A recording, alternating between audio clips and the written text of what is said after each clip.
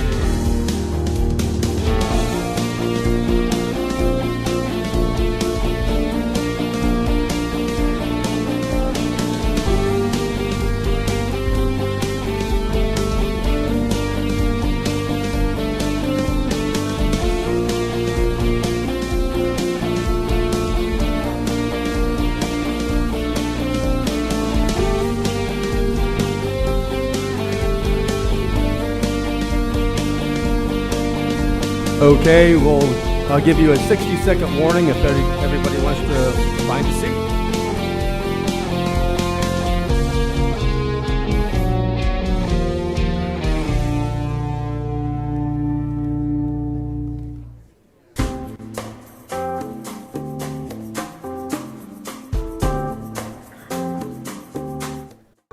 I wish I had that power at my house to calm things down so quickly.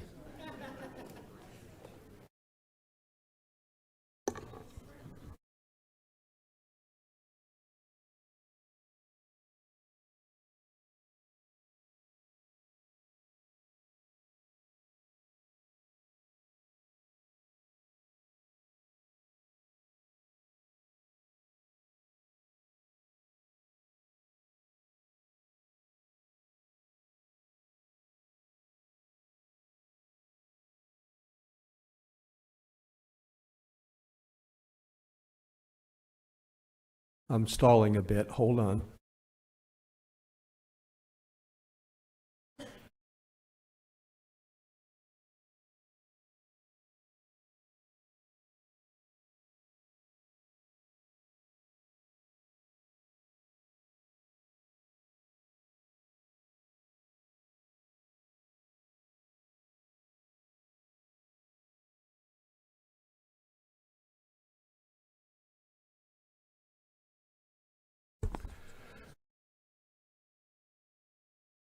Okay, out of respect for your time, we will go ahead and start the June 6, 2023 Volusia County Council meeting at 9:01 a.m.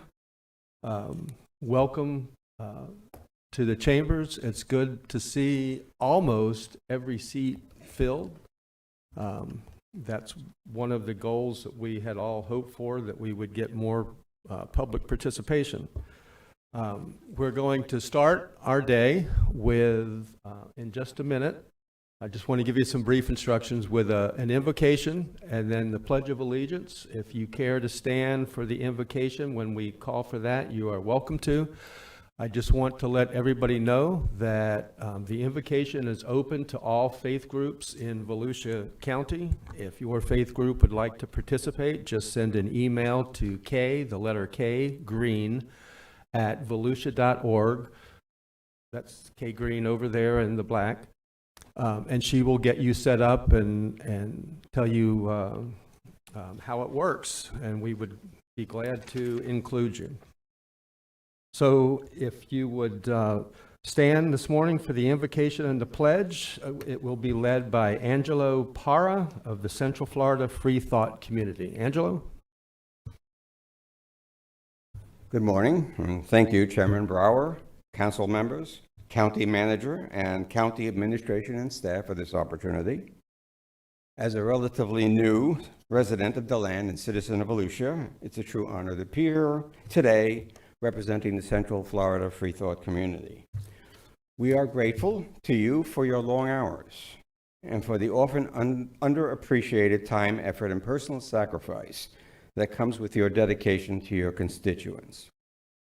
With that in mind, consider the words of physician, philosopher, and humanitarian Albert Schweitzer, who said, "The purpose of human life is to serve and to show compassion and will to help others."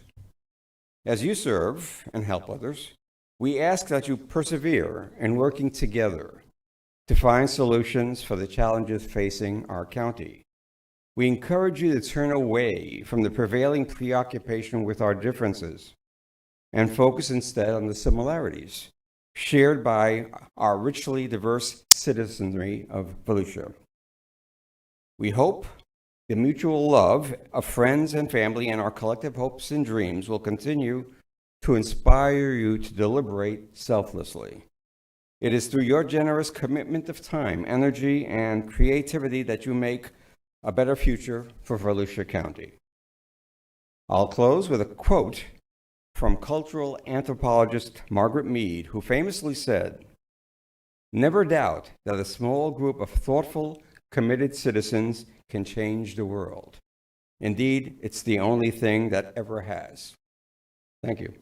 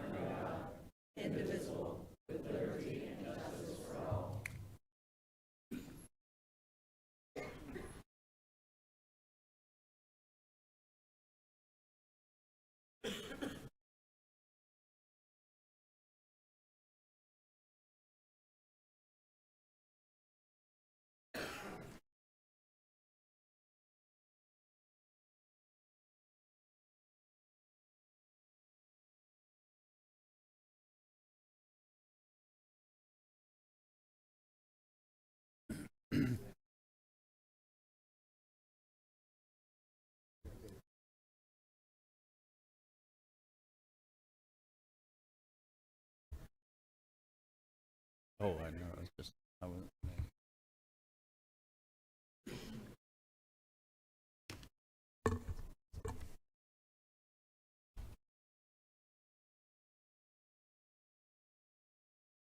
Carissa, when you get situated, would you call the roll? Appreciate that. Mr. Robbins? Mr. Santiago? Mr. Dempsey? Here. Mr. Johansson? Here. Mr. Kent? Here. Mr. Reinhardt? Here. Mr. Brower? Here. So we do have a quorum, and we will proceed. We start our meetings with public participation. You will have, when I call your name, if you will come up to the podium and make sure that those microphones are close to your mouth so that it picks you up, because you'll be recorded for all time, and we want to hear you. You'll have 3 minutes to talk about anything you want to talk about. There is a timer on the monitor in front of you and then the screens around the room. We have a lot of people that are here to participate today, so please be respectful of one another's time and keep to 3 minutes. We will start with, and also I should tell you, just tell us what area of the county you're from. For safety reasons, you don't have to give your entire address, but we like to know what part of the county that you're in so that your representatives here recognize you. We'll start with Robert Monty. Good morning.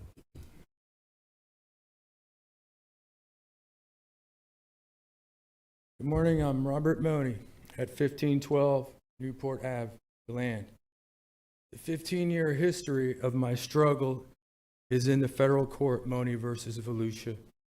I was arrested for making a defensive statement out of desperation, and after exhausting all other nonviolent means, I am certain a directed energy microwave weapon was being used to attack me via Volusia Sheriff's helicopter. The cause of these repeated attacks was my persistence to oppose and attempt to expose my certain knowledge and experience on what is the source of drug and sex trafficking, among other crimes. I was one of the first defendants against the red flag court action where my gun and rights were confiscated. I didn't need nor want to possess a gun prior to the purchase of this property.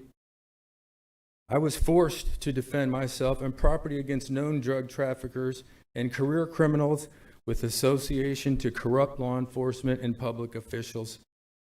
The issue of law enforcement and public official corruption is not specific to Volusia County.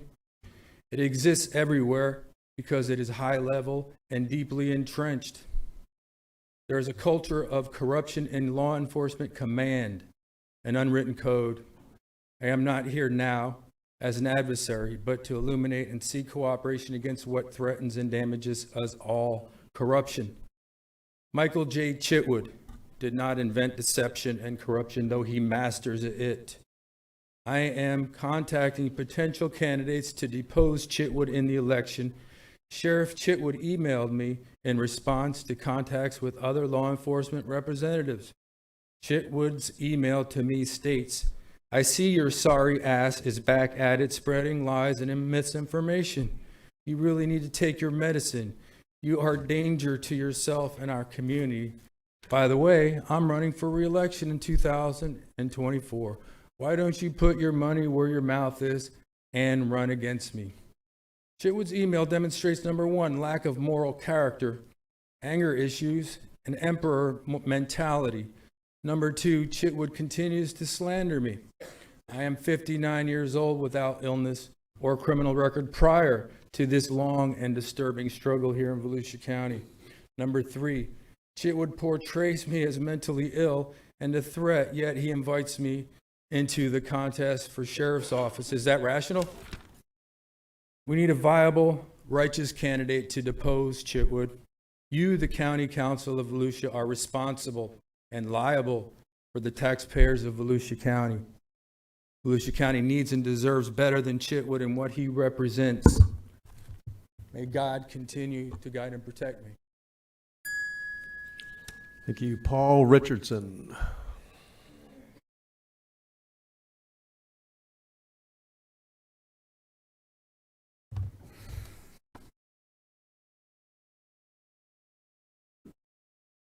Morning, Council. My name is Paul Richardson of DeLand.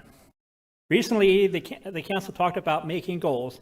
Some of these goals I love, but my number one favorite is develop and implement a plan for expanded recreation and sports tourism activities.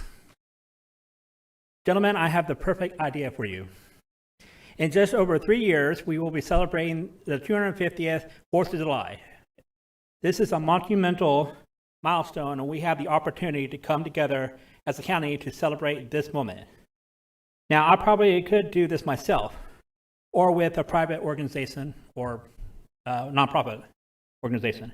However, if we do this as a community, we won't be accused of exploiting this event for profit and have the authority that we are doing this for charity as well as a community event. Again, my idea is as follows. A 5-member committee based on the historic Committee of 5 tasked to write the Declaration of Independence and to choose one person per district. If you have to have more than 5 members, at least have 5 main officers for the committee. This committee decides what kind of celebration we do, like a fair, a concert, a parade, a dance, or any combination of whatever.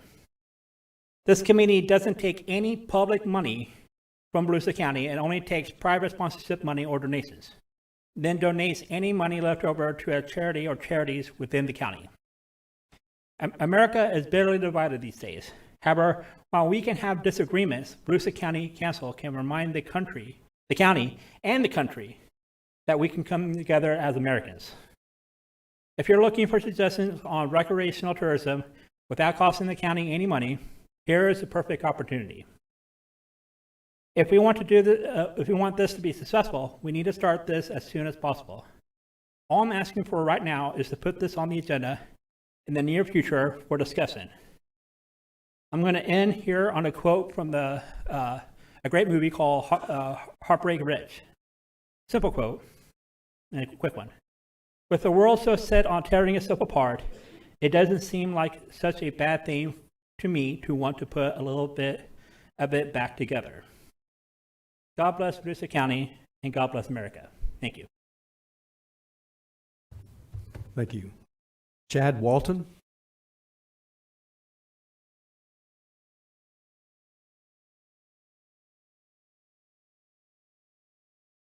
Good morning, council members.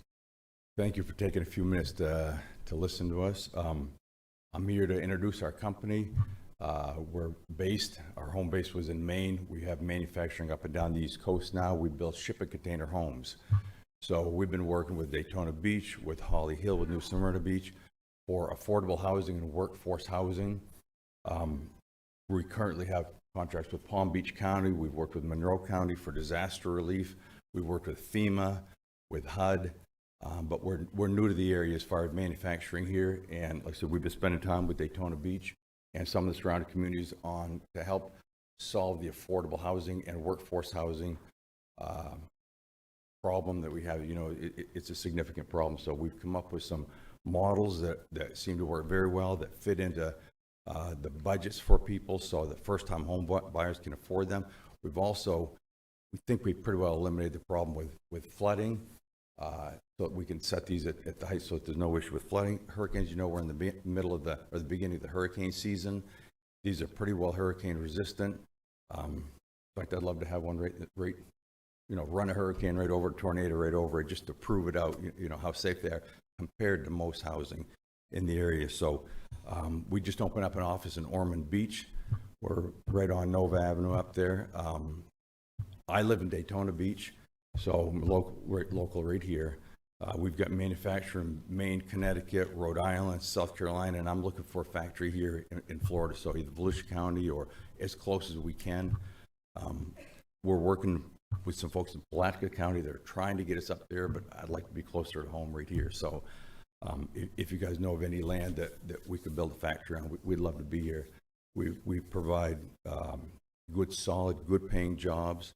But the main thing right now is we want to help with the affordable housing, whichever way we can. We build a lot of commercial and industrial products also.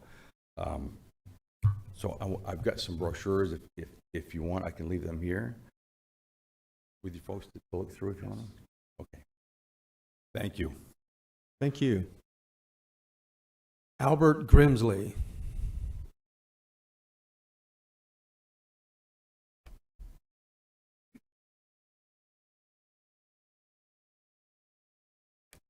Is Albert in the room? I think he stepped outside for a moment to talk to Clay Irvin. Okay. I'll put it aside for a second. Martha Shaw Sylvester.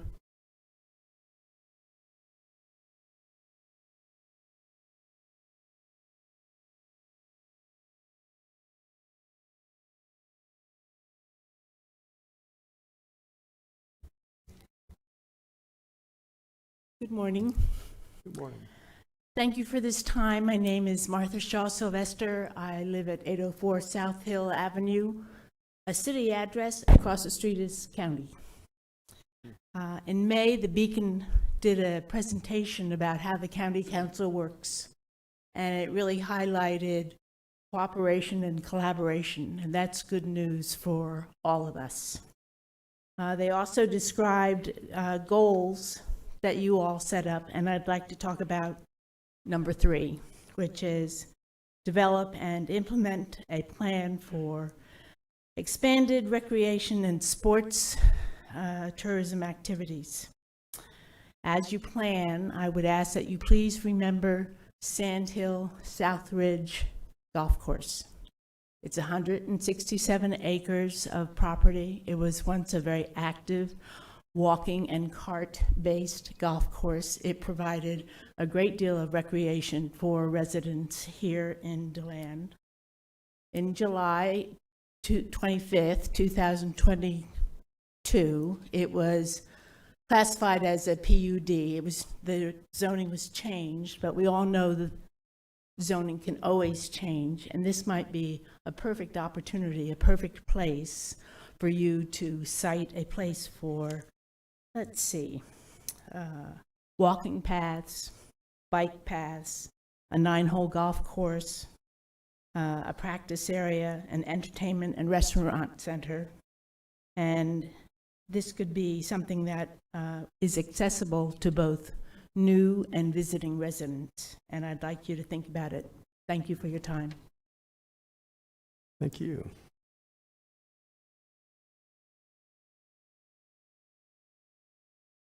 Sharon Kofira.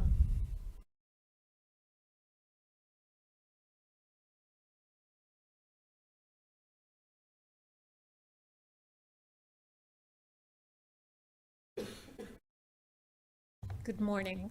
My name is Sharon Kofira. I live at 802 South Hill Avenue.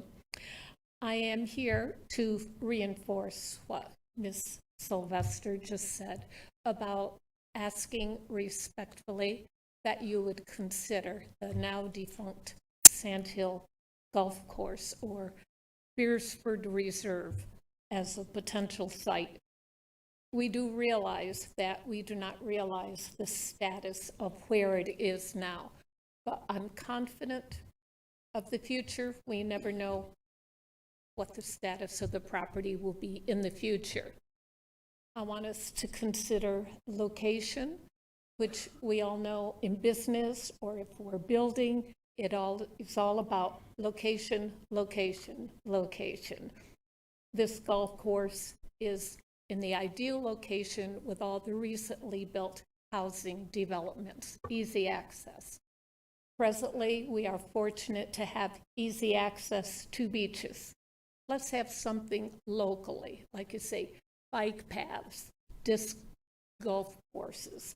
That's the most recent upcoming sport. With all the acreage, that would be easy to do something like that. Soccer fields, splash pads. We need something to bring families together.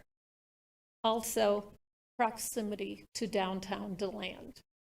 As we know, we all want DeLand to be successful and to grow. This would be another opportunity. Thank you for your time. Again, just please consider it. Thank you. Alec Redner. How y'all doing? So when is Congress going to investigate the CIA under a new church committee for laundering FTX money through Ukraine, and somehow the Mexican cartels have Stingray missile launchers from Ukraine? Who's to say the Mexican cartels aren't selling the Stingrays to the Chinese Communist Party? When are the Inspector Generals going to investigate the FTX scandal that has bought off Democrats and Republicans in Congress?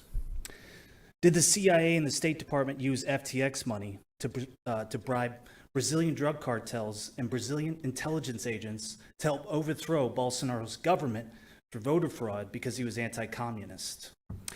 The CIA by far is the biggest trafficking organization of drugs and children. Examples are the CIA's Monarch Mind Programming Project and the MK Ultra Mind Control Project, which created undetectable total mind control slaves for assassinations, government patsies, sex slaves, drug couriers, and intelligence agents.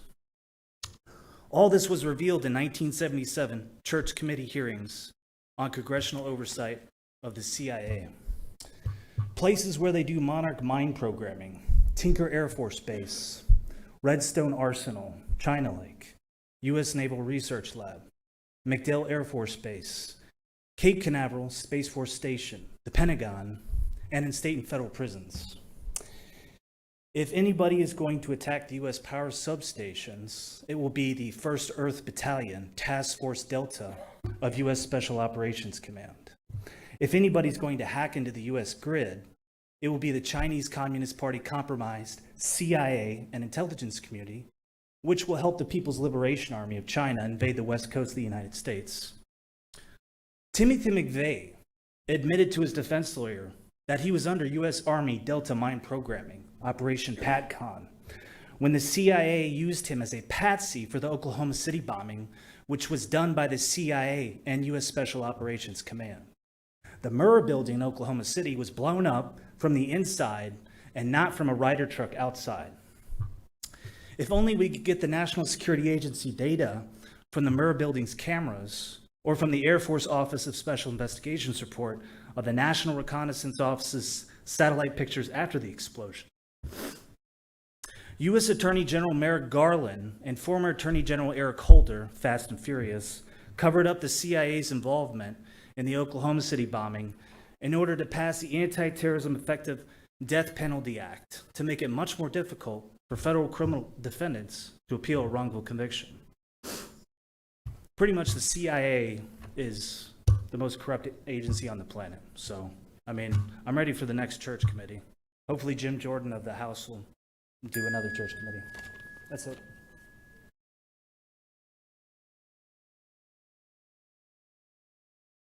Did Albert Grimsley make it back into the room? Thank you.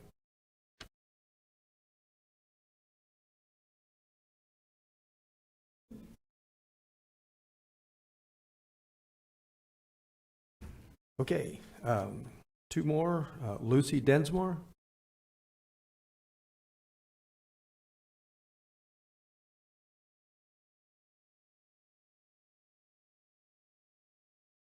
Good morning, Lucy Desmore, 840 DeLeon Avenue, Port Orange, Florida, my business address. I just wanted to reiterate from the container home person that just gave the presentation. He is on the agenda tomorrow evening at the City Commission meeting at 6 o'clock for a full presentation. Thank you. DeLand City Committee? Daytona? Thank you. Jennifer Coolidge.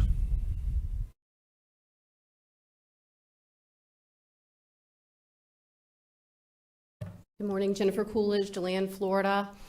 Thank you for your leadership and all you do for our community.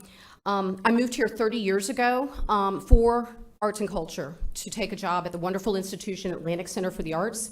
But I came here not just because of this amazing cultural institution. I came here because the arts were thriving in our community.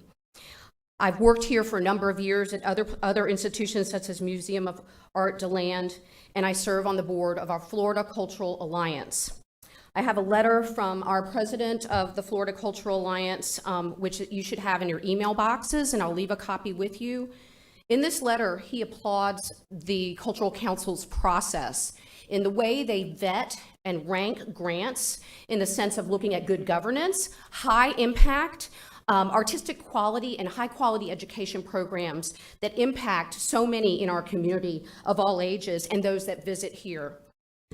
This logo is proudly displayed as Volusia County's brand on all of the publications of these cultural organizations and brands the county as a county that embraces culture. Retirees are moving here and they are enjoying lifelong learning through creative art classes and through going to theater. And these people are voters, they pay their taxes and value culture as a piece of making Volusia County a great place to live, work, play, and visit, which is outlined in the Florida Chamber of Commerce's overall plan. In that plan is a pillar called Quality of Life, Quality Places. And within that is the arts as a key component to creating quality of life, quality places, livable places, safe communities. But what our advocates may not tell you as much about, they're going to give you a lot of data about return on investment. But as you make this decision around investing in the arts, I'd like for you to think about our next generation. Because once you cut something, it's very hard to get it back. And so just maybe, there's a kid that gets a spark by going to the Museum of Arts and Sciences. And this kid decides to make a career in the space industry. Just maybe there's a young child that's walking in 67 acres of protected wetlands at Atlantic Center for the Arts, and that spark helps him realize, or her realize, I want to spend my career in environmental conservation. There is so much that the arts do that is transformational to young lives in our community, transformational to communities, and makes Volusia County a great place to live, work, and play.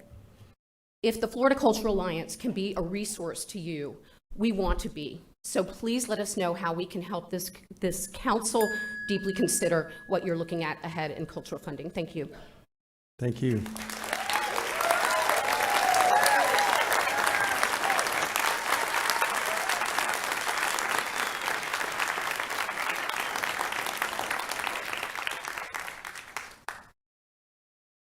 Okay, one more time for Albert Grimsley.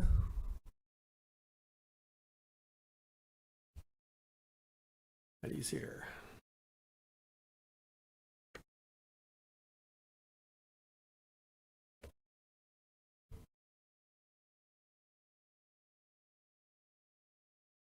Thank you, gentlemen, for y'all's time.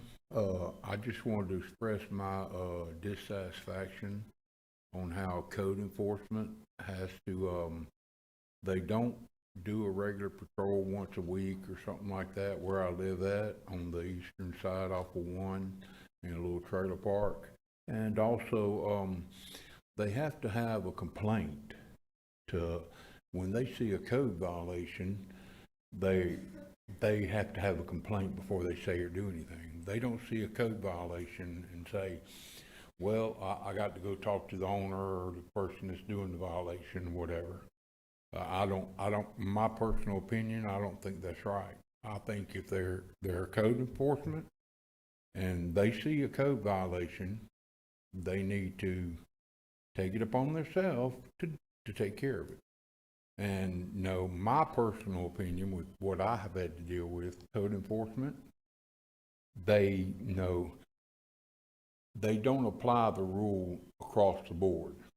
If you're going to come down on this person for a code violation and someone else is doing a code violation, you ought to say something to them, not just because they know somebody that knows somebody. They think they can get away with it, and I don't think that is right. You know, I've done everything where I live at to come to the code to know the specifications that they wanted. And for some reason, no, they don't want to do anything with the person that lives right next door to me. And I think whoever on this council has the authority, make sure they start doing their job. You know, not showing favoritism, and also if they see a violation, they shouldn't just turn a blind eye and go, okay, I ain't had a complaint, so I'm not going to do anything about it. Because enough times of that, and you live in a neighborhood, you're going to have the neighborhood start going downhill. And no matter how you look at it, you know, it's their job, and they should do that. That's about it. I'll let somebody else take my other minutes, and I thank y'all very much for your time. Thank you, sir. And that concludes public comments for the opening. You will have an opportunity to speak as items come up. So we will go to our first item, which is the consent agenda. Does any council member have an item they would like to pull for comment or a vote? Motion to approve consent agenda. Sorry. Second. Then we have a motion to approve the consent agenda as written by Vice Chair Robbins and a second by Troy Kent. Any discussion? All in favor say aye. Aye. Any opposed? And motion carries 6-0. That's a good omen for the day. Yes, it is.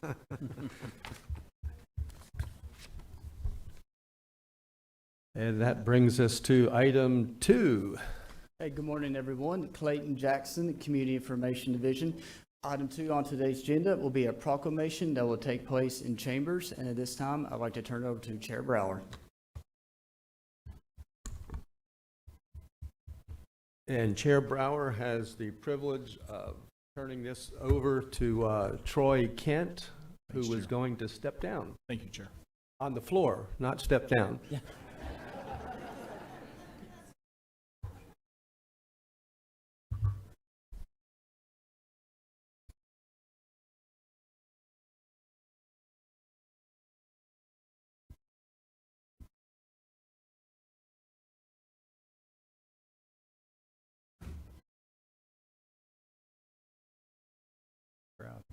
Yeah.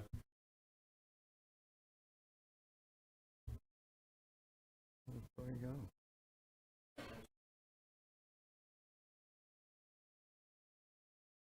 You still have to shake hands?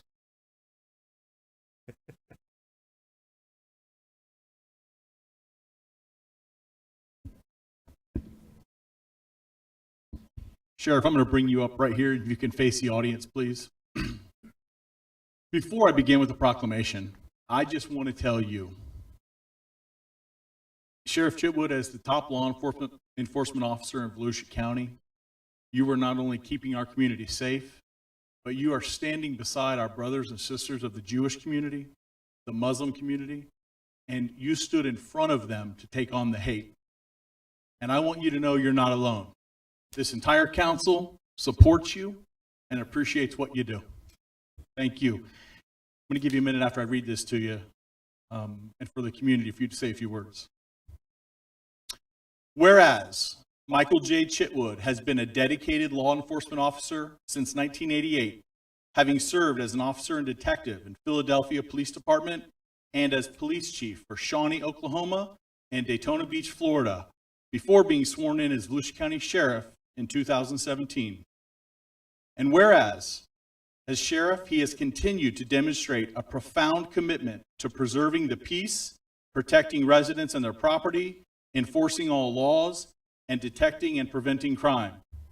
And whereas, with oversight of more than 800 employees and 200 volunteers, Sheriff Chitwood maintains the highest professional standards while delivering a full range of crime prevention programs and community-based law enforcement in the unincorporated areas Deltona, DeBerry, Pearson, and Oak Hill.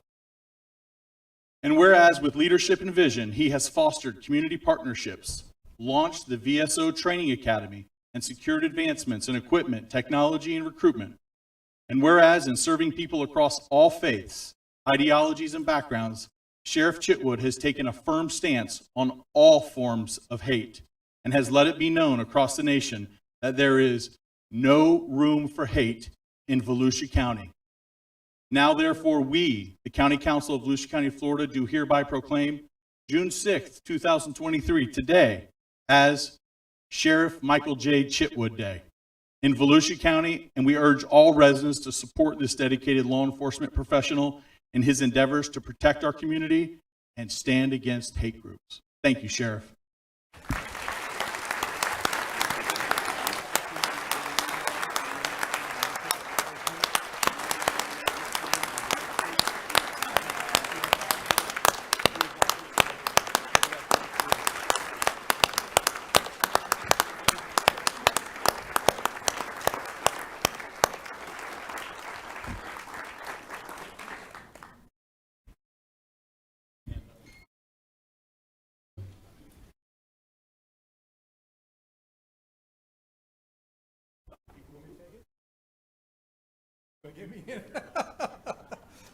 Can I make rabbit ears or not? Oh, I'm sorry, okay.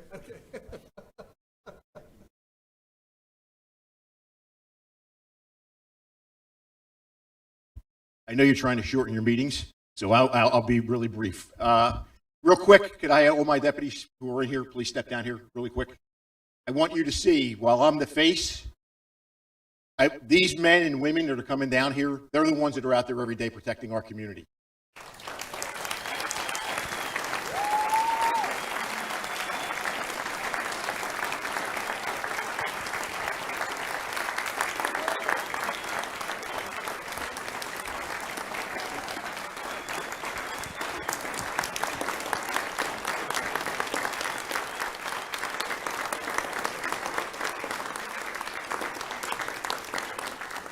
You're only as good as your team. We have a great team. Part of that team is County Council, because I can tell you in my 7 years as sheriff, County Council has stood behind the sheriff's office and made sure we had everything we need to take care of our community. And now that's important more than ever, because whether you burn a police car up, whether you loot a store, or whether you want to eradicate somebody because of their religious beliefs, their ethnic background, their sexual orientation, or their race, Volusia County is sending a clear message. It's not ever going to be tolerated in this county, ever.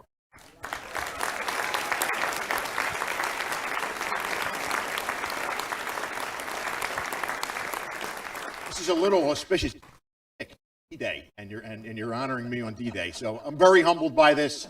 Thank you all for your support. We're doing our best we can to keep this community as safe as we can. Thank you all. God bless you all.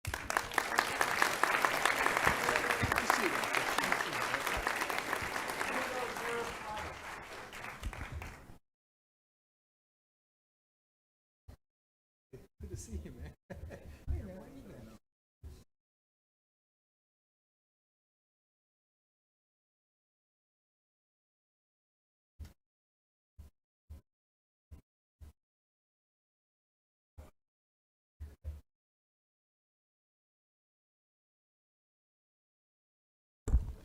As you men and women are walking out, I'll call to your attention, just remind you that you got more applause than the arts did.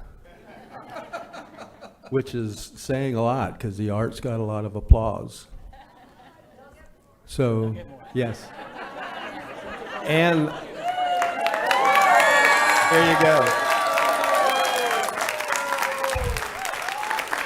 I wasn't finished. I wanted these men and women and the sheriff to know they just saw it, but everyone that's here to support the arts also stood up and applauded for you. And that's how we should treat our law enforcement professionals.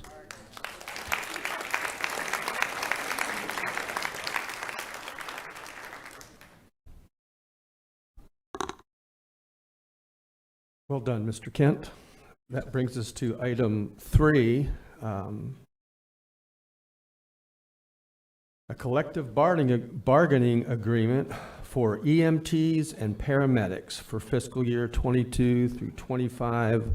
Also, another group in our county that really deserves your honor and respect, because when you need them, and they're there. Dana Page Bender. Good morning, Chair Brower, council members, staff. Dana Page Pender, Human Resources. And here with me today are Lenny Wheeler and some of the individuals from the International Association of EMTs and Paramedics, as well as Emergency Services Director Jim Judge. We are here today requesting approval of the collective bargaining agreement between the county and the IAEP. Highlights of this contract include a $2 an hour base pay increase for the current fiscal year, and Me Too's increases the same as general county employees for the next 2 fiscal years. In addition, paramedics and EMTs being hired from outside of the county are now eligible to receive pay for their previous experience, which is an important recruiting tool for this group. This contract is a 3-year agreement, and it's in effect through September 30th, 2025. And at this time, I'm going to turn it over to Director Judge to say a few words. Good morning, Chairman Brower, Council. Thank you so much, Dana. And I want to thank President Lenny Wheeler.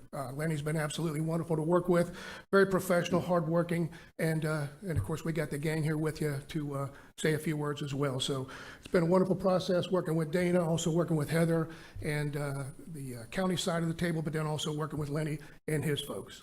So with that, Lenny.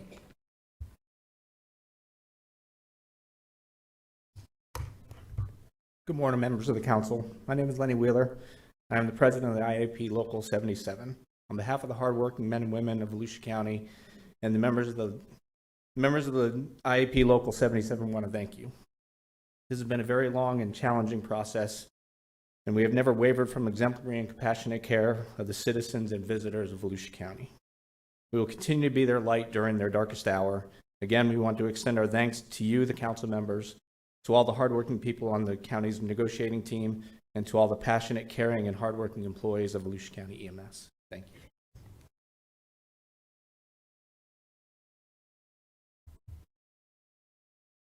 I thought you were all going to speak. Okay, I will open it up to council. Matt Reinhardt. Yeah, thank you, Chair. I'd like to make a motion to approve the IAEP collective bargaining agreement for EMTs and paramedics for fiscal years 2022 through 2025. Danny Robbins. Second. Mr. Robbins seconds the motion to approve, and I will open it up for discussion or comment, although I believe I know how the vote's going to go.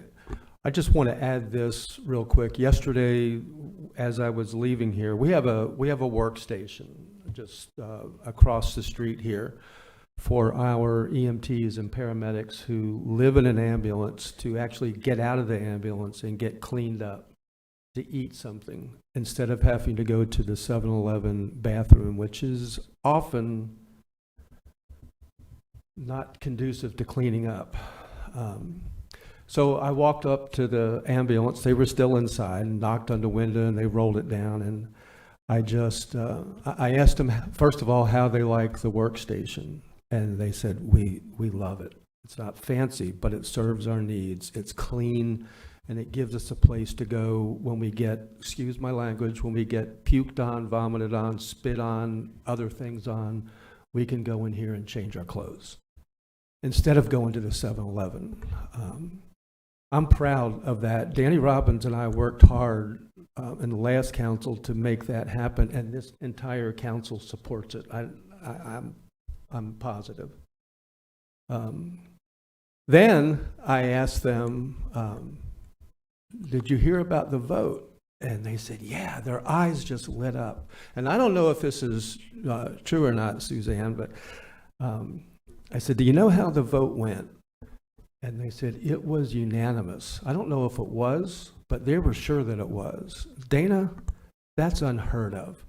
I want to congratulate you and Mr. Wheeler, where is he, for the work that you did. You talk about bringing people together.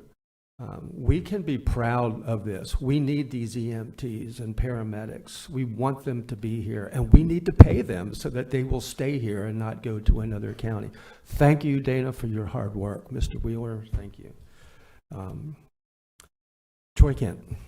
Thank you, Chairman. Just briefly, Mr. Rechtenwald and Ms. Paige Pender and Mr. Wheeler, I wanted to thank you all for coming together. Collective bargaining agreements are usually not easy and take a lot of time. I don't mind spending money on things like this. You'll see me over and over. I will spend money on people. It's important, it's impactful, and it affects their lives, which in turn affects our lives. So I just publicly wanted to thank you, Mr. Rechtenwald, with your leadership, and Ms. Paige Pender, you know, you're masterful at what you do. The county's fortunate to have you. And again, Mr. Wheeler, thank you as well.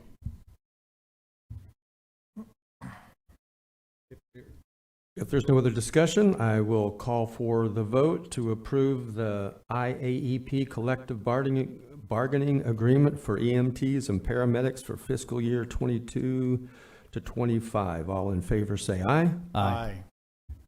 Any opposed? Motion carries 6-0. Congratulations. Go save some lives.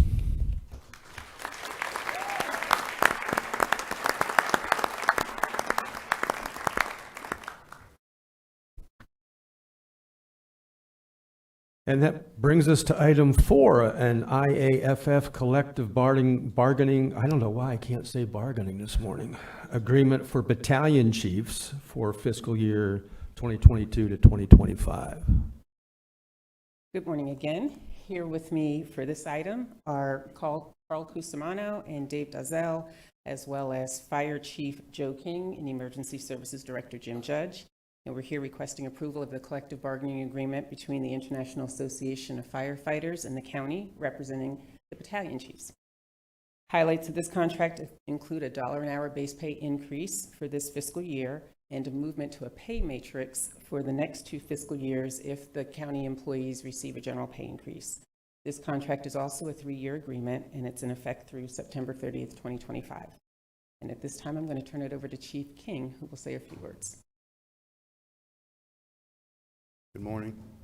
I'll not repeat everything that was already said, but I will tell you that the staff that I get to work with from the county, HR, finance, county admin, legal, and across the table from us, the union, I can say nothing more than these meetings have always been productive and professional, and we bring before you today and ratified contract for your vote that I think that's fair, and I think it's putting us in a good direction. So I will turn this over to Battalion Chief Carl Cusimano, who sat on the board, and let him say a few words. Thank you, Chief. Thank you, Council. I would just like to let you know that it was a pleasure working with your staff. I've been on other negotiating teams in the past, and I think that this one that we did this time would be a template for everybody to see how a great negotiating works, and I was really happy to be part of it. Thank you very much.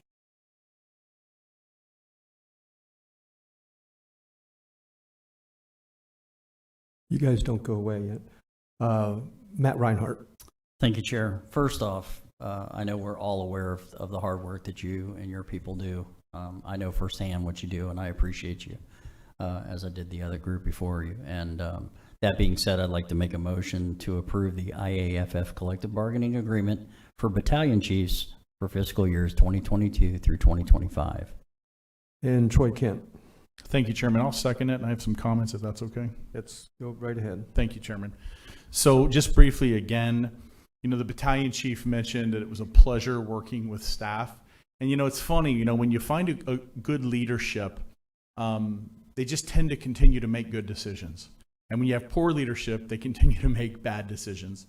And we are fortunate with good leadership here in Volusia County. And it starts with this council. I say that first, and then it goes to George Rechtenwald. And also Michael Dyer, even over there. We always seem to forget Mike, but Mike keeps everybody out of trouble and protects Volusia County, and I think that's important to state. That being said, I'm not surprised, Battalion Chief, to hear you say that the negotiations weren't as, I'm just going to say some words, confrontational maybe as in the past. And that's because good leadership makes good decisions. Dana Paige Pender, she's a great decision, and she does a wonderful job. And, you know, it makes things go smoother, you know, and that's not the county being a pushover and saying yes to everything, but there's a way to say no. I'm a little harder with it than other people, and that's good. That's a good thing. But, and then of course, I'd be remiss if I didn't talk about Fire Chief King, because what an incredible decision to bring you on board. You know, and you and I, you know, we had that relationship from Ormond, but I knew when I saw this, I said, your fingerprints were all over this, because there's no one going to advocate for your firefighters, your men and women that go in and work every day, hard every day, than you, Chief. Thank you. Carl, you knew this was coming. Chief, I want to point something out about one of the men that stands with you, because it says a lot about your firefighters. And we know in Volusia County, do you know what I'm going to say next? Everybody wants to be a firefighter.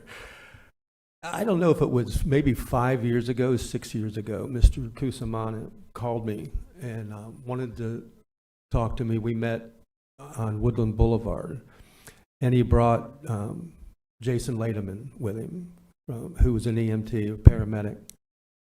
I thought Carl wanted to talk about, you know, we need more money. I think he probably slid that in somewhere. But it surprised me that what he wanted to talk to me about was what I just mentioned about the EMTs and paramedics having a workstation, having better working conditions. He was concerned about people, not even in his department, but that were critical to what you guys do. When he calls an ambulance, he wants them to be there, and he wants them to be ready, and he wants them to be happy, and he doesn't want new guys or new women every time a truck comes up. We need consistency. Carl, you deserve to be applauded for that, not just thinking about your own guys and your own women, but these other people that work alongside of you and serve with you. I will never forget that. It impressed me, and you have great people, and so I'm glad to see that. Was this unanimous? Never mind, I won't ask. But congratulations, Dana. Again, I second everything Troy said. So congratulations, but we have to vote. So we have a motion by Matt Reinhardt, second by Troy Kent, to approve the agreement. All in favor, say aye. Aye. Uh-oh, somebody's calling in the vote. And any opposed? And the motion carries 6-0. Congratulations.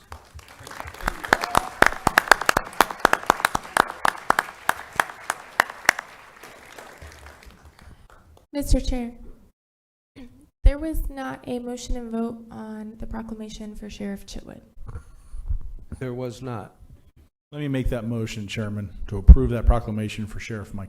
I'd second that. Motion made to approve the proclamation for Sheriff Chitwood by Troy Kent, second by Matt Reinhardt. All in favor say aye. Aye. Any opposed? Motion carries 6-0. And now we will move on to item 5, an update from the Federal Lobbyist.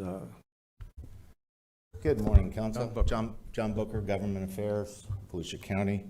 Today we have Clarence Williams from the Becker Polikoff Law Firm and Lobbying Firm. They represent us in Washington, D.C. Clarence has had several years on the Hill, either as a Chief of Staff or work in the halls of Congress. He's here today to talk a little bit about what he's done in the past, what the firm has done, and what he sees what Congress may have in store for us for the future.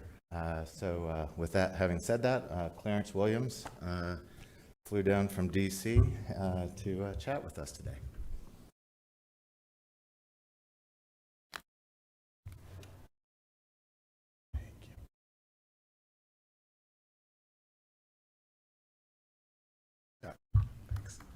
Well, first of all, thank you so much for having me today. I really appreciate being here. Chairman Brower, members of the council, Mr. Rechtenwald. First thing I want to say is my team, we represent a lot of cities and counties throughout Florida, Virginia, North Carolina, Minnesota. And it's not very often that we get to come to these hearings and see both the work that the DAIS does on behalf of their first responders, and then the community support that everyone here has shown for them. I am the son of a 24-year military vet who then spent the rest of his career until he retired at 72 with the Broward Sheriff's Office.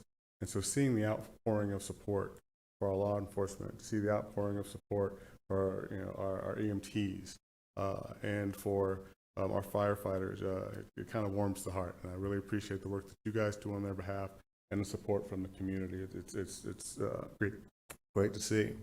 Again, I am Clarence Williams. I am a 8-year veteran of U.S. Congress, where I spent time as Chief of Staff to a South Florida member who sat Ways and Means and Armed Services.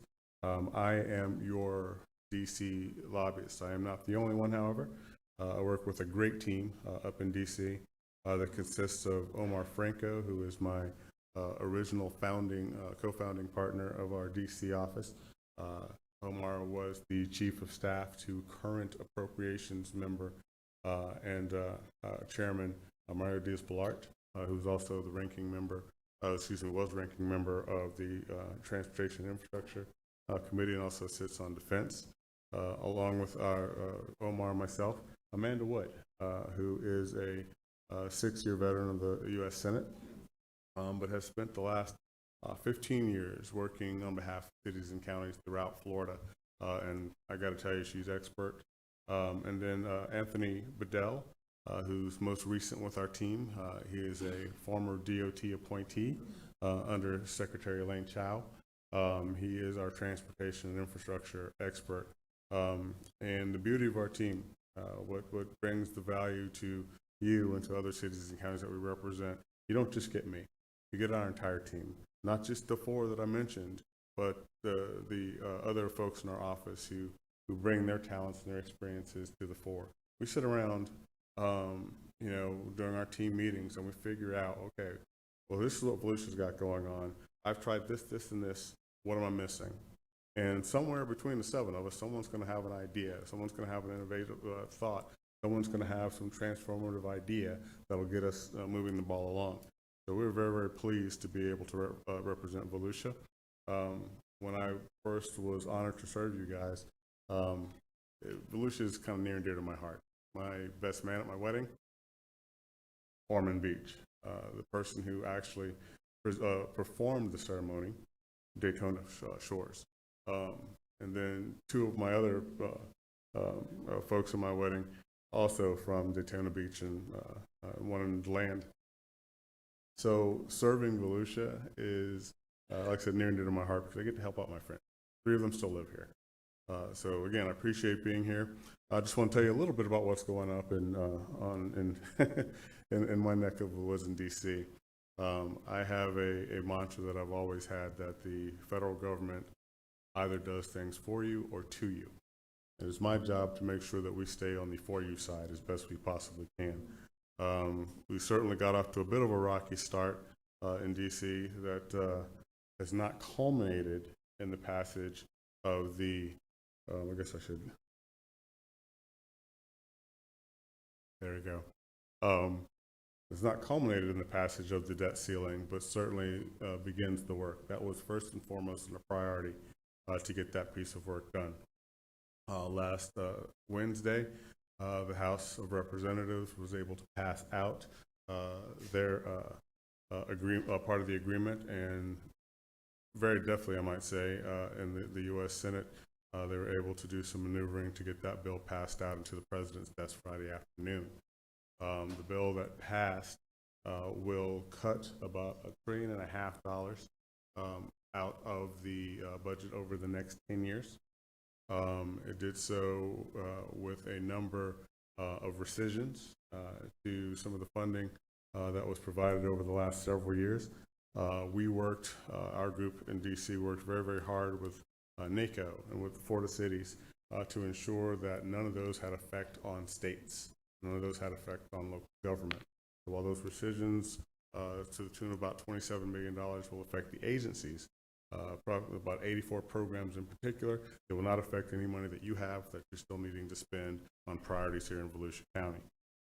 It keeps non-defense spending capped at $704 billion for this year and allows for 1% growth next year and the year after. While it doesn't keep up with inflation, it does put the agencies on notice that they're going to have to tighten their budgets. They're going to have to find the fat and trim it off. The bill also includes a number of new requirements for folks who are using temporary assistance or nutritional assistance programs. Those beneficiaries now will be looking at some new work requirements and age requirements for those work requirements in particular. Also of increasing importance, especially for a coastline county like ours. One of the major issues that was debated over several weeks was trying to put some stricture on the permitting process in Washington, D.C. One of the things that was done was to cap the amount of time that the federal government, particularly through the NEPA, would have in performing their due diligence. So it's capped at 2 years now. Sometimes we see some of these things get lost in court for 8, 9, 10 years, and needed investment, needed growth is hindered by that. So that was one of the things that they did quite a bit to make sure that we could get done. The passage of the debt ceiling basically then starts the next, it's the domino that gets everything else going. There was a considerable amount of work that the 118th Congress had sitting on its agenda at the start, but everything has been held pretty much by the debt ceiling. The appropriations bills are going to move, we're going to try to move quickly, but my guess is we get to December before there's an appropriations bill. The same thing with the National Defense Authorization Act. That's a bill we typically have ready to go by August, September. They're expecting probably somewhere around December 31st this year to get that bill out. There are a number of pieces that we need to get done that now they can start working on in earnest, and we'll talk about that in a little bit. But where I've been focusing a lot of my attention over the last several months is in a few areas. One is on our coastline recovery. This has been an issue that we've been working on for a little bit now with the Army Corps and with OMB. We're trying to keep the pressure on. I've had the privilege of working with Mr. Waltz and Senator Rubio, who have been extraordinarily yeoman in their efforts on behalf of Volusia County to get this done. There have been a few mistakes that were made in OMB that we're going to try to get corrected to get ourselves appropriately fashioned to get the work done that we need to get done. We're also looking at using some unique strategies really to try to get done what we have necessary for Volusia County to create the stability that we need to kind of ward off the issues that we have with storms. Part of that was the work with the Community Development Block Grant. I will express to you that in all the time that I've been affiliated with the federal government, I have not seen this. It was not my expectation in conversations that I've had subsequent to the award with Secretary Fudge's office. The on paper response was, Florida's been kind of overlooked for a little bit. We need to do some things. We wanted to get the money injected straight down to it. The beauty of this injection of money, historic as it is that it also will be a very robust spend for you. You have the best of a problem to have a lot of money and figuring out how to best steward that money. It's not going to be fun, but like I said, there are worse problems to have for sure. There are a number of things that you will be able to do with that block grant funding. There's usually a couple of areas in particular that that you're looking at with that. They're looking at housing activities. They're looking at infrastructure activities, economic revitalization, preparedness and mitigation activities. Within those four categories, though, it is fairly robust what the county will be able to do in building up not only Volusia County, but the region itself. It gives you an opportunity, quite honestly, to be kind of kingmakers around here. That's where Volusia should be. And so I will be here, of course, to kind of help consult through that process along with other folks that the county will be talking to. Still, we will be making sure to take advantage of every opportunity there is for funding. There are still a number of funding opportunities coming in the end of the second quarter, third quarter, fourth quarter, particularly with the IIJA. That is a monumental and historical amount of money put into infrastructure. They've got 5 years to spend it. We're in first year of that, and as you can imagine, then there are a number of projects on the infrastructure side, on workforce development and training, on resilience matters, on technology innovations that we'll be able to access. So we work hard from our group up in DC to make sure that we are proactive in getting you information ahead of when these things come due. It does no good to find out about an opportunity 2 weeks before it's due. It doesn't give you a chance to plan. It doesn't give you a chance to innovate. We try to stay in front of those things to make sure that your team has all the information they need to get done what they need to get done. On the policy side, a couple of things that we are working on. We've been working fairly diligently to keep an eye on the Medicare inmate exclusion policy. We know that's been important to not only Volusia County, but a number of counties throughout the state of Florida. And so we've been working pretty hard on that. The Congress did in the FY23 appropriations bill, there was some language in there to suspend the exclusion for juveniles that are involved with the justice system. The plan now is to try to get some traction to suspend for adults that are pre-adjudication involved in the judicial system. So that takes that burden off of you guys. That's one payment you shouldn't be saddled with, that around the country, sheriff's departments and the folks in counties who run their jails are saddled with this health cost that is really not something you should have to take care of, and quite honestly, neither should the state. So there's legislation that seems to have quite a bit of steam to deal with that issue, and hopefully we'll see some movement here over the next 2 or 3 months. It's working pretty well.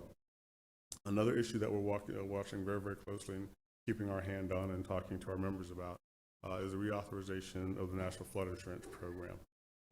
For a county like ours, coastal communities around the state of Florida, NFIP is a big deal. And I would also congratulate the county, the pre-mitigation efforts that you guys have undergone over the last few years. You have one of the highest discount rates to your residents based on some of the things you've done, folks are enjoying a 25% discount. That's going to become more and more important as the premium rates go up. And so we are fighting hard along with our partners at NACO and Florida League of Cities to try to create a glide ramp for our residents. One of the things my dad did when he and my mom decided to move from Florida was dealing with the fact that his insurance rates were higher than his mortgage. And those things are things that Floridians should not have to face. So we're working hard to see if we find a way to keep those things at a minimum. We're certainly working on several other policy issues that I'm always welcome to talk to you about. As I mentioned, there are a number of projects and programs and initiatives that the Congress has to deal with. I mentioned the National Flood Insurance Program. They've got to reauthorize the Farm Bill, wherein a lot of our residents take part in programs and initiatives funded by the Farm Bill. We have to deal with reauthorizing our Federal Aviation Administration program. In that bill will be a number of opportunities that our airport will be able to take advantage of. We've been working over the last couple of years through the pandemic trying to figure out exactly how we can best utilize the property that the airport owns to do some significant transformative things on the county's behalf. So we're working very hard there. In short, we spend a lot of time. One of the valuable things that we do, having worked on in the Congress for as long as we did, my group of just the 4 that work on this contract, we have 45 years of experience on the outside, but that's coupled with 27 years cumulative experience working in the halls of Congress. And so what we did for a number of years, we worked directly with agencies to try to figure out how to get things done for our constituents. We didn't change anything up when we came out into private practice. We still work directly with agencies to try to get things done for your constituents. That's how we do things. Appropriations are such a fickle thing. But if you can work with the agencies, every now and then they do the right thing. And using our congressional delegation that's always been quick to jump on things that Volusia County needs, especially, like I said again, Mr. Walsh and Senator Rubio are always ready to jump in whenever you guys need them. And I am your first line. Please do not hesitate to give me a call. Certainly have my contact information. If we want to sit down one-on-one and discuss anything that are specific issues to your residents, I'm always here for you. But with that, I will give you time to ask any questions you want, or I will give you your time back, whichever. Matt Reinhardt. Thank you, Chair. Mr. Williams, thank you for the presentation. I appreciate that very much. Just a few questions. Looking at the debt ceiling issue that you discussed, the 1% increase in the military spending, is that inclusive of salaries, or is that just for? So the 1% is going to be on non-defense. Non-defense. Yeah. So okay. Defense at the bottom, they're looking at 3%. Okay. And I will tell you, having been on armed services for several years, that's just a number. At the end of the day, if DOD needs it, we're going to make sure that our guys and gals have what they need to get their job done. We have some bases nearby, and that was a concern, and people are looking at the salaries, and especially with insurance prices, which you kind of touched on that as well. Changing gears, the $328 million because it was that amount for the HUD grant, which is, I've never seen that. Yeah, so it's crazy.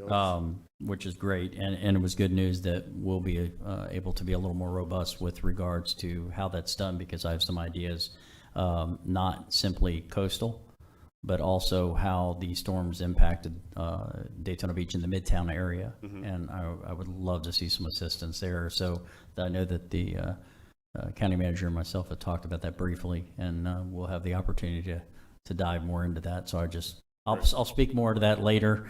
I will tell you and the rest of the council, the way this is designed, and they'll do this a lot in this particular instance, it won't be just damage related to the 2 most recent storms. But if the previous storms exacerbated the problems that we had with Ian and Nicole, mm-hmm. that's covered too. So when I say it's robust, it allows us to really do some really good things. And addresses the infrastructure issues as well, which is good. And lastly, I didn't catch it, maybe you hit on it, the federal grants that are still upcoming with regards to the 2023 priorities, safe streets and roads. And that's something I'd like to, at a later time, we can sit down and talk about, because there's some ideas that, again, with regards to that area that I oversee, that it needs to be looked at, so. Great. Look forward to talking to you about that. We also represent the Broward MPO. And so in working with the MPO, there's some interesting things that have come up.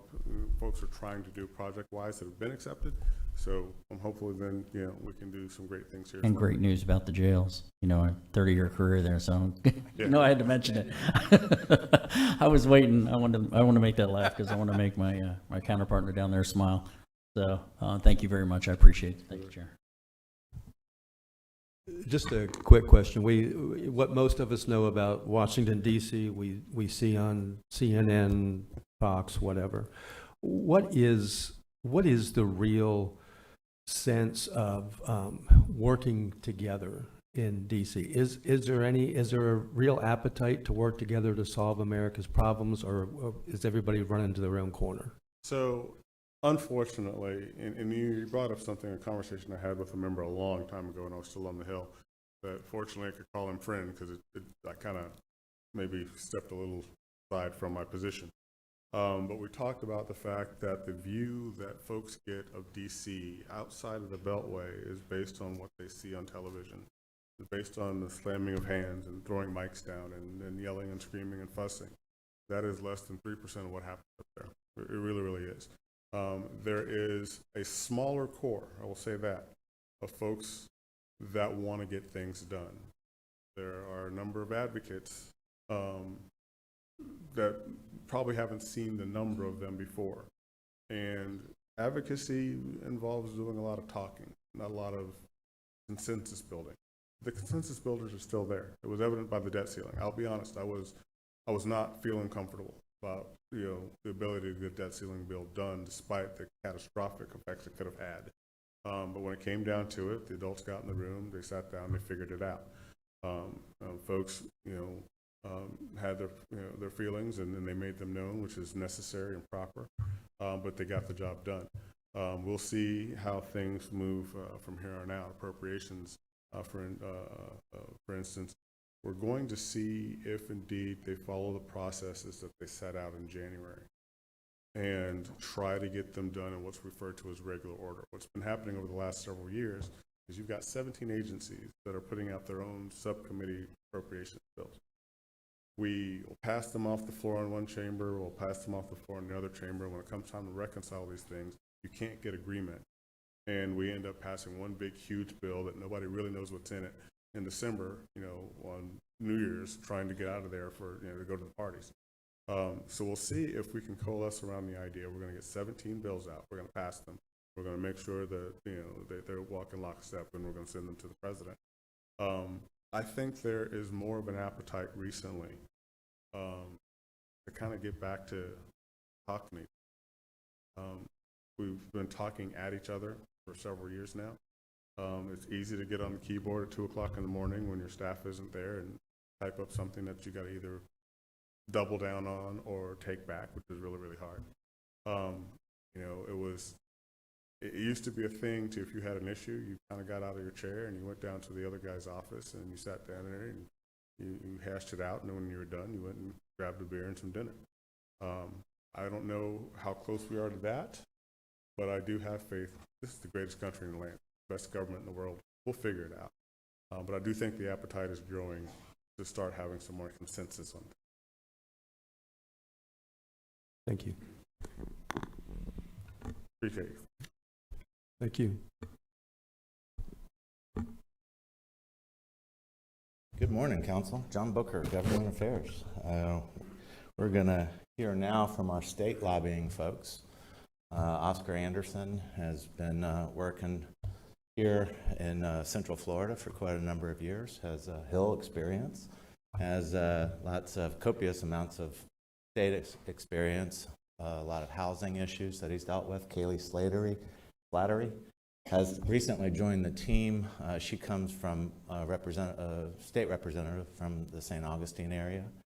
So we're fortunate to have them working on our issues up in Tallahassee, and David Bradshaw would typically be here. He's traveling. We were not able to get that schedule working out, but he handles a lot of the appropriation side of the duties and tasks that we asked Southern to perform for us. So I'm going to ask Oscar to come up and give you a little rundown of what happened in the last couple months in Tallahassee and what we might see in the future. Thanks, John. Appreciate it. He introduced Kaylee Slattery. Mr. Chair, Councilman, how are you? Good to see you again, Councilman Reinhardt. He came out to Tallahassee during Association of Counties Week, so it was good to have him up there, and a few folks I haven't met yet, but we'll spend some time, I'm sure, this summer. Quick update on Tallahassee and what happened. Always put these bill stats up there just because it gives you a little scope of what happened. They passed a lot more bills than they have in the past, almost 100 more than they did the year before. And in a 60-day legislative session, it just means it's really clogged up and busy. It was a year of a lot of chaos. There was a lot of protests in Tallahassee this year. It seems like every week there was a new protest, and a lot of money, which solved some of the problems for sure, as it has a tendency to do. Quick over. Are you doing budget or am I doing budget? Okay, sure. You do a budget overview. Good morning. I'll be quick with the budget. It's very there. You can read it yourself. $117 billion this year. A lot of money went to environmental restoration and hurricane recovery. A lot of stormwater, wastewater assistant grant money as well. Broadband and cybersecurity. There's a lot of local government cybersecurity grants. There was a big appetite for that in Tallahassee this year. And then also broadband equity access deployment. That was also hugely funded this year. Also, I'm sure you've heard a lot about the affordable housing money that has been, and bill that was passed by the state this year. There's a lot more sales ship and affordable housing, the Live Local Act money that was put into the budget. And then finally, I'm sure you heard about all the drama around Visit Florida. It was eventually fully funded at the $80 million, and also the Job Growth Grant Fund and the transportation initiatives, very well funded. Volusia County-wise, each of the 3 projects that you guys put appropriations in for, we put in for, were fully funded. The Daytona Beach Bellevue Avenue extension design, the Volusia County Agriculture Center and Fairgrounds, and then the Gemini Springs Basin Management Action Plan grant for utility infrastructure were all fully funded. I'll hand it back to Oscar. The governor has yet to act on the budget, so all that's got a big asterisk by it because the vetoes haven't happened yet. He's busy out of the state, so we kind of have to, we watch his travel schedule to see when he might be around in town for 24 hours, and know he'll probably move on some bills. So, but obviously we'll keep in touch with John as that process goes forward. We've met with the Office of Policy and Budget and did all the stuff we needed to do with his office to answer questions on those projects. Legislation that passed, I'm sure you heard about the retirement system bill that was back and forth between the 2 chambers. The biggest dollar chunk of that would have cost the county the most was taken out at the end. There's still some changes in there that are going to impact the county, I'm sure. Basically takes the FRS system back to some like 2011 amounts, which it had gotten scaled back during the recession back then. And so there'll be some impact there, I'm sure, for the county. I don't know if you guys have calculated that yet, but there will be for sure. And that was signed yesterday. Oh, and that was signed yesterday, yes, thank you. Local government comprehensive plans, there were a couple of bills in the comprehensive plan and land use regulation space.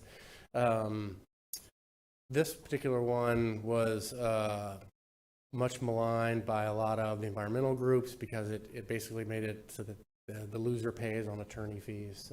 It kind of changed the playing field there from a litigation perspective. So that was a contentious bill, but it passed. It hasn't been signed by the governor yet. The local ordinances bill, which we've seen as an iteration before, is the one that requires like a business impact estimate on ordinances that you pass, and that's kind of the big piece. It'll require some time and energy. Volusia County doesn't do ordinances that have a great deal of negative impact on businesses, so I think you're fine on that front. But sort of trying to, it was originally an idea and part of a package by the Senate president to sort of not have to deal with individual preemptions every year. sort of do a blanket approach to that, which I think all of us that are involved in local governments in Tallahassee would appreciate very much. And so this is an important step in that to try to curb the amount of preemptive bills that happen every year. Sovereign immunity was an issue last year, was again an issue this year. It didn't pass this year. We thought it would. I expect it'll be back again, trying to adjust those old caps on sovereign immunity in a reasonable way. Vacation rentals, perennial debate in Tallahassee we have every year. Actually thought that was something that was going to pass this year. I was kind of surprised it didn't. It kind of fell apart.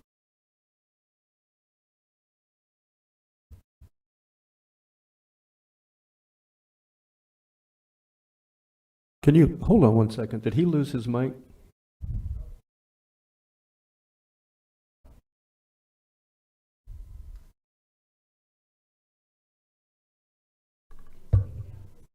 Yep. I'm back on. I'm back on. Oh yeah, look at that. All right, never mind then. It was a test. Yes. You passed. And I passed. All right. Let's see, a few other bills of note. This is the other land use one I talked about. Change some timeframes on your planning horizons and change your EAR process a little bit. One issue that was brought up this year that didn't pass, but is always an issue for local governments, is sort of a shot clock on permits. I expect we'll see that again next year as well. The tax package, they pass that every year as they did. It includes all the normal stuff you would expect, you know, the back to school sales package, the freedom tax, which is like the July 4th get outside tax breaks. Of note, I think specifically for the county, or at least from the businesses in the county, is the commercial rent tax. That's a big deal. We're one of the few states that have a commercial rent tax. And so, I mean, typically when you rent a commercial space, all your property taxes are built into your lease anyway, so then you're paying a sales tax on top of it. It's sort of a competitive disadvantage related to other states. They've been in the process of rolling that back. They took another percentage point off that this year. Impacts the budget, obviously, and what they can, but it was they keep chipping away at it. I expect in a few years they'll get it down and pretty much gone at that point. And then the final bill on here that I want to talk about was the Affordable Housing Bill, the Live Local Act. As Kaylee alluded to, there's a lot of money in there. There are some preemptions in there as well, and I'll dig in with the staff on that and help them try to understand that there's a lot of questions. I'm actually going to be on a panel at the Association of Counties Conference this summer to try to wrestle with some of these concepts. But essentially it allows a developer that's going to do a certain percentage of workforce housing to go in and put it on commercial or industrial land and not have to go through land use or zoning. All your LDRs are still in place, but you can't use land use and zoning as a reason to deny it. So that was approved back in the middle of the session. We fully expect there to be sort of a tweak to that next year as we try to wrestle with how to deal with that, the impact of just allowing this in any commercial industrial space or in any sort of land categorization. So what's next? This is the short summer and the short cycle. So we just finished a late session and we're doing an early session next year. So committee weeks start right away in September. So we'll be back at it. We'll be working with the staff as we approach to like October, November timeframe to put together our appropriations ask for the upcoming year. We will, of course, as we've done in the past, do some one-on-ones with all of you through the summer to talk about your priorities and issues you want to focus on. Make sure we're tracking those and giving you the information you need and helping elevate it. We spend a lot of time with the Association of Counties up there and working with them, so kind of work hand in hand with them on issues that impact, because most county issues impact all counties in some way, shape, or form. So that's it. I'm not a great talker like the, what's that? Oh, there's one more? No.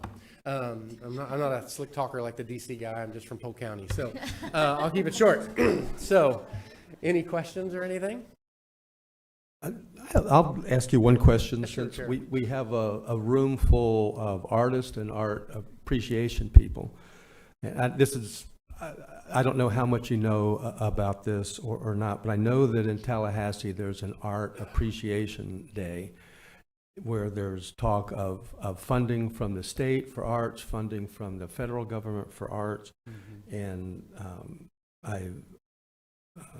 I know someone that from another county that went for that, and he actually represented another county. He lives in this county, and he was asked a lot of questions about Volusia because there wasn't a Volusia representative there yet.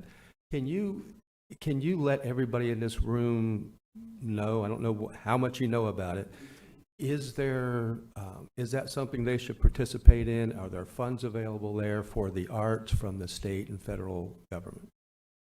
There definitely are funds available. The cultural arts funding, they have facility funding as well as operating funding, and there is usually a day when a lot of cultural arts supporters show up at the Capitol and go make the argument for funding. My recollection is it was all fully funded this year, or at least what was requested in the governor's budget. Don't hold me to that. I can get you exactly the answer. But there is a day, and I don't know, they probably already have most of the days already scheduled for next year. We can go on the DMS website and figure it out and share that information.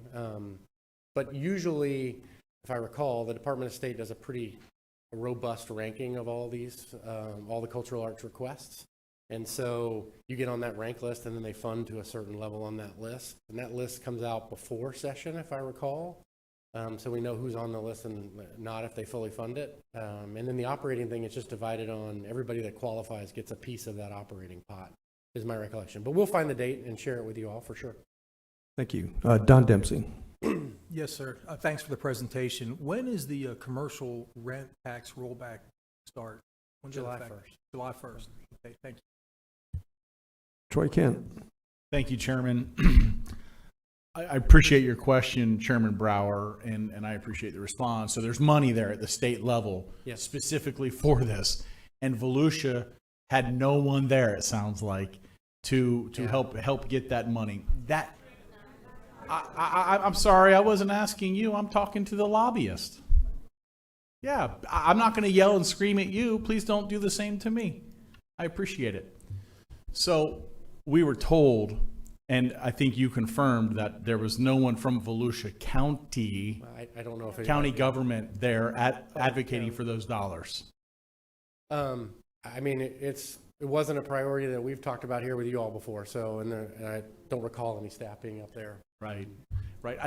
Something hopefully that we'll have a healthy conversation about in the upcoming years, because if there's money there that Volusia County can grab to help with our cultural council and the arts, it's something I definitely think we should look into. Thank you. Okay, I don't see any other questions. Thank you very much. Of course. For your reports, your updates. Thank you all. We'll be in touch about some one-on-one meetings this summer. Okay. And Mr. Booker, you just took care of item 5 and item 6. Both. Item 6 was Southern Group. Yeah. I'll not say what I was going to say, but okay. Have a great meeting, and glad to anytime any of the federal lobbyists or the state lobbyists, as they both iterated, Zoom calls, conference calls, questions to me through Clarence or Oscar, certainly welcome and appropriate. This is the first opportunity that we've had our lobbying firms here based on a new Congress starting, and then session being where it was in the calendar year. So we'll look forward to that and being aggressive as we can to support Volusia's effort. Thank you very much. And Chris, I don't see a need to ask for a vote to approve their report.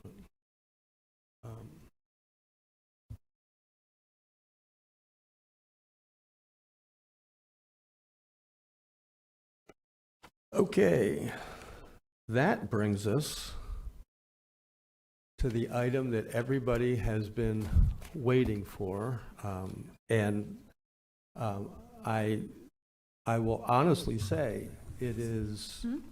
it's great to see this room filled for this purpose, and I'll talk more about that later, but this is an update and review.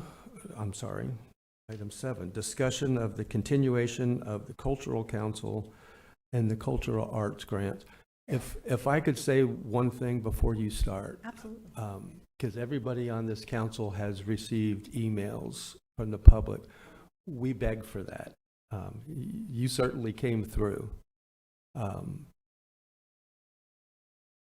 One of the things that I noticed on the email was that there was references to my colleague Don Dempsey, recall Don Dempsey.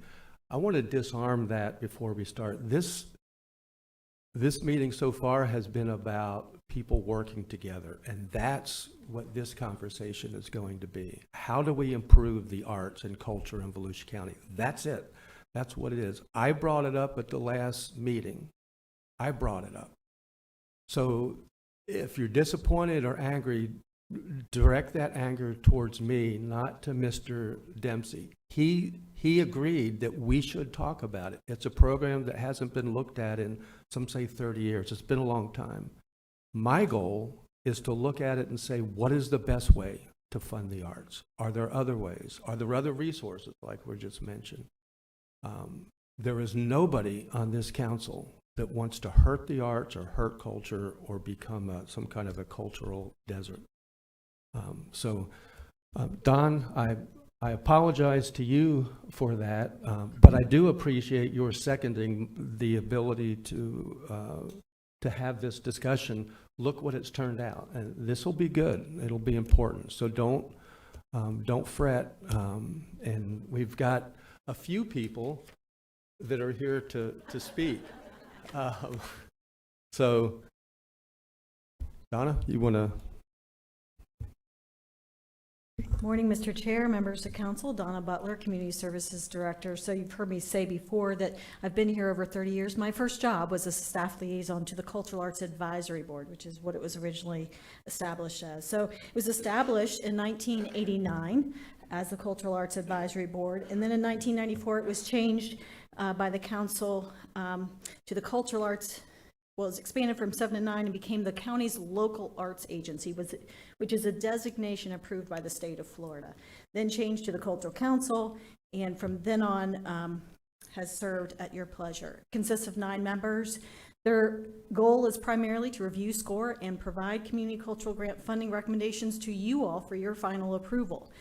They go through the applications and review them. They also deal with the state arts license plate program. They serve, one member of them serve on the Echo Gallery. They serve as part of the Arts and Public Places Selection Committee. And then, of course, through the local arts agency. So you've had provided for you here the cost to support the local, the cultural arts program. It's approximately $150 for their lunch, office supplies, and then staff time. So the grant program was established before 1983, and in the 2004, the Cultural Arts Grant Program was adopted at $1.50 per capita and moved from there. It then has been budgeted at $611,758 for 13 years. It has not increased in the past 13 years. It has stayed very flat. Other grant programs or other programs in county government have gone up. The council has held that steady. So here's the process. It begins in May. They submit their applications after having gone to a grant review meeting where they get some basic information. They have to score 80 or higher, and then it comes to you for your approval.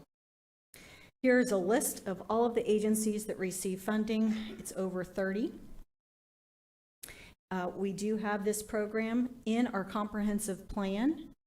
You see the different notations there. And so with that, I'll answer any questions or sit down and let you all hear from the public who are here to speak to you today. Thank you. We do have a lot of people from the public to speak, but I see Jake Johansson's name up. So Jake, I'll call on you first. Thank you, Chairman. Donna, real quick, I understand that we have budgeted approximately $600,000 a year.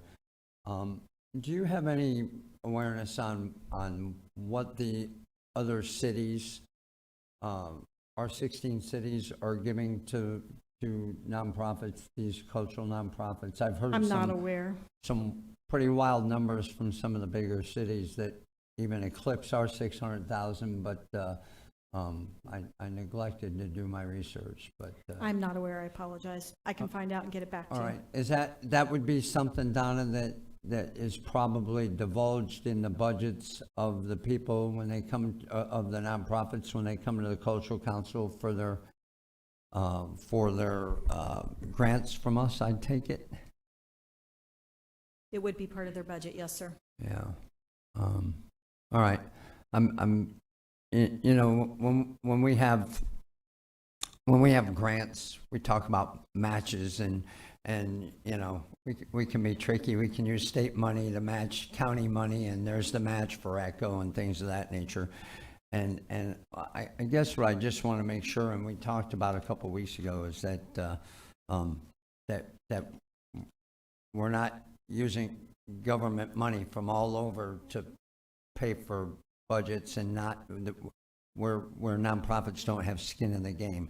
The ones I got to look through that I kind of was able to pull, that wasn't the case, but that's kind of my intent to make sure. So just get that back to me so I can have it for future. Thanks. Absolutely. Okay, with the council's permission, I'll ask the public. Before I start this, you all have been sitting a long time. I'm going to give you you don't have to take this, but I'm going to give you an opportunity to exercise a little bit. With everybody that is an artist, an active artist in this room, just stand up for a second.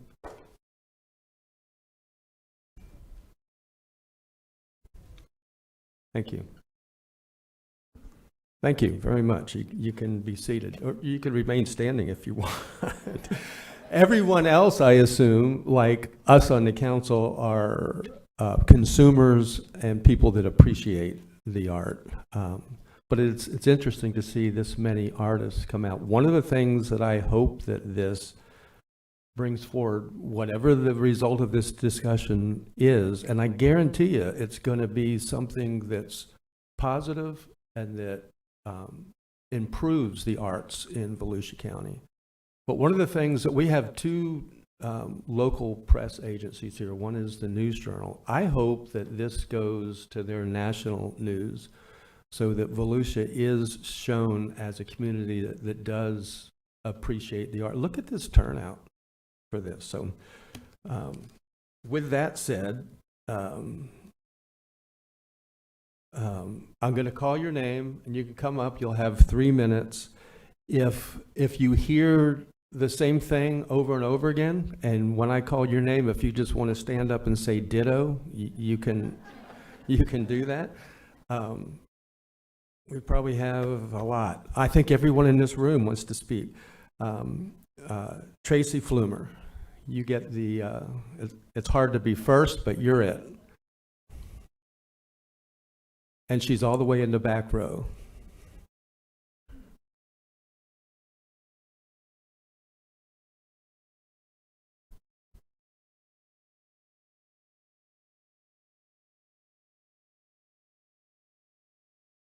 Morning. My name is Tracy Flumer, and I stand here today as an executive director for Volusia Community Arts, along with my colleagues Kay Cook and Dr. Brandon Luce, as well as members of our organization. I would like to thank you for allowing the arts and cultural community to come before you today so that we can share why the Arts and Cultural Grant Program is a vital part of the community here in Volusia County. In an email response I received, it was stated that the government should not be the ones to decide the burden the should not be the ones to decide and burden the taxpayers with funding the arts and cultural grant. But during the April 18th meeting, it was stated that the money would be allocated for a different recreational purpose, in turn still burdening the taxpayer. One question that I have is, have you sent out a survey and actually asked the community what it is that they would like their taxpayer money to support? Many communities within Volusia County are known for their diverse cultural opportunities. People, including businesses, relocate to this area due to the available opportunities and programs. As an example, we have members of our organization who travel from as far as Claremont, Ocala, the Villages, to participate in our symphony and ensembles.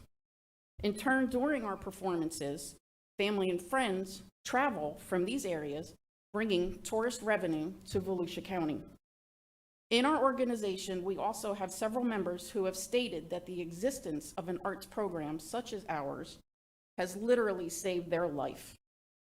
Here is a statement from one of our members. I can say without an ounce of doubt or hesitation music, or any of the cultural arts have more healing powers, both mentally and physically, beyond what so many can imagine, think of, or dream of. While medicine has its purposes, I have not found anything more powerful or healing as the arts. After several of our performances, numerous local community members expressed how much live music meant to them and enriched their lives. We all have worked tirelessly as individuals, but also as in solidarity to give our community the outlet of hope, strength, commitment, and a sense of belonging through all of our arts programs that we share not only with each other here today, but also with those who need a purpose. My colleagues and I work hard on both fundraising and programs that will enrich those who choose to come and share the experience. But to do so, we need assistance of this grant program.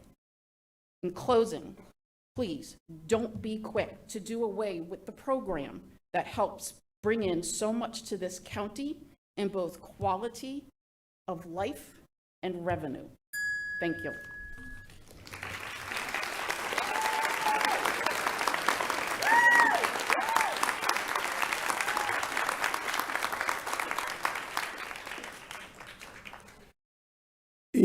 If we want to get done before midnight, you might consider holding your applause until the last speaker, but Dr. David Axelrod. I think I can stand for 3 minutes. Good. There are limits for poetry slam. If you go over 3 minutes, they penalize you. So I'm used to this. I'm David Axelrod. I've been one of your Poets Laureate, officially, Volusia County Poet Laureate, going on 8 years now. I got the job as much as anything because my license plate says poetry. But I want to tell you that, in fact, in my 8 years doing this work, I've also worked locally with Mayor Derek Henry, who sponsored the first citywide poetry series, and worked with Senator Huckel at that time, with Governor Scott, to rewrite the laws in the state of Florida to make it better to have a state poet laureate.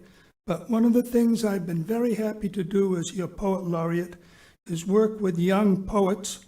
We've published a total of 9 books in the 8 years. I've also been a mentor for young poets as part of the program that you've entitled us to do. And here are, I always do show and tell, pardon me, which I'll only wave toward you, but these are small books that have made a tremendous difference in the life of the young poets ages between 14 and 21. For instance, Virginia Mullen, who's now a public school teacher, and Abigail Trulson, who used writing and poetry to find a way out of a very difficult life, abusive relationship, and now is a very productive member of our local job community. And Gabriel Caruth, who's won awards in art, music, and poetry performance at Bethune-Cookman University. These are not a frill. I know you don't think of the arts as frills, but in fact, I could read you a poem of my own as David Axelrod. I think you've probably heard, even memorized, another David who was a poet, King David. So I'll read you just a couple of lines from the 23rd Psalm. The Lord is my shepherd, I shall not want. He maketh me to lie down in green pastures. He leadeth me beside the still waters. He restoreth my soul. He leadeth me in the paths of righteousness for his name's sake. And so I think sometimes people think the council, legislators, try to lord it over other people. I'm not making a cheap joke. In fact, you are our shepherds. You are our guide. You may give us money, but you set a tremendous example for us in cultivating a good life. The arts aren't a frill. They're a wonderful source of many people have noticed, healing things, and with that, I know that you will do right by the community. Thank you for listening, and please support the arts and all the young and good authors Thank you. who are here. Thank you very much. Pam Eisen.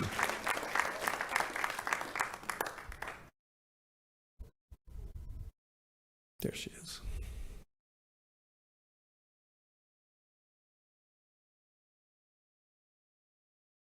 Good morning, Pam Eisen. I'm from New Smyrna Beach, and I come today as the representative of the Southeast Volusia Chamber of Commerce as their incoming president. When we heard about perhaps doing away with these grants, we got busy and we talked to our members and our non-members to find out how that would impact them. We realized that the impact to our community would be great, not only economically, but through the true love of the arts. I ask you to please carefully consider this vote and know that our board did vote unanimously on this issue. Thank you. Thank you. Jacqueline Lewis, and you will be followed by Georgia Turner. Hey, thanks for having me here today. Not an artist, longtime lover of arts, sat on almost every board of everything, because my job, in addition to being Don Dempsey's realtor at one point, was cheerleading for my county and working to build a safe and adequate health care system here. I came up with Advent Health, then Florida Hospital. We were considered rural. We had primary care physicians treating everything from diabetes through heart disease, and took a team of us 10 years to build a safe and adequate supply of physicians of all subspecialties. And I think you've seen our hospital system and access to care grow over the years. I also sit on the Community Citizens Advisory Board for West Volusia Hospital Authority. We just finished our grant process, which was overwhelming. As defined in the One Voice Community Needs Assessment, Volusia is #1 in the state for lack of access to mental health care and addiction services. Florida's #1 in America. You can talk to any one of the physicians that we've recruited over a period of time. They can go over the bridge and make 35 to 75% more. It's a fact. We're one of the lowest payer mixes in the state of Florida, West Volusia in particular. They chose Volusia because of quality of life. Same reason a lot of us did. And the cultural arts community should be thanked, supported, elevated, and given more money, because without access to care, we're all in danger. We're seeing a trend now of physicians leaving the state of Florida. It is easier to retain than replace. We need physicians that are going to come to stay, and they make decisions based on quality of life for their families.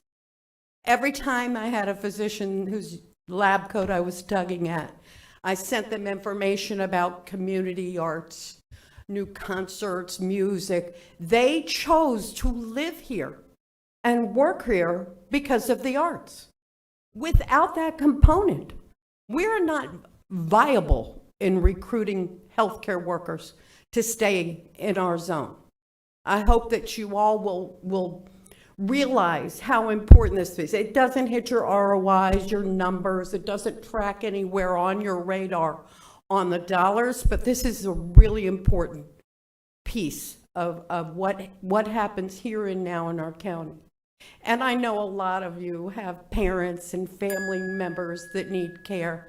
I hope that you factor physicians and their reason for coming here into making your decision today. And I thank you for your support. Georgia Turner, you are next, and Georgia, you will be followed by Cameron Vinson. Good morning, everybody. My name is Georgia Turner, and most of you know me as the Director of West Volusia Tourism.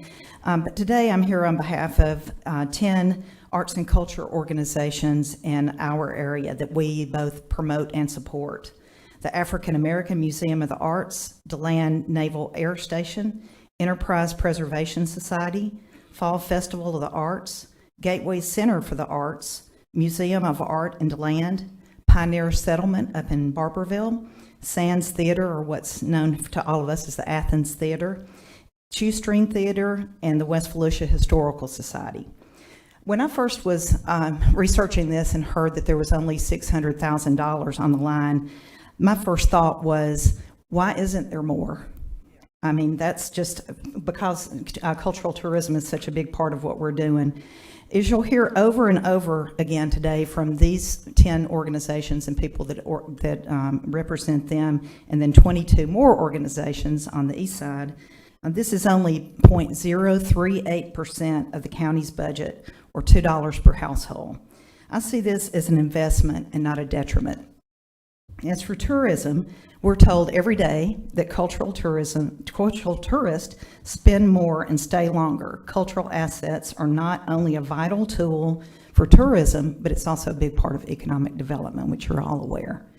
Without this very small amount of government support, the county's tourists and citizens may lose out on free and low-cost access to these important attractions and events.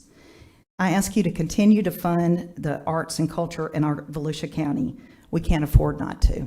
Thank you very much.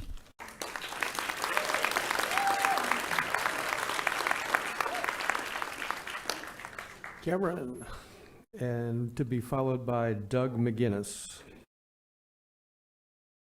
Good morning, Chair, Council. Thank you for having me here today. My name is Cameron Benson, South Daytona, Florida.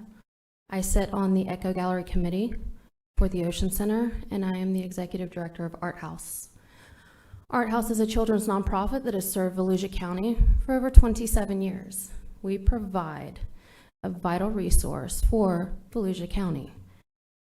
Every public school system in the state of Florida, if they're going to have an art teacher in every classroom, they are required to exhibit that artwork throughout the community. Multiple exhibitions a year. We are the only organization that provides that for free for any county in Florida. We provide art enrichment and therapy for children with autism ages 3 to 5, at-risk, suicidal teens. Those are our free programs. We also offer arts after school classes and summer art camps where we further arts education for the children in this community, 27% of which are scholarship-based. It means that the underprivileged families and children in the community are able to send their kids to summer camp and after school camp for free. We do this because we believe in art. I come today to ask you to reconsider.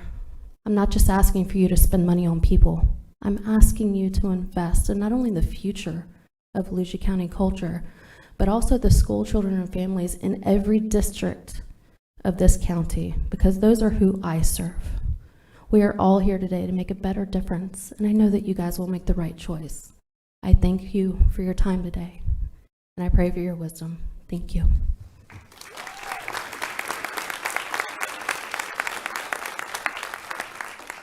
Doug McGinnis, and you will be followed by Ed Sullivan. Thank you. Yes, I'm from the amazing Volusia rural community of Samsula, and I'm glad to talk with you all today. I'm speaking to support the continuance of the Volusia County Cultural Arts Association and the grants. By now, you've probably read how many concerned Volusians are advocating for the grants and the VCCA. Many are pointing out the very obvious return on investment these grants bring to Volusians. I want to relate another argument for retaining this grant program. A few months ago, I attended the exhibition of the Volusia County Select at the Atlantic Center for the Arts Harris House. Here, the awards were given for the most promising artist in Volusia County high schools. The educators supervising the exhibition had each artist write a statement about their work. What these statements reveal was both enlightening and disturbing. These young creative talents are dealing with depression, anxiety, broken homes, and a sense of self. Their artistic expression has helped them sort through a myriad of problems and help them deal with mental health issues. Expression is helping their self-esteem and offering some career pathways. Many of the organizations that benefit from your cultural grants are providing free programs for dealing with mental health and also wellness for students, for the elderly, for caregivers, and for those coming out of the stresses of our recent pandemic era. And do not believe for 1 second that the 32 organizations receiving grants will all survive through private donations. For smaller organizations like the Southeast Museum of History, the Black Heritage Museum, and the Pioneer Settlement, elimination of funding will be an insurmountable hurdle. These organizations particularly help us maintain an understanding of how our rich history in Volusia County has shaped our present. Please vote to continue the VCCA and the Volusia Cultural Grants. Art and culture heals and provides a quality of life to Volusia citizens. You have in your vote a cost-effective way to help the mental health and wellness of our citizens. Don't we all want this? And I just to make a comment for some things that were said in the past, Florida, the proposed budget for Florida is putting in for 67% of funding this year, and there were many Volusians here that were there in Tallahassee. But these grants, one does not replace the other. These organizations need both grants to survive. Thank you so much.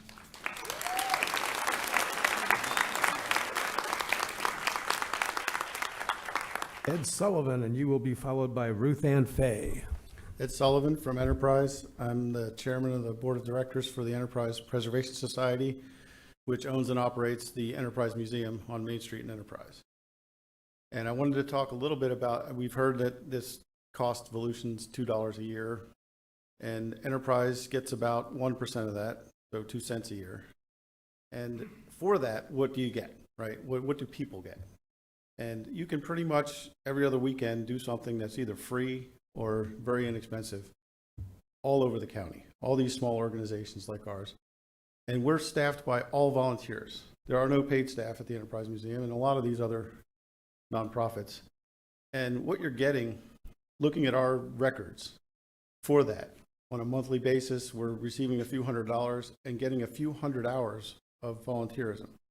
Now, without that few $100s a month, we'd be raising money all the time just to pay our insurance bill to cover the people that would no longer come because there would be no programming. With that money, we can buy materials for those volunteers to work with. And we're talking about getting labor for $2 an hour, which you won't find anywhere else. We're also talking about not just labor, but dedicated, professional, talented people that you're bringing the county a quality of life that you just wouldn't get them, right? If an ECHO grant pays for a building and the organization gives up, of course the county will get that property back. Maybe they can sell it. They probably have to shut it down or pay someone to run it. You're not going to get that kind of talent for $2 an hour anywhere. And that's what we're talking about here, the return on investment. This is a huge return for the few dollars you spend. It's not even fathomable. I mean, one of the things you've brought to the fore here today, is that the funding for this program has not increased in 13 years. That's something that I thank you for bringing to light, because that's also something that we can all discuss. And lastly, I just would like to say that this is about all of us, serving all of the community. If there is something that you don't like about one of these organizations, it doesn't matter, because we're all in this together. Thank you.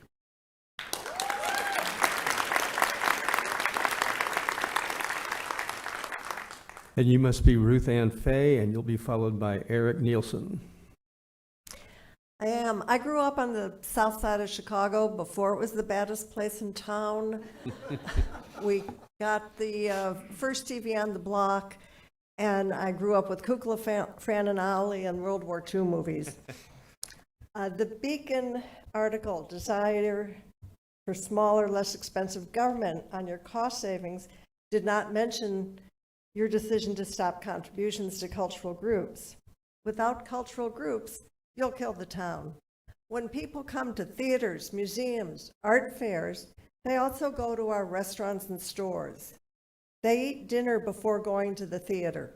They shop our stores when they visit the booths at the art fair. The only entertainment will be jumping out of airplanes and hoping the parachute opens. When I moved here, Stetson had a carol on. It played beautiful music. It was destroyed by a hurricane. Now there's only a mausoleum with President and Mrs. Hulley buried there. Tiger the Tugboat is not a cultural venue.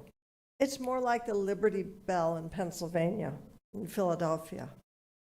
It's an important part of the role that Volusia County played in World War II. Tiger does not belong on your list. Never forget our history. The theaters don't belong on your list. I was treasurer of the Shoestring Theater for 7 years.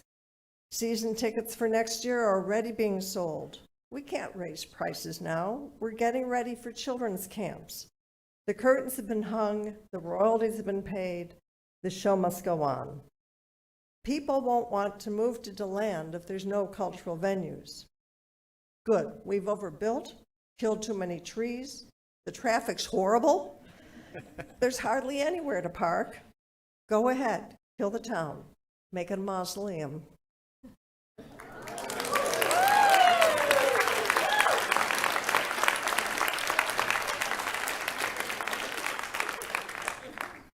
And here comes Eric Nielsen, to be followed by Danielle Kreil.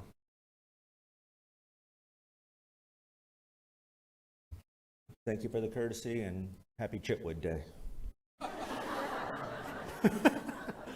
My name is Eric Nielsen. I'm an associate director at the Pioneer Settlement for the Creative Arts, also known as the Barberville Pioneer Settlement. I'm also a homeowner here in Volusia County. As a homeowner, I don't mind paying a couple dollars in taxes to support the cultural and artistic infrastructure of the county I love living in.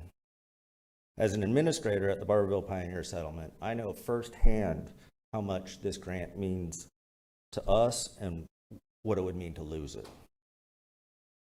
We've been in operation since 1976.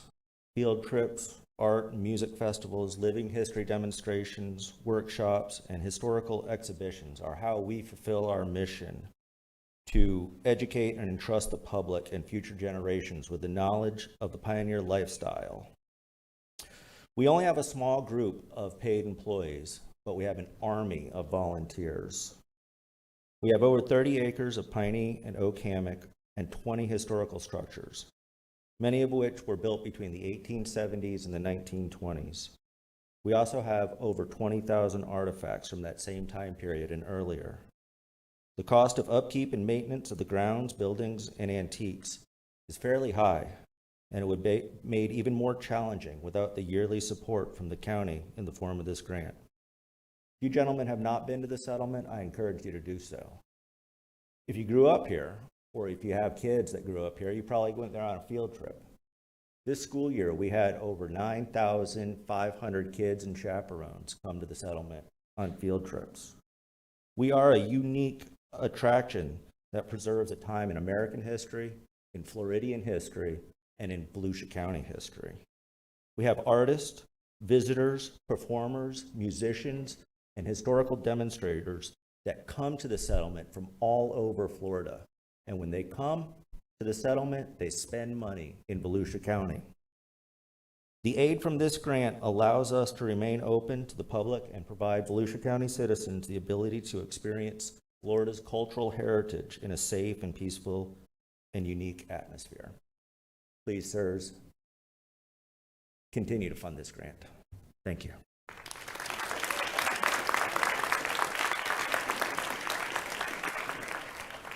And it's Daniel Kreil. I think I called you Danielle. That's quite all right. And you'll be followed by the mayor of DeLand, so make it good.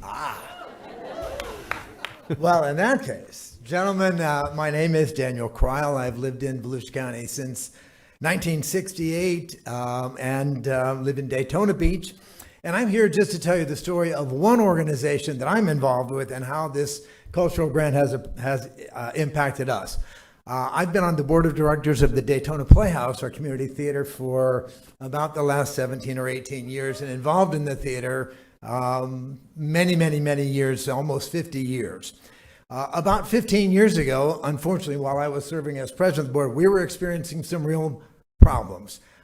We were creatively in a bad place, we were financially in a bad place, and the theater had to cut back on operations, cut back on programs. It was not a good time for us. Fortunately, several volunteers joined us with the intention of trying to make the theater better. And the first thing they did was to look at funding sources which might be available. And the first one that came up was this cultural arts grant from Volusia County.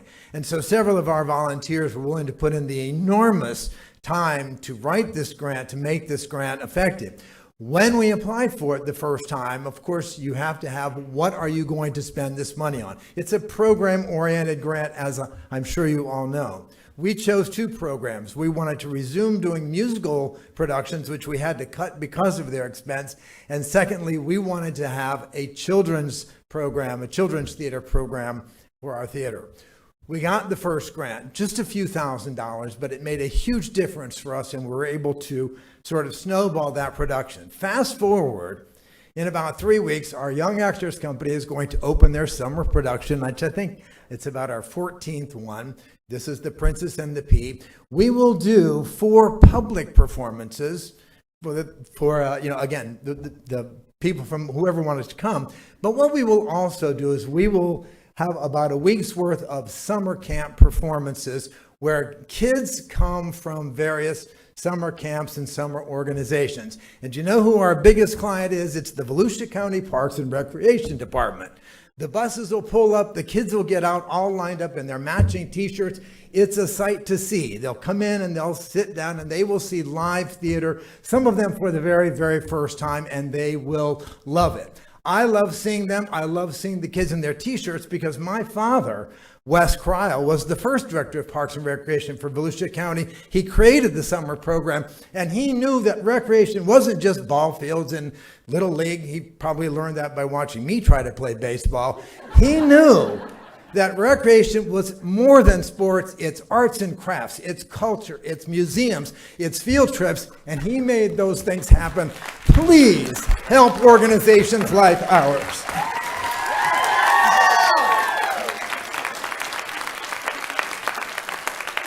All right, Chris, I think he took the bait. This is DeLand Mayor Chris Cloudman trying to rival that, and he will be followed by Lewis Long. I think he did.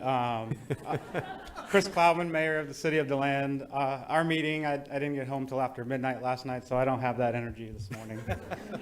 I'll get back to being Mayor of DeLand, but I wanted to start with talking about myself. So, which, not in a vain way, but growing up here in Volusia County, latchkey kid, my parents were able to have me take advantage of a lot of programs that were subsidized, including the summer parks and rec by the county.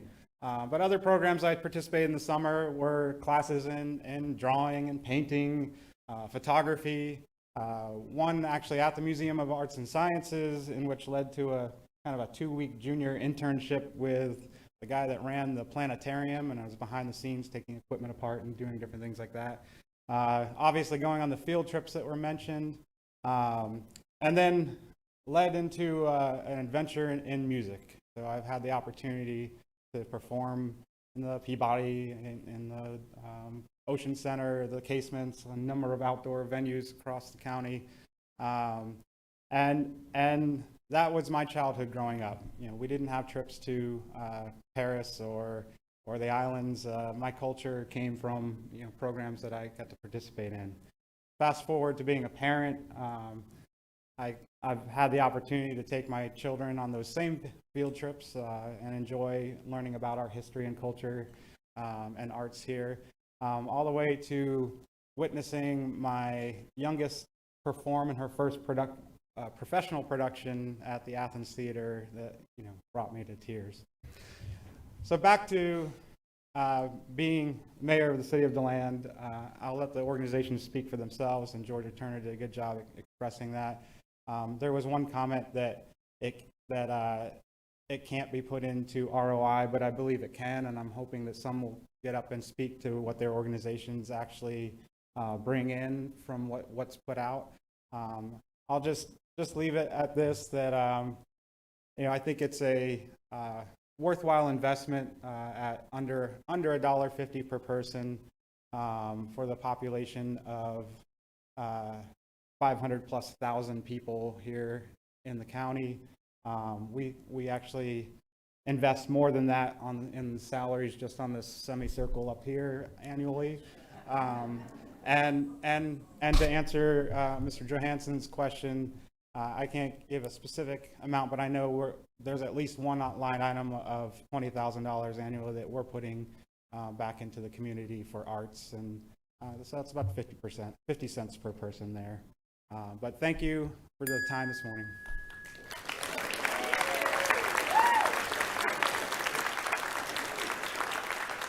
And Louis Long is approaching the microphone, and he will be followed by New Smyrna Beach Mayor Fred Cleveland. Thank you, Mr. Chair, County Commission, staff, one and all. My name is Louis Long. I was born 82 years ago in DeLand and raised in Lake Helen and DeLand. My wife Karen and myself are both retired from the United States Air Force, and both of our sons are veterans, one having served in Afghanistan. Our family's long been involved in supporting the arts here. My mother was the first art teacher in Volusia County schools here. With the support of Superintendent George W. Marks and many others. One of her first projects was to have students do murals on storefront windows in downtown DeLand, helping everyone to connect with the artistic abilities of young people and offering them the encouragement to develop their talents. Having served as vice mayor along with Mark Shuttleworth as mayor in Lake Helen and as secretary treasurer and president of the Volusia League of Cities 2004 and 5, I know what it's like to have to make important decisions which affect everyone in one way or another in our communities. And as a member or supporter of many local organizations who benefit from the county support, I would remind each of you what we have just across the street at the beautiful historic Volusia County Courthouse, which was built with art and culture included in it. Later, the beautiful murals going up the stairways were added, one depicting my great-great-grandfather, E.W. Bond. Unfortunately, since supporting the arts has become a financial issue, I will point out that many people do render financial support for our projects, just thinking of how much money and time have been put into bringing the Tiger tugboat back home from overseas. Who would have ever thought that it could even happen? Now, with your help, we will have a permanent place to berth it. Speaking of money, we ran into a woman downtown last year by the Pioneer Park with whom we struck up a conversation as to where she was from and what she was doing in DeLand. She informed us that she was traveling through Florida and decided to spend the night here at the Marriott Courtyard downtown so she could see the beautiful murals, read the historic markers on the buildings, and experience what we had to offer here. Thing is, she spent money. She spent money here and said she was going to return with her family and spread the word to their friends. So supporting the arts and culture of our area is a great investment. And it's been a public-private partnership in Lake Helen. And I'll show you this last thing. This is from 1981, the Pelican Weekly magazine, and it was a series on the Festival of the Arts, and I'll probably give it to Barb Shepard. Thank you.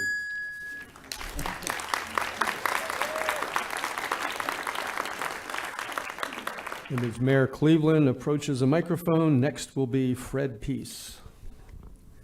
Good morning, Mr. Chairman, County Council. Greetings from the over 30,000 folks in New Smyrna Beach. We're delighted to be here and you hear our voices. Admiral Yamamoto said after his attack on Pearl Harbor, and I fear for you as well, you have only awaken a sleeping giant.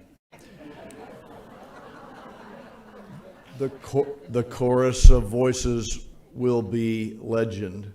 We are our art and culture. Decades from now, yea, centuries from now, what will be left?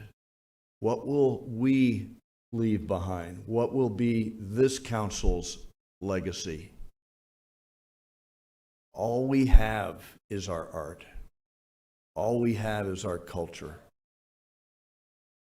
You're on the path to generating the opportunities for the next Frank Lloyd Wright, Yo-Yo Ma. You get the idea. You have the opportunity to get a huge return on your investment, which spans every socioeconomic demographic in our county, every age in our county, young and old alike. Please make this time worth it for you and worth it for the many who showed up today representing thousands. You are behind double the rate of $611,000.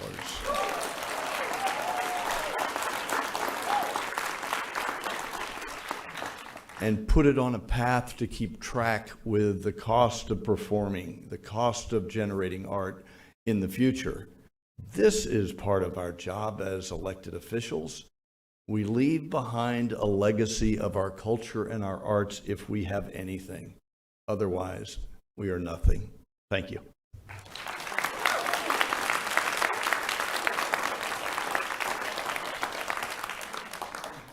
Fred Peace, and then you will be followed by Richard England.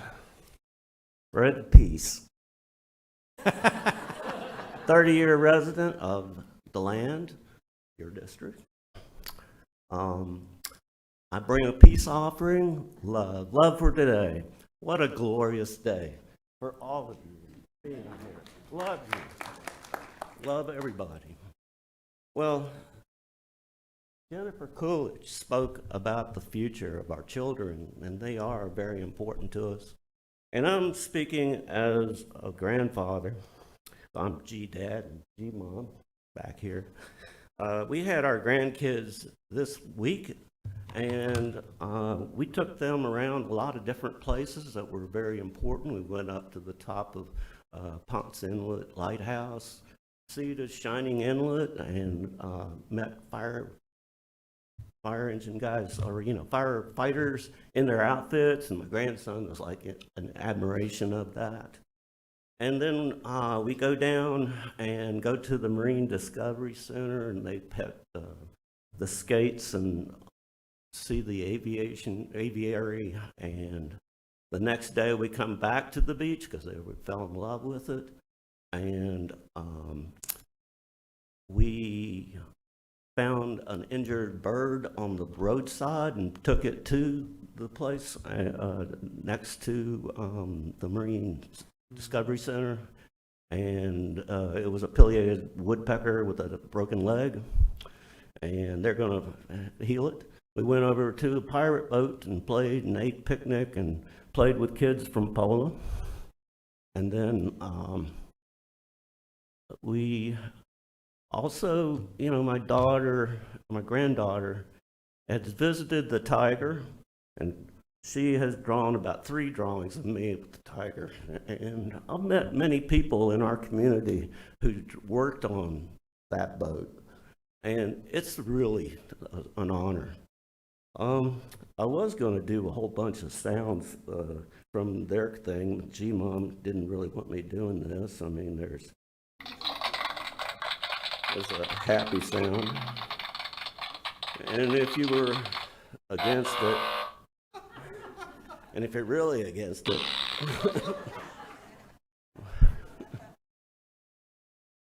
they live in Alachua County, highest property tax in Florida, and we live in the second highest. Surely you can spare some of that.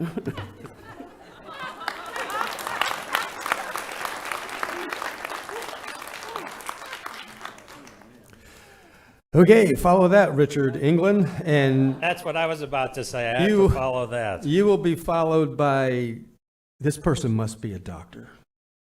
Matt from Halifax Historical Society. Okay. Good morning. My name is Richard England, and I'm the Executive Director of the Hub on Canal in New Smyrna Beach. We opened our doors a little over 11 years ago with the express mission of bringing the arts to everyone in our community, especially those who otherwise would have no access or exposure. We do this at our cost, dependent on the generosity of others. Some of that support comes from our members, some of it comes from other donors, and indeed some of it comes from both the state and the county cultural grants. And I'll add that the county cultural grants have been much more reliable than the state cultural grants have been. So it's really been an important source of how we keep going. It's somewhat surreal to me that I and so many others are here just to justify the simple notion that the arts are a valid use for public funds. It's because the opportunities for your constituents to experience the arts have declined so over the last 20 to 30 years that our collective work is so important and in need of your support. Today is not the first time that the arts have been under assault. It's an all too familiar story. There is much that I could say to defend what the Hub does or explain how little these grants represent as a share of the county budget. Others have said that. Instead, I'm going to wrap up my remarks by reading a passage from a speech that John Kennedy delivered at Amherst College in October of 1963. Kennedy was defending the poet Robert Frost, who had died earlier that year. Kennedy said, "And the nation which disdains the mission of art invites the fate of Frost's hired man, having, quote, nothing to look backward to with pride and nothing to look forward to with hope." Kennedy continued, "I look forward to a great future for America, a future in which our country will match its military strength with our moral restraint, its wealth with our wisdom, its power with our purpose. I look forward to an America which will not be afraid of grace and beauty, which will protect the beauty of our natural environment, which will preserve the great old American houses and squares and parks of our national past, and which will build handsome and balanced cities for the future. I look forward to an America which will reward achievement in the arts as we reward achievement in business or statecraft. I look forward to an America which will steadily raise the standards of artistic accomplishment and which will steadily enlarge cultural opportunities for all of our citizens. And I look forward to an America which commands respect throughout the world, not only for its strength, but for its civilization as well." Kennedy's words in defense of Frost and in support of the arts were just as prophetic in 1963 as they would be here today. Don't make it harder for the citizens of Volusia County to enrich their lives. Continue your support for the county cultural grants. Thank you.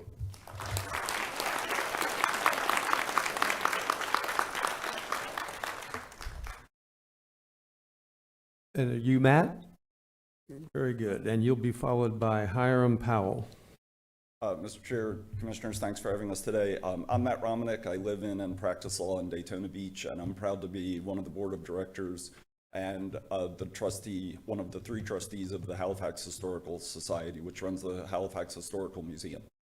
It's a great place. It's a great opportunity. I'll keep my comments brief because I know there are lots of people who have a lot to say, but I'll tell you, one of the best experiences I had there was I'm blessed to have a happy, healthy 7-year-old daughter who grew up commonly playing on a blanket under the piano in the museum when the adult portions of the programs were going on, and learned manners and how to be reverent with others, how to learn from others, and how to meet very interesting, different, eclectic people that, but for that museum, we wouldn't have perhaps ever crossed paths with, nor would I have ever known. These things are uniting, they're important, and it's not only the direct knowledge, it's the networking and the interacting of people and their development that's so important, and I really hope that you keep the grant in place, and especially with no increase in 10 years. If anything, I think an increase is warranted, and the director of the museum pointed out a very interesting fact to me, was that if the grant could be increased even by 25% range, there's a possibility that every request that was made this last cycle could actually be granted. So we're that close to covering it, let alone taking it away. I hope you would consider expanding. Thank you.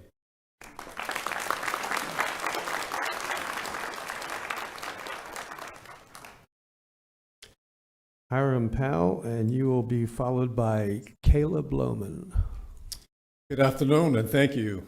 I'm Dr. Hiram Powell, 42-year resident of Daytona Beach, and most recently retired as interim president of Bethune-Cookman University.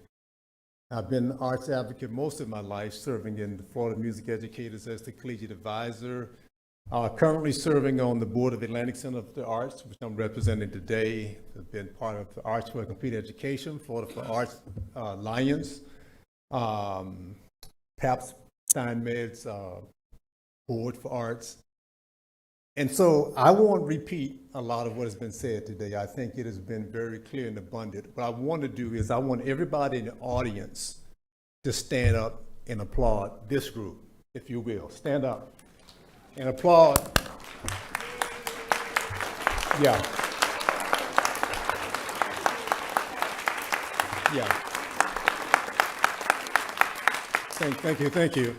The reason for that is one of the most profound things you can do, anybody, is to listen. There is no place to go until you have listened, until people have been heard.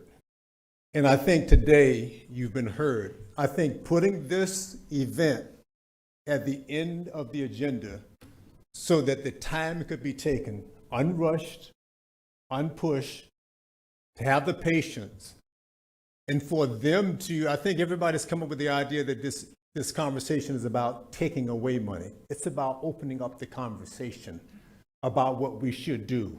And I think that's what I heard from them. Am I correct?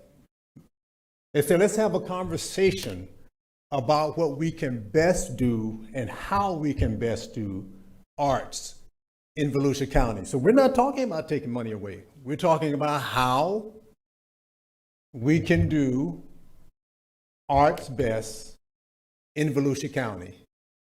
And I believe after what I've heard today, the kind of support I've seen for various factions of our government, our law enforcement, our EMTs and so forth, that this is just another conversation about how to do what we do best. And that's what good leadership does.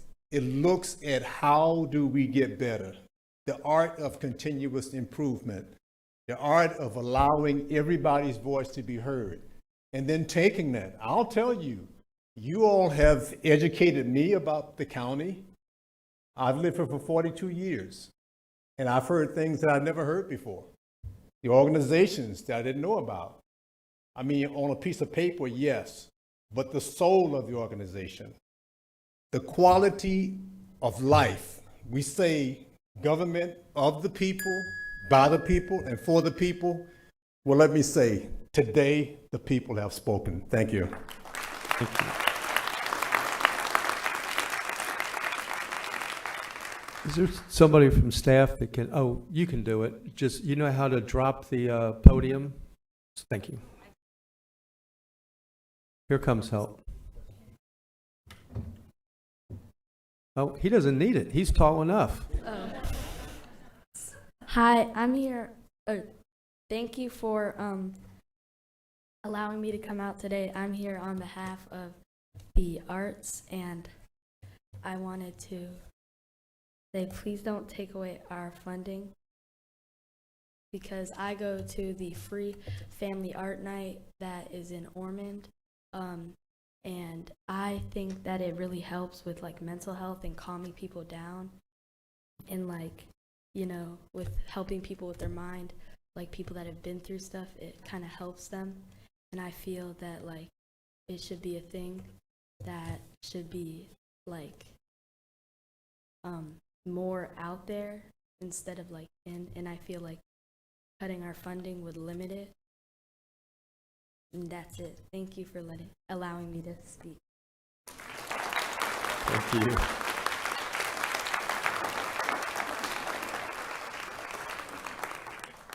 Notice his excellent use of time. Caleb, good job. Helen Sylvester, followed by Susie Peace.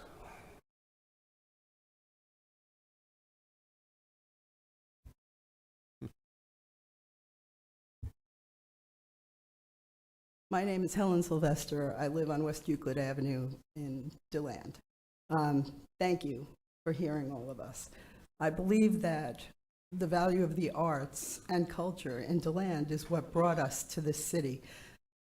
We lived elsewhere in Florida, and we moved here 7 years ago because we came to DeLand for one of the events and totally fell in love with what was available here, arts and crafts fairs, everything, the Athens Theater, of course, the museums, and we actually live right on the edge of Spring Hill. So the resource centers, the historical museums have been a major part of our life. Our 2 children who have grown up have moved back down here because of how welcoming and diverse the land is.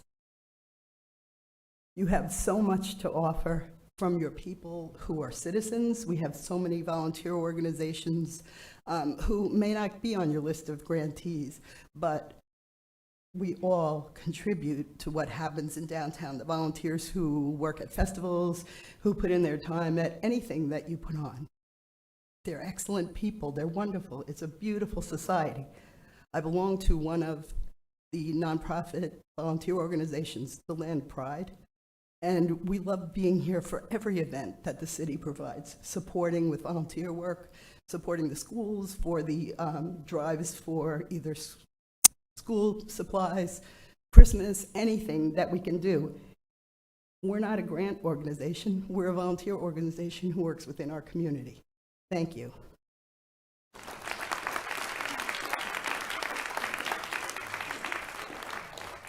And Susie Peace will be followed by Patty Pardee. Hello, County Council. Thank you for listening to us today. I'm Susie Peace. I live in DeLand with my hubby. Visual and performing arts. Sometimes we're saying arts, but really art is visual and art is performing. Performing being music and theater.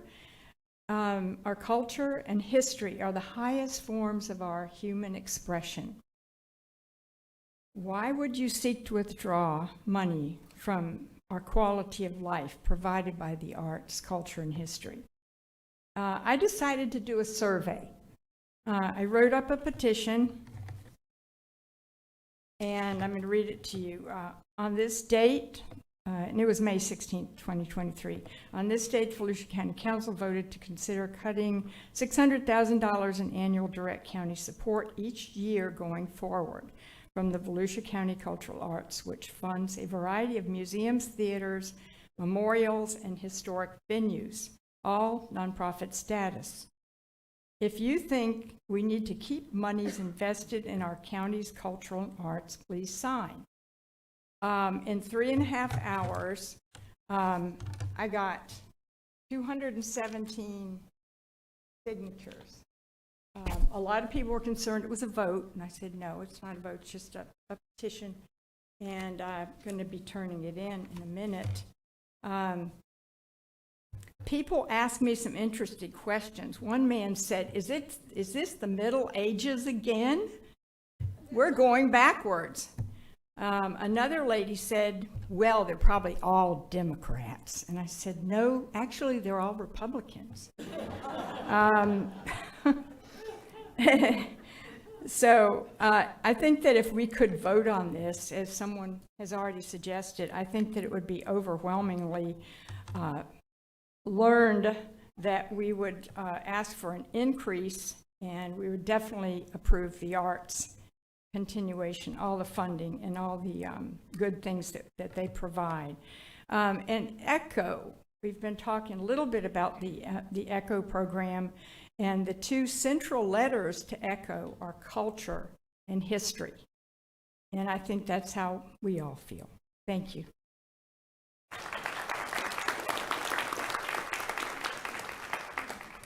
And Patty, you will be followed by Jennifer Polopapka. Oh, great.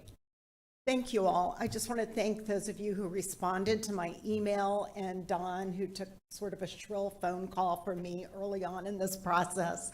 Thank you very much. Patty Pardee, 2626 Whitehurst Road, DeLand, and I'm the Executive Director of the Museum of Art, DeLand. I kept waiting during the stand-up period, stand-up artists, stand-up culture lovers. I was waiting for stand-up administrators. Your art administrators are the people, well, I am the person who loses sleep every night and has developed ulcers over funding the museum and just, being in support of the culture in our area in general. And of course, like I said, poor Don got kind of a shrill phone call from me. But anyway, I'm trying to gather my thoughts here because everybody did such an eloquent job. So I'm going to get a little bit into the numbers, and I promise to stay within my 3 minutes. For the investment that the county awards to the Museum of Art DeLand, that's less than $2 per resident, as we've talked about. The museum provides public art projects, including the Fall Festival of the Arts, the DeLand Sculpture Walk, which we do in collaboration with the City of DeLand. Thank you, Mayor Cloudman. The Miniature Art Project, the legendary Florida collection of historical paintings at the Volusia County Courthouse. We offer free programs to the underserved, including curricula to 10 West Volusia Head Start classrooms. We have 12 Family Fun Saturdays, and that's free admission to both museum locations with art activities for children. We have free admission every day for families who receive SNAP benefits. We host a minimum of 10 world-class exhibits each year, plus rotating exhibits from our permanent collection. We have a summer camp with a scholarship program that allows children who have financial needs to come to our summer programs. And I would love to provide any of you a copy of our current grant application, which describes our programs and our organization and its mission in detail. Our programs served over 74,000 people last year, and that does not include the thousands of others who experience the free public art 365 days a year. Those 74,000 people equal the $1 that we received from the county grant. So we received a little over $74,000, and we served 74,000 people, plus thousands more. For anyone more interested in the dollars expended than the quality of life issues, oh, you're kidding. No. No, I promised. Can I have 2 seconds? 1, 2. No, I wanted to tell you, the combined 2022 expenditures of all the grantees resulted in 490 full-time equivalent jobs, nearly $11 million in household income to Volusia County, and $583,223 in local government revenue. So the total return on investment was 2.6 times what the county originally invested in the art and culture and history in DeLand. Thank you. Thank you. And thanks for the extra time. Caleb, do you see what happened? She took the rest of your time. Jennifer Pulapaka, you had to leave? Okay. Kathy Thompson, followed by, are you already getting applause? Kathy Thompson, and you'll be followed by Harry, oh. Yeah, Pulapaka. Is he here? You're him, okay. Go ahead. Danny Crowell was so wonderful. It's hard to follow that act, and he said it for us. I'm going to spend very little time. You hopefully are going to hear from 2 of our scholarship winners who are here today, Joshua Lingo and Beth, Beth Wallach, because they speak to the heart of why we believe this is so important.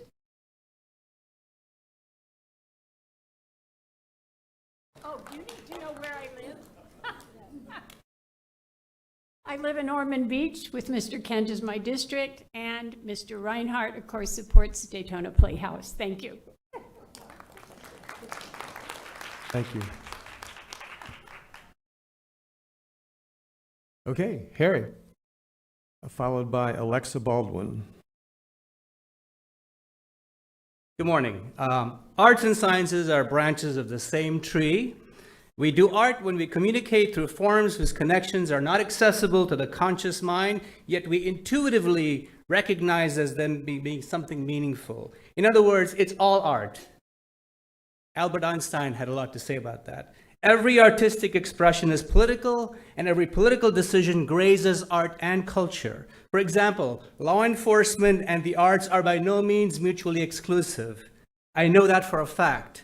I know that for a fact that Sheriff Chitwood, for example, embraces and supports artistic expressions in diverse forms.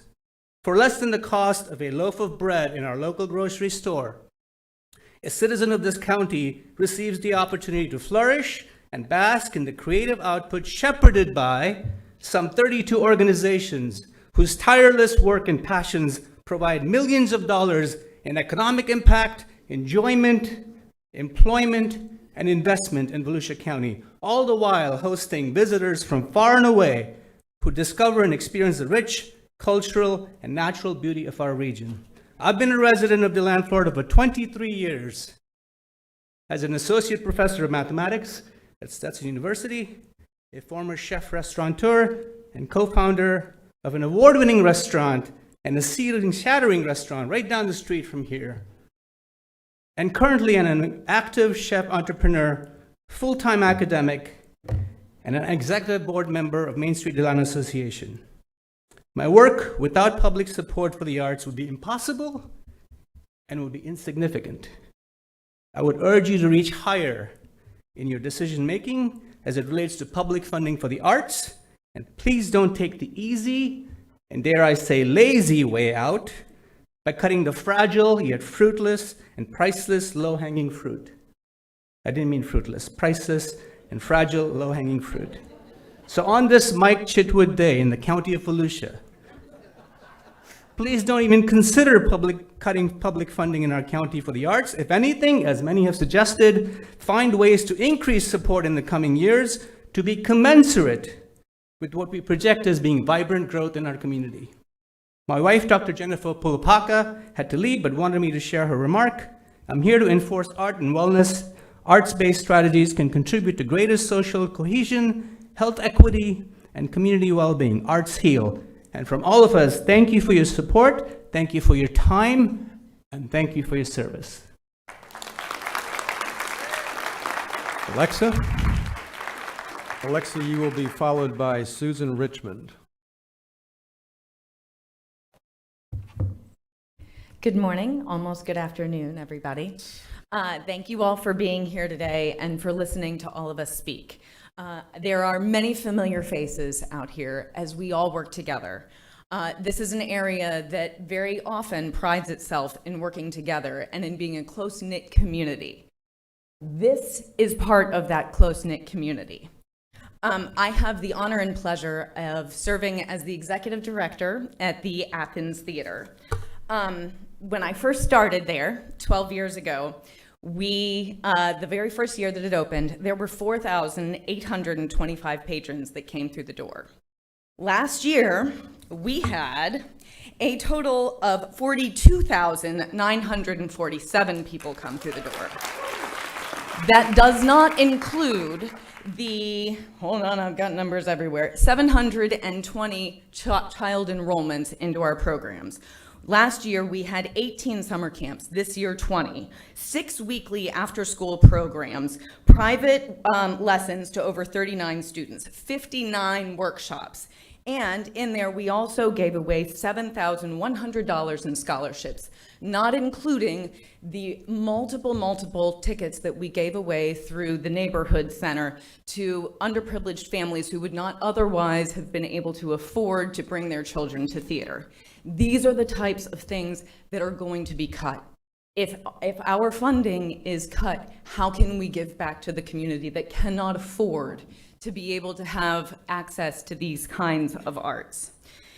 It is about the children. It is about the future. Yes, it is about the local revenue. When people come to see a show, what do? They go to dinner and a show. They create extra revenue in this community. Just this week, I just looked over our payroll right before coming here. We had 32 people on our payroll this week. And next week, it's going to be even more because summer camps start this week. We have multiple summer camps that are completely full to capacity. Many of those spots being taken up by children who are receiving partial and some full scholarships to be able to attend. It is these children that matter. When they are cutting arts in the schools, they come to us. We have seen numerous children throughout the years who have gone on to, and actually I had numbers here, we have had over 20 different children that I have personally watched grow up who have gone on to collegiate and master programs in the arts. We have over 6 different performers who have gone on to work on Broadway in national touring companies, and even one who has gone on to an international touring company.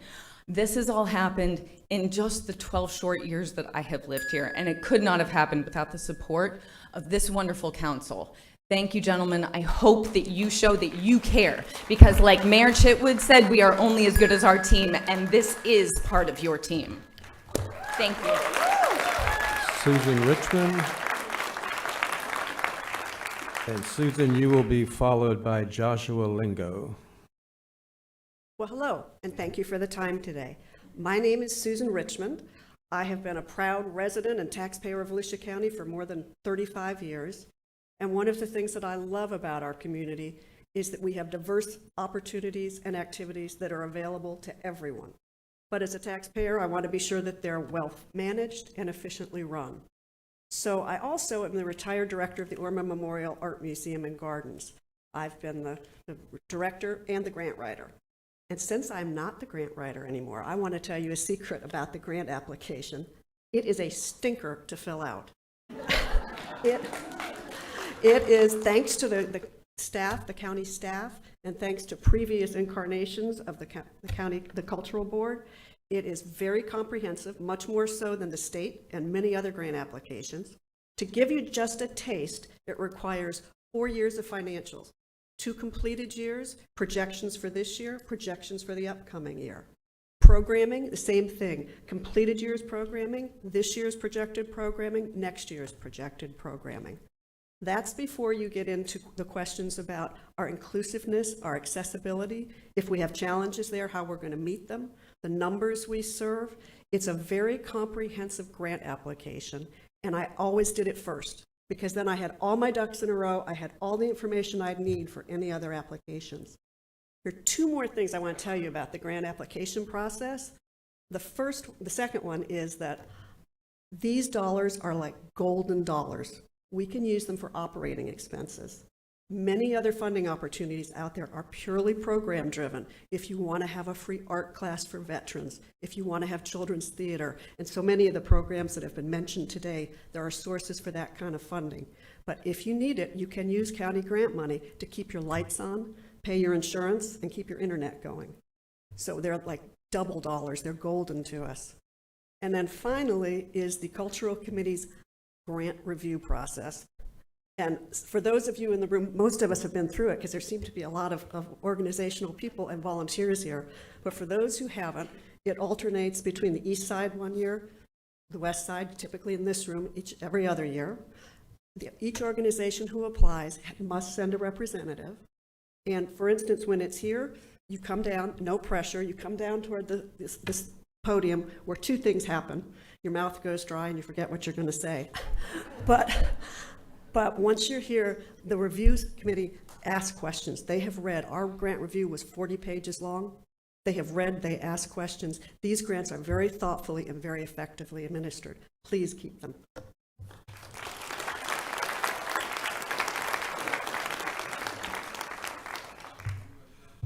You are Joshua Lingo?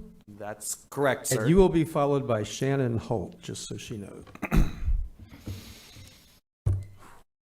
Good afternoon, Council, people of Volusia County. I stand before you as a young actor, not just a actor, a young 21-year-old actor, here to defend my Daytona Playhouse, Miss Kathy over here, because I'm one of her scholarship winners that was mentioned. Because when I heard about this, I was outraged by this deplorable action, because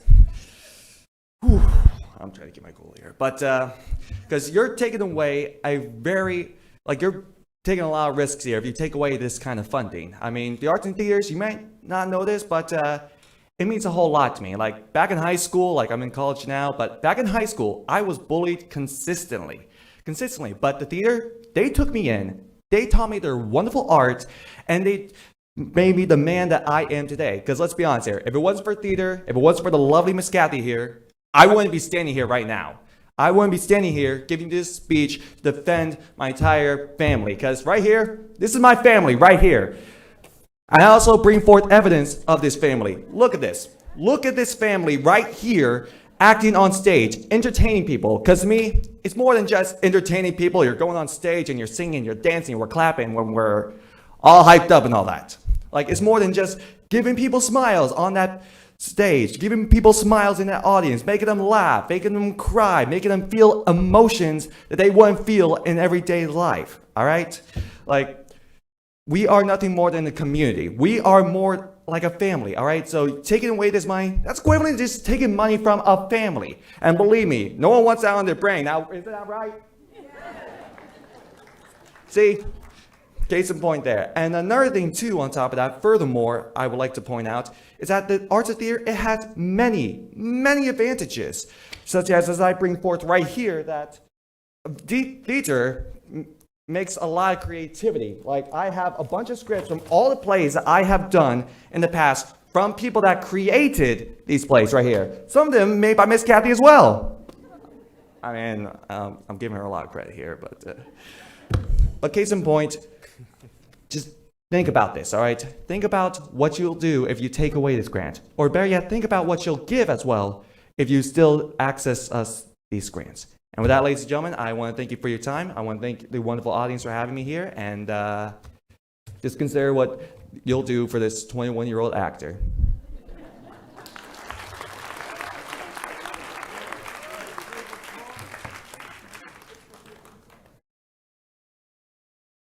Shannon, is that you?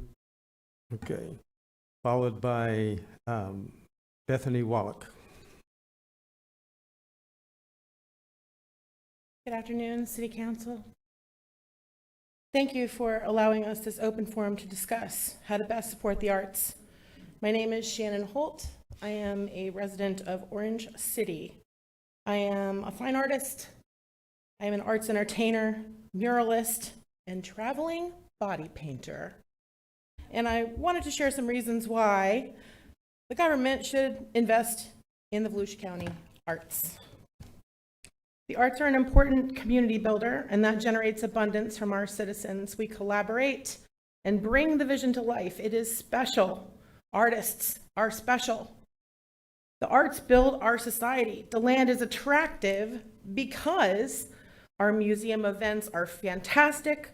The artwork, which complements our architecture, houses small businesses, and it complements our natural landscape. Our murals, art installations, performance arts, including theater, music, dance, and creative writing, attract tourism to our area.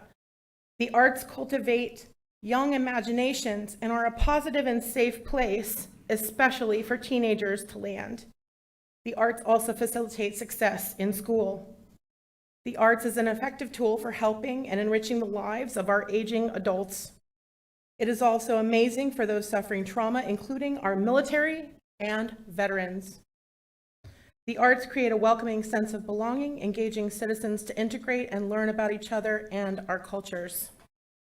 The arts preserve culture and heritage and showcases our county's unique character, traditions for future generations. The arts are a dynamic contributor to the small business sector. Many talented workers who are self-employed, such as myself, depend on grants and funding for public projects, performances, which everyone can enjoy, and museums. We make these communities vibrant, warm, inviting, and desirable. The arts are a hallmark of innovation, a part of the county's creative capacity. Creativity is a part of having that competitive edge. Distinctive design and effective arts entertainment spells success for the community. It would feel so exciting to know that the county stands by its arts by helping us not just survive, but thrive. I can understand the perspective that maybe arts funding can come from donations from the public instead of a $2 per home tax. That being said, every nonprofit organization, including cancer foundations, private schools, animal rescues, and the Girl Scouts, are always constantly asking for money. If we cut funding for the arts, people lose their jobs, arts education will suffer, kids' art programs will also suffer, and all the nonprofits asking for donations will also be affected negatively because a part of their money will get split up again. If we want to be progressive, we should not be making moves that turn back the clock. Don't make Volusia County. Thank you. I would just need a few more seconds to finish. We still have a lot of people to talk. I need to stay within 3 minutes. Thank you. You did a good job. Oh, that's so sweet of you. Thank you. Council, if any of you have ever said to an artist that you can't draw even a stick figure, this grant is also for you. Chairman, point of order, please. What's your point? Let's stick to the 3 minutes and stick to the 3 minutes, please. Okay. I think I just said that. Please Mayor, make sure it gets executed. Thank you. Mayor Cloudman is pulling out all the stops here. We have Isobel Cloudman, and she will be followed by Rana Metz. Hello, my name is Bethany Wallach. I'm a resident of DeLand, and I'm representing the Daytona Playhouse today. One of the coolest projects I've ever been a part of was the production of The Importance of Being Earnest at the Daytona Playhouse. We had an 8-person cast made up entirely of members of the community.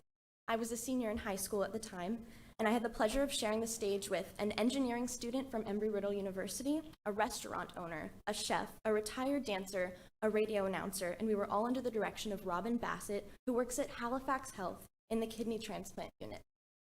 All of us remain friends to this day and continue to support one another in our various endeavors. Under what circumstances besides the community theater would this group have gotten together? A small group of community members, aged 17 to 75, were able to come together to create something beautiful for people to enjoy. The Importance of Being Earnest is a play by 19th century writer Oscar Wilde, so I'd like to use his words to defend the arts today. Art does not hurt us. The tears that we shed at a play are a type of exquisite, sterile emotions that it is the function of art to awaken. We weep, but we are not wounded. We grieve, but our grief is not bitter. When we experience art, we are not experiencing actual pain. What we experience is beauty drawn out of pain. When you look at a portrait of someone who has died, or when you listen to a song about missing the one you love, you don't say the song is bad because of the tragic nature of the subject matter. You say the song is beautiful because it makes something of the emotions you are feeling. Art makes beautiful that which is mundane and that which is tragic. It removes us from the perils of actual life and lets us experience beauty in a new way. I cannot stress enough how important art is for the communities in Volusia County. To provide another example of the way art has impacted our community, this season the Daytona Playhouse did a production of You're in Town. This is a musical comedy about government control of resources necessary for life. You'd think with the current political climate, the play would not have been a success. When I attended the show, I saw a house that was completely sold out and filled with people laughing together at the jokes made about tyrannical government. It did not matter what was happening in the world or what legislative policies you believed in or what the Supreme Court decided. This was a moment where we could all sit together in a theater and laugh. Something that brings so many people together in times such as these must be commended and encouraged. You mentioned the need to bring people together. Art brings people together of many ages, occupations, and opinions. When our community experiences division, art is necessary to connect us. I hope I have provided sufficient evidence to convince you to keep this grant, which allows so many arts programs in our community of service of this end. Thank you.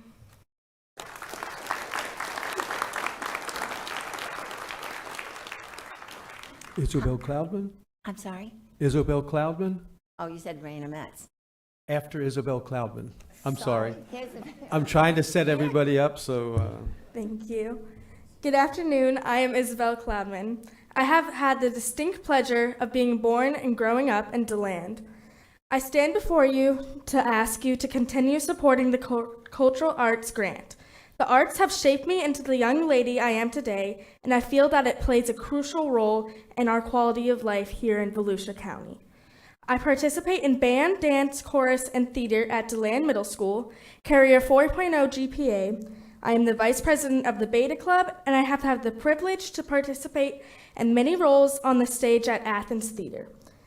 The arts are vital to all members of our community, but I want to share with you why they are so very important to the youth of Volusia County. It is proven that cultural arts improve reading and language arts, enhance critical thinking, and broaden social skills. The arts make us better, therefore making the future leaders of this community stronger and more diverse. As a future leader and a current citizen, I ask that you continue to support the cultural arts grant in Volusia County. Thank you.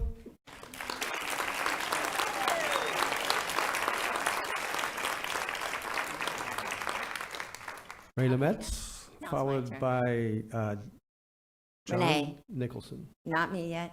No, it is you. I'm just setting up the next person.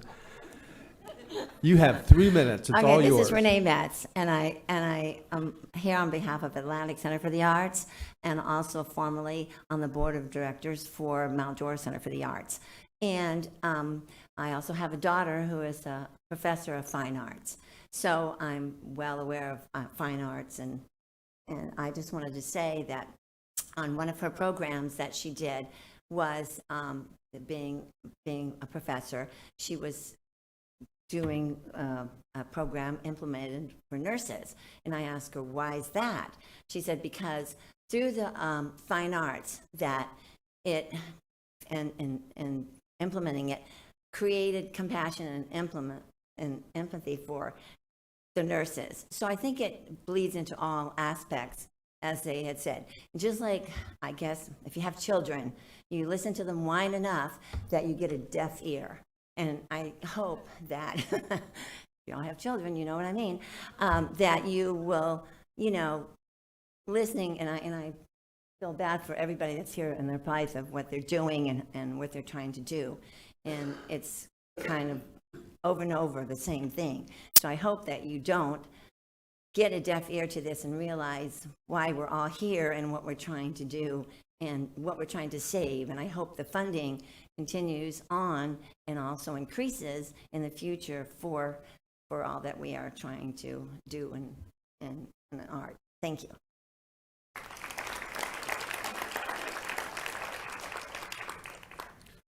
John Nicholson, followed by Tom Burbank.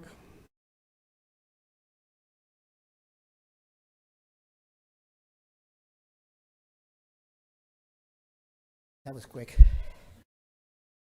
John Nicholson, Daytona Beach side. Just went through the thing outside. Did they gun? Pardon? Did they take your gun? Yes. So you're safe for right now. Now, Jeff, you and I disagree on what was said at the last meeting. It was said that $600,000 might not be reappropriated. It was said that they wanted to cancel the council, plus 2 other groups. So that's why these people are here behind me. There's a reason that they're here. Now, I'm not a cultural person. When I grew up, didn't go anywhere. If we had money, went to a football game, baseball game. My father bought some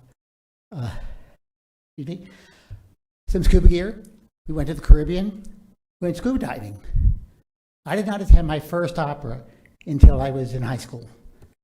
I did not go to my first ballet until I was in college. I would never go again. I am not that cultural person. So I understand if you want to add Samsula, mud wrestling to your list of cultural. That's a cultural thing. Add, but don't delete. If you want to add Molly Brown and some pole dancing, add that, but don't delete. We have, and I told you at the last meeting, that we are judged by the culture that we have. And the culture is standing behind me. There are dozens and dozens and dozens of people that say culture count in Volusia County.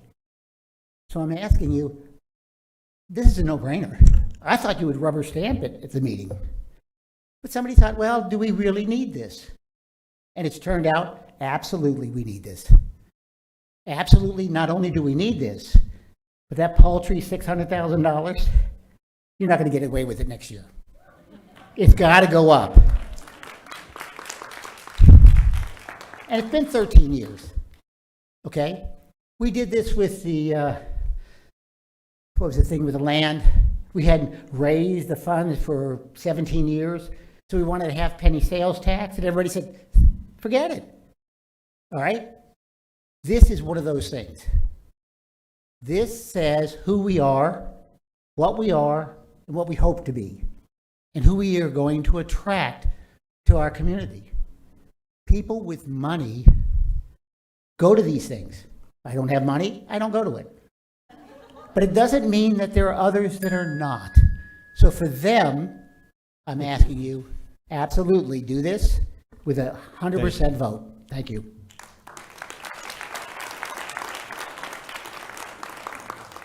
Tom Burbank, followed by Reginald Williams.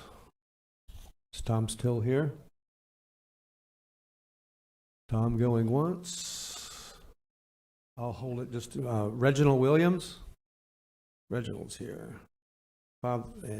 You will be followed by Heather Files.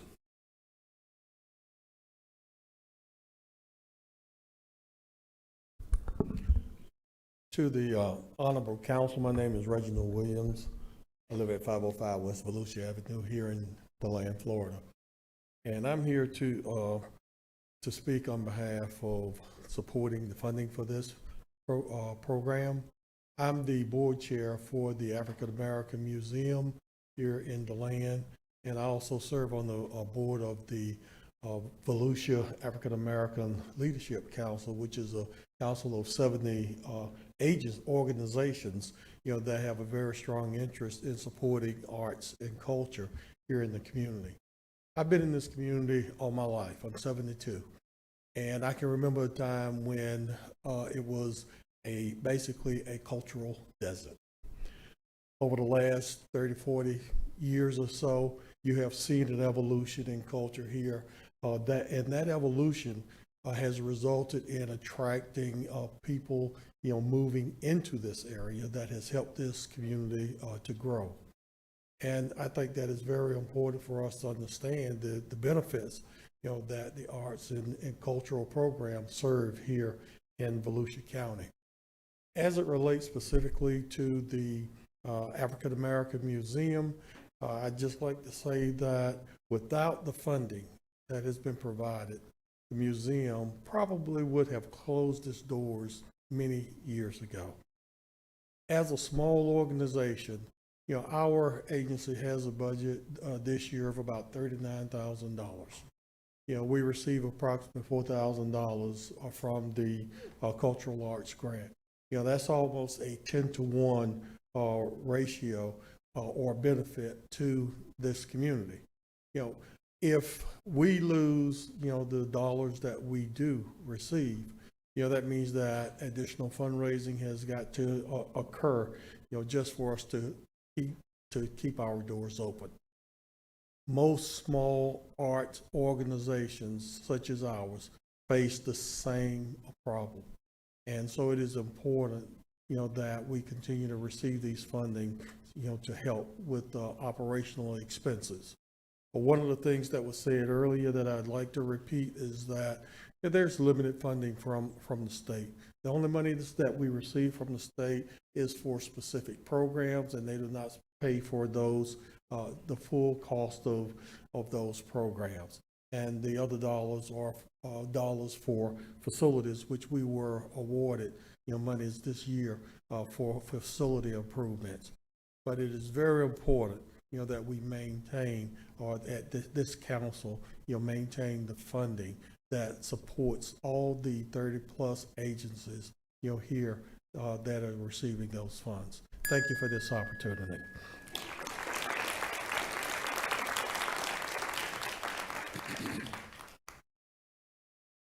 And as Heather walks down, following her, we will have Dr. Connie Mitchell. Good afternoon. My name is Heather Files from Daytona Beach. I'm representing the Halifax Historical Society Museum. I want to thank the council for giving our organizations the opportunity to speak with you regarding this matter. I am joined by Dr. Connie Mitchell. She is a board member of the Halifax Historical Society Museum, a chair of the Education Committee for HHSM. She's also the president of the Daytona chapter for the National Council of Negro Women and Daytona Beach's 2023 Hometown Hero.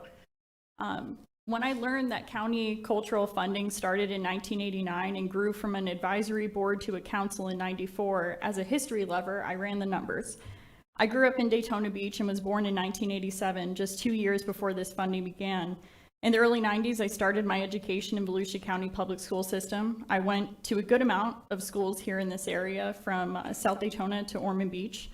My family was low income. My sister is an artist, and I've always enjoyed history. My mother introduced both subjects to us at an early age, and I am of the generation that grew up enjoying the programs this cultural grant helped create, and with that has reinforced my interest in history. My grandfather brought me to the holiday exhibit at 252 South Beach Street in the old Merchants Bank. The exhibits and programs and many others that my sister and I enjoyed were funded by the Community Cultural Grant. I'm now the director of the oldest historical society and museum in the county of Volusia, located at 252 South Beach Street in the old Merchants Bank building, right across the street from Jackie Robinson Ballpark, the Halifax Historical Society Museum. We support continuing funding for the Community Cultural Grant. I'm looking forward to the number of programs that we will be providing in the future, and thank you all for opening up this conversation. Thank you.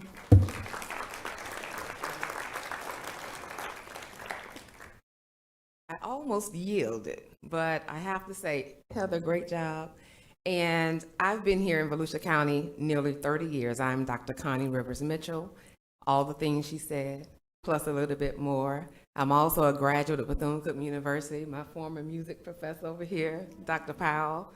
And so when I think about Volusia County, I think about all of the art enrichment that I received here as a young adult into my adulthood and raising my son here with my husband. So one of those things is being here as a marching wildcat many, many moons ago. Don't count the years. And I played the trombone. So I was one of the first female trombone players in that band at Bethune-Cookman University. And I'm here in support of the Halifax Historical Society and Museum. And Heather Files is on a wonderful job as our museum director, but we want to have more programming for youth. I was able to bring in our Daytona Beach section of National Council of Negro Women who stated to me that was their first time going into the museum this year when we had a meeting there. There was an exhibit about Dr. Mary McLeod Bethune, our founder of National Council of Negro Women, and of course the founder of Bethune-Cookman University. And many said that they weren't allowed to go into that building during Jim Crow era because they weren't allowed on Beach Street. That was their first time being in that building. Even when it was a bank, even when it was a restaurant, and so many things it was before it was the Historical Society. So we definitely implore you, and I know you're listening, and we thank you for opening up this conversation, but also to make sure that we have action behind these words. Thank you all so much.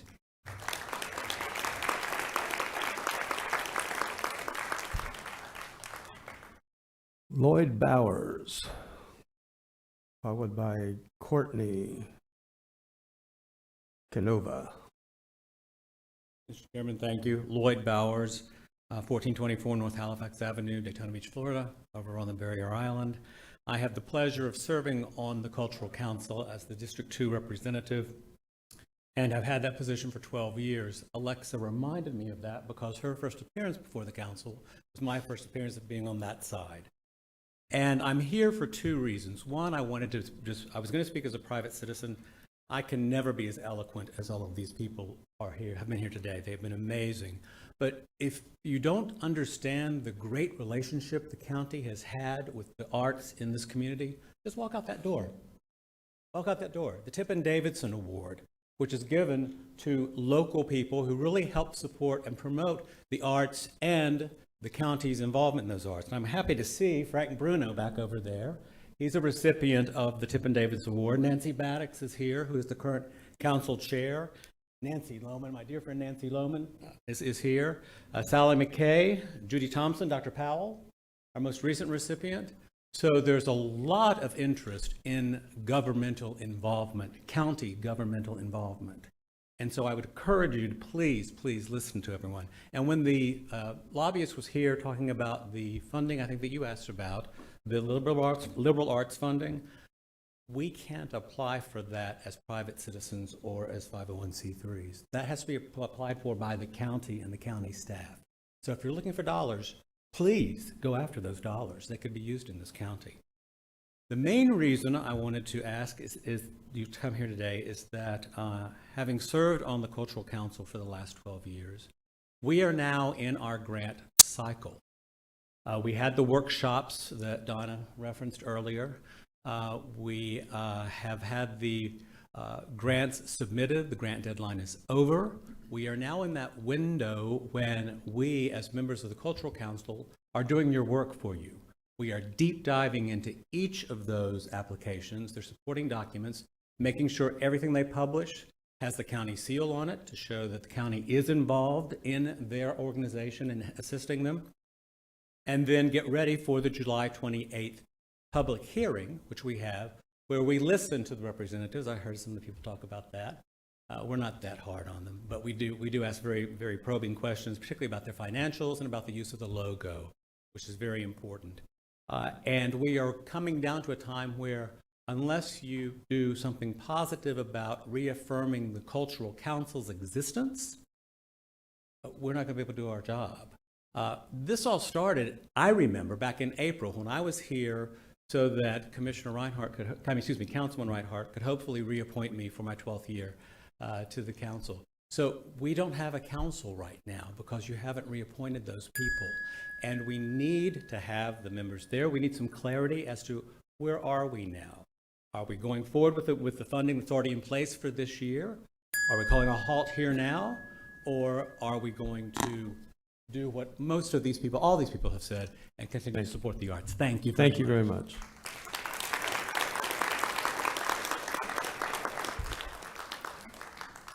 And you are Courtney? Yes. And then you will be followed by our last speaker of the day, Keith Chester. Wasn't feeling nervous till I got up here. So I'm Courtney Canova. I grew up here in New Smyrna. I came up actually more 50 years ago. Tipton Davison and the music program got me into the arts. Out of high school, I was like arts or music, and after talking with musicians, arts it was. I went to Ringling, came back against my professor's best advice and moved to Daytona, lived and worked and supported myself as a graphic designer, fine artist. And eventually found my way to DeLand. Saw that there were calls from muralists while I was doing my graphic design to support my, I was surprised they didn't ask me. Apparently there were no artists in town. So I've worked my way into being the muralist in DeLand. I've done most of the, been involved with all the murals. So many stories. So what I'm trying to say is usually the first thing we go through now that I'm doing murals, I just finished a mural in Sanford, 15 by 15, and the first thing I go through with the business guys is the sticker shock, the art. It was $800 for the paint that I used just to do a 15 by 15 mural. I go through this whole routine about when people want to do art. It's like, this is expensive. And usually I've come in to like the Sanford Airport wanted to do a mural, and I got the price from what they thought was about the price of the paint to hiring an artist to do it. So sticker shock is a pretty normal look that I get from business guys. I work in town as an artist. I'm a bohemian. I teach drawing and design at Valencia, East Campus. My whole life is art. I'm not a manager of one of these 501Cs, but you know, they support the arts. they're what our children are growing up through. And it's, you know, I had too much to say, but I want to think the arts are more expensive than you think. It's kind of the business conversation I have. Arts are a terrible business plan. If you're a student of mine, I'll tell you right away, terrible business plan. But if it's something you have to do, it's what you do. So, thank you. Thank you.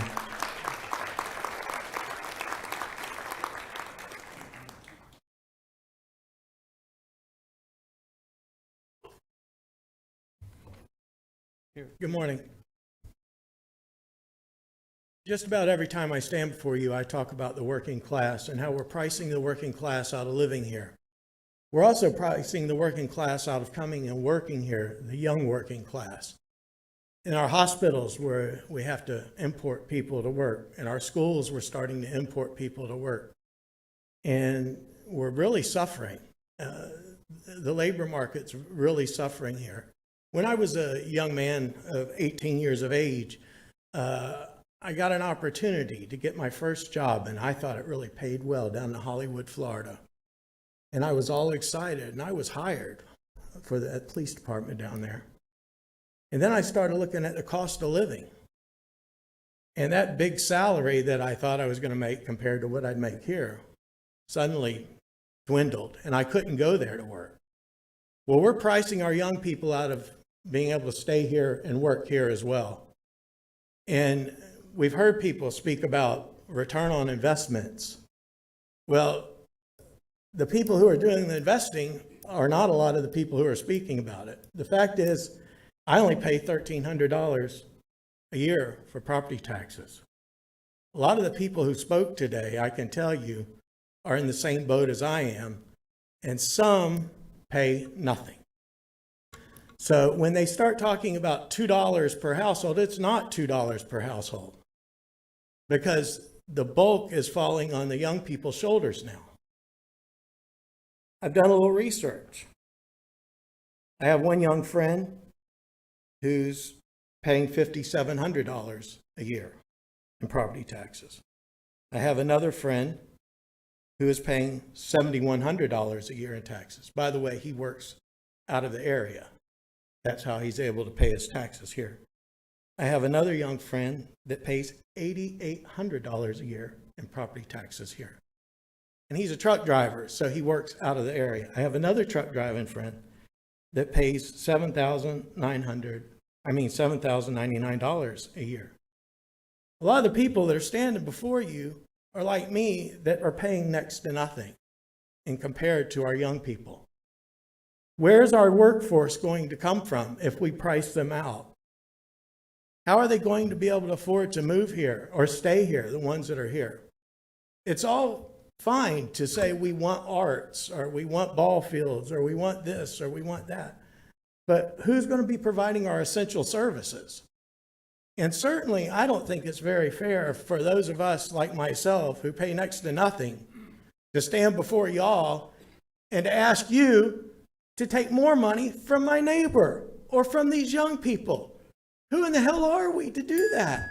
It's not my place to come before you and ask for you to take more from my neighbor for something I want.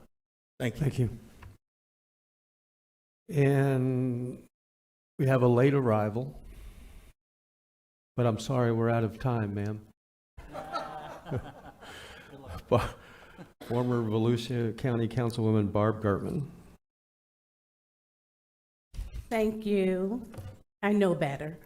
I remember being up there. So all I want to say, everyone has done such a great job speaking about arts, culture, and our community. This is our community. These are our people, and this is what makes the difference. This is who is making that investment of that $2 and beyond. And we know the economic impact that arts and culture has on our community. So I remember being in those positions where we had to make hard decisions about the cost and the impact of people's pockets. But I also know that when we have something that has this level of impact, When I sat on county council, when people were against any of our concerns, there was somebody showing up speaking about that. Today, what I saw was our community telling you the investment that they want you to make, and you as a representative of them, the decision that they need for you to make to support our community. So I know sometimes it's hard, but I know this shouldn't be one of them that's hard, because they've told you what they want. They are you. They are our voters. They are who you represent. So I believe you will all do the right thing and support your community because they've spoken. I thank you for the opportunity.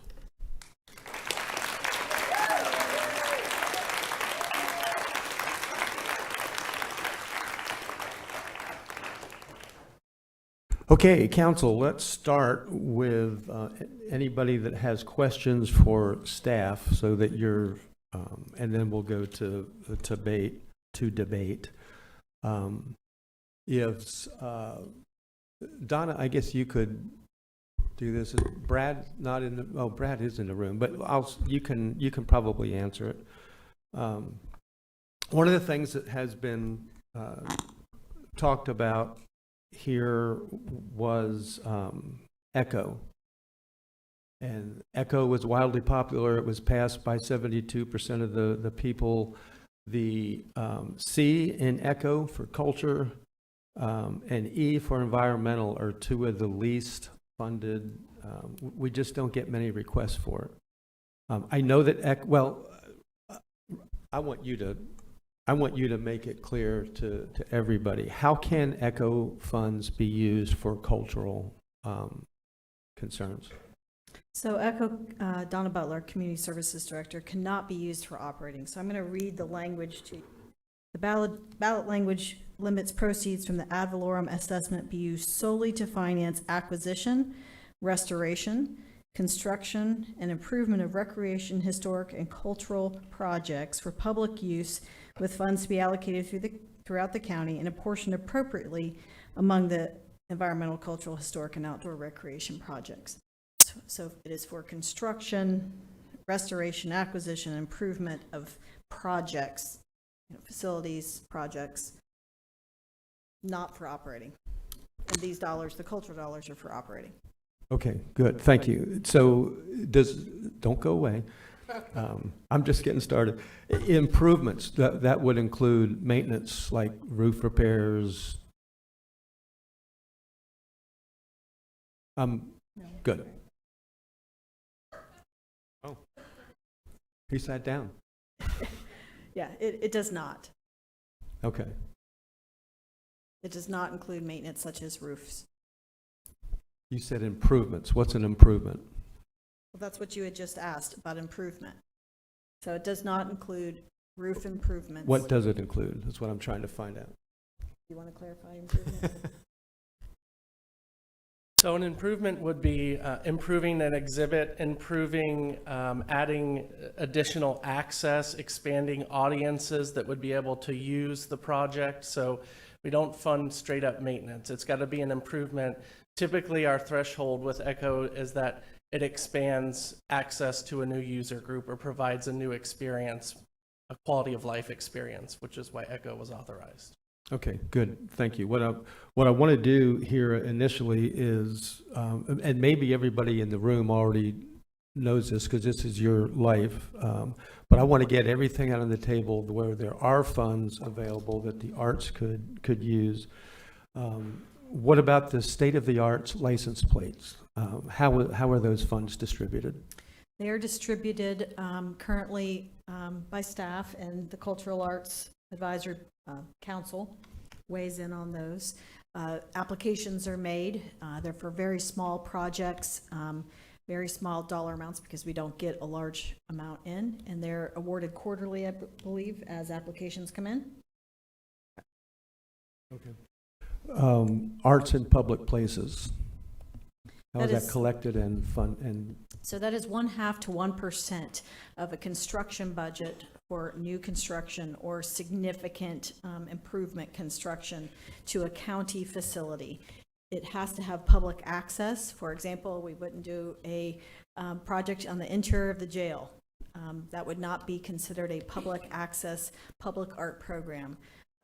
We've had, most recently, when we reconstructed the airport, we spent a portion of the construction budget on art. The most well-known is the new courthouse, not new now, but then new courthouse. And it had a very significant art collection placed in there as a percentage of the entire construction budget. Okay, thank you. The other one that came up was state funding, and I think somebody said that funding, the funding that comes from the state, Florida arts funding, can only, the county has to apply for that? There are different pots of money or different categories within the state general, and I have it up on my phone. Hang on one second. So, oh, he's got it printed out for me. So under the general program support, there are arts and education, discipline-based, and there's local arts agency grant funding. We could apply for local arts agency funding, but then we would have to get in the business of providing art programming. And we really feel like these folks out here are the best in the business to do that rather than county staff, which would require more county staff in order to do that. It could help support the salary of the person that does do the work for the county, but that's the only portion that we are able to apply for. These folks out here that represent nonprofits are eligible to apply for grant funding from the state. If you all decide that you would like us to support that in a legislative initiative, we can go with them and support them. We're happy to do that. We used to do that, but we don't apply normally for local arts agency funding.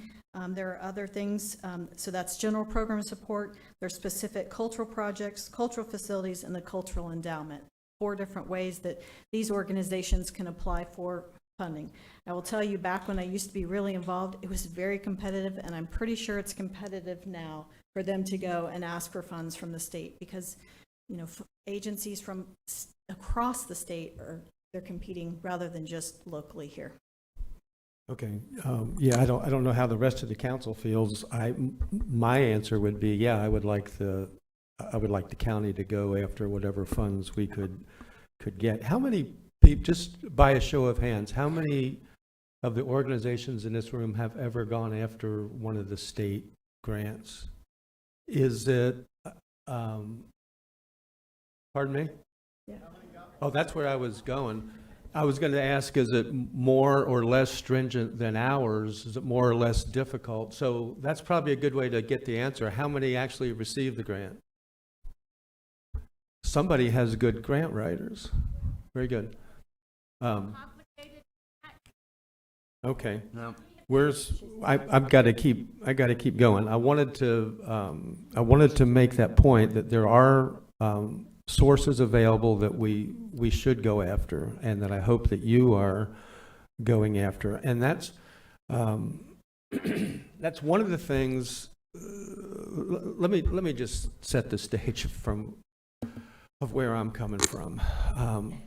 We've heard from all the people in the arts today.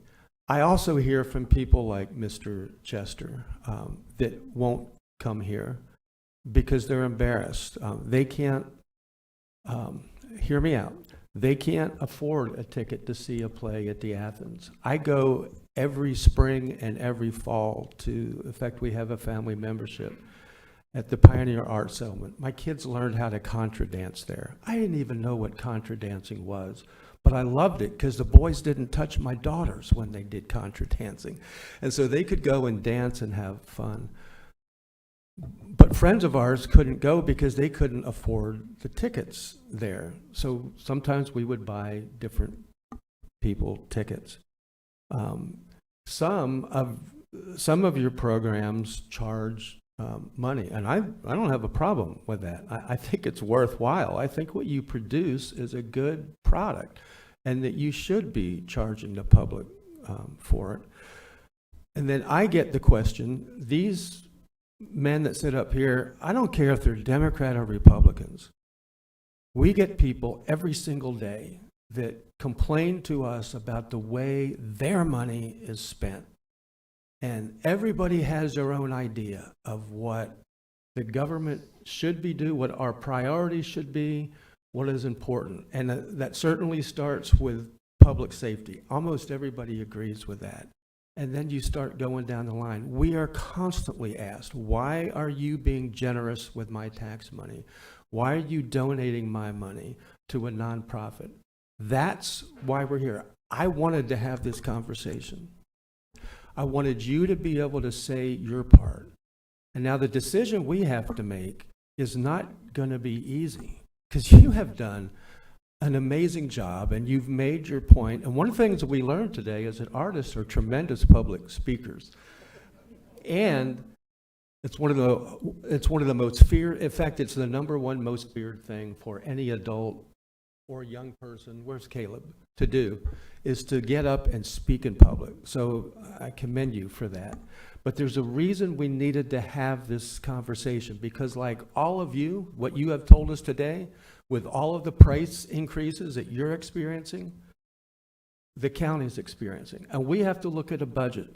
Our insurance liability doubled. We're here this morning. We gave raises to Mr. Chairman, point of order. the ambulance. What is your point of order? I'd like to get to the question. This is a question Okay. portion. We're going to get to the question, but these people came out, and I think they deserve to hear. And they will during our comments. Why we are here. So this is how government works, and I will stay within the rules, and I'll fit it in as we go along. A few more questions, Brad or Donna. Do nonprofits pay property taxes? No, Do nonprofits pay sales taxes don't know the answer to that question. on everything? You don't get any breaks on sales taxes? Okay. I bring that up because I want to also have the public know that that you realize that, and that's part of your stewardship, is that you realize that there is already some public input into this. I don't know who knows the answer to this, but Deltona is our largest city in Volusia County, and they don't have a single person receiving a grant. Do you know why that is? Do they not apply? Do they don't know about it? They haven't applied. They just haven't applied. Right. Okay.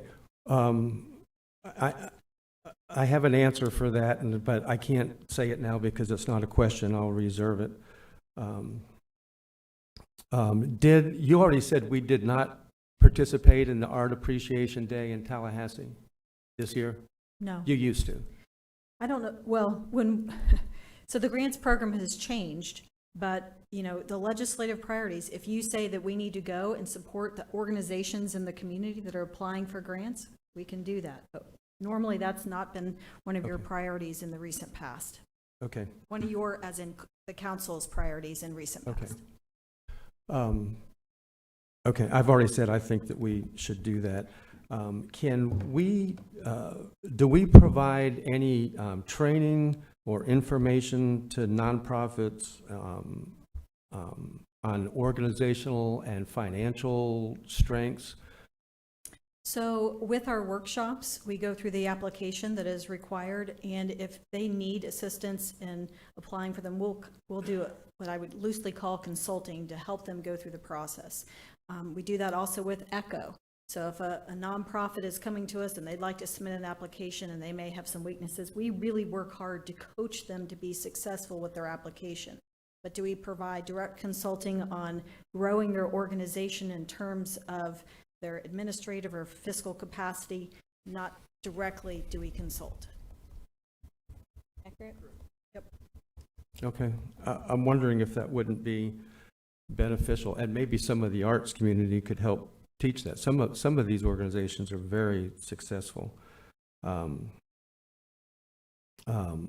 What about the Cultural Council's review panel? Do we provide any guidance to them in an advisory role of how to, and I'm not talking down to anybody that's on that council, So but you I all, think, yeah, you all appoint the 9 members that sit Yeah. on there. do and we they give them any work- training on how to do their job? Absolutely. Okay. Every single new member that's appointed sits through training. All of the advisory boards in my department sit down with staff and receive training on everything that they're responsible for as a board member. So if they are on the Cultural Council, if on their ECHO Advisory Board, if they're on the Community CFAB, Children and Families Advisory Board, Affordable Housing, they receive multiple hours of training. And then they also learn by going through the process. Excellent. We review the applications with them and tell them the points that are most important for them to be looking for, explaining what the questions are, what they're being asked, and how we're looking for the responses to come in from the applicants. Great, thank you. Do you have any idea how I heard the history at the beginning. How do we arrive at the figure of $611,000 that hasn't been changed in Well, we 13 could years? ask for sure the county chair, but my former county chair, but my recollection, it was supposed to be $1 per capita. Right. That was the And original. then it went up, and then a future county council reduced it to. It was reduced primarily because of, I'm sorry. Mr. Yeah, let me, the ordinance was updated and given a range up to $1.50. In previous budgets, though, I think it was set at around $1.10, roughly. That's how we get to the 611. Okay. Thank you very much. Jake Johansson. Thank you, Chairman. Two questions, or probably two or three, Donna. Does ECHO look at the Cultural Council grants, and does the Cultural Council look at the ECHO grants and make sure that, I noticed in the application process, it's got to be a clean hands check. I don't want people in trouble with ECHO getting Cultural Council money and people in trouble with the Cultural Council getting ECHO money without at least them talking and working that out. Does that happen? They do not, no. Got it. I mean, the clean hands process for ECHO definitely takes place, but the two organizations, the two boards are not discussing the applications back and forth as to. No, not the applications, but so the Cultural Council, I have indications that some people that may have been in a little bit of trouble with the ECHO received grant funding. And I'll get into my comments later, but I want to make sure that's not happening. Can you guarantee that that's not happening? I'm not sure what you mean by in trouble with ECHO. So If they you may don't- have received. If you don't comply with ECHO, you owe money back, or you have to have some type of plan to get better. That would not come up in the clean hands. Do you We think can, it we ought can to? start doing that. Well, it's, a clean hands looks at whether they owe money or To the county of Volusia in county. general. Got it. The clean hands in terms of ECHO, I don't know if that's going to come, because that's grant compliance, and frankly, we've moved almost through every single one that has had any issues and brought it back and had it resolved. We only have one right now that's going to be coming to you, I believe at the next meeting or the meeting after, I forget which one we're coming back to you on, for you all to give us direction on how you want us to handle that one. But everybody else is in pretty good shape out of all of the ECHO grants that we've had. All right.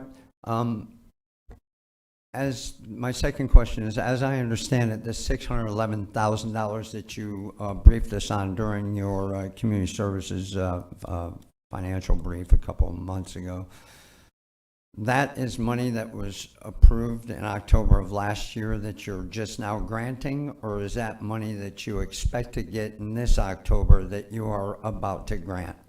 So both. The money that I spoke of during during the budget Right. presentation was current fiscal year. Right. And so that's 611 and change. $611,000 and change. That is part of our proposed budget to you all as well, moving forward for October 1. We have just recently received a little over 30 applications, same number of folks as last year in this year's cycle. They've gone ahead and applied because it takes us a little while to go through all of their applications and have the committee review them. If you all decide to move forward, those would be funded effective October 1 moving forward. Got it. Got it.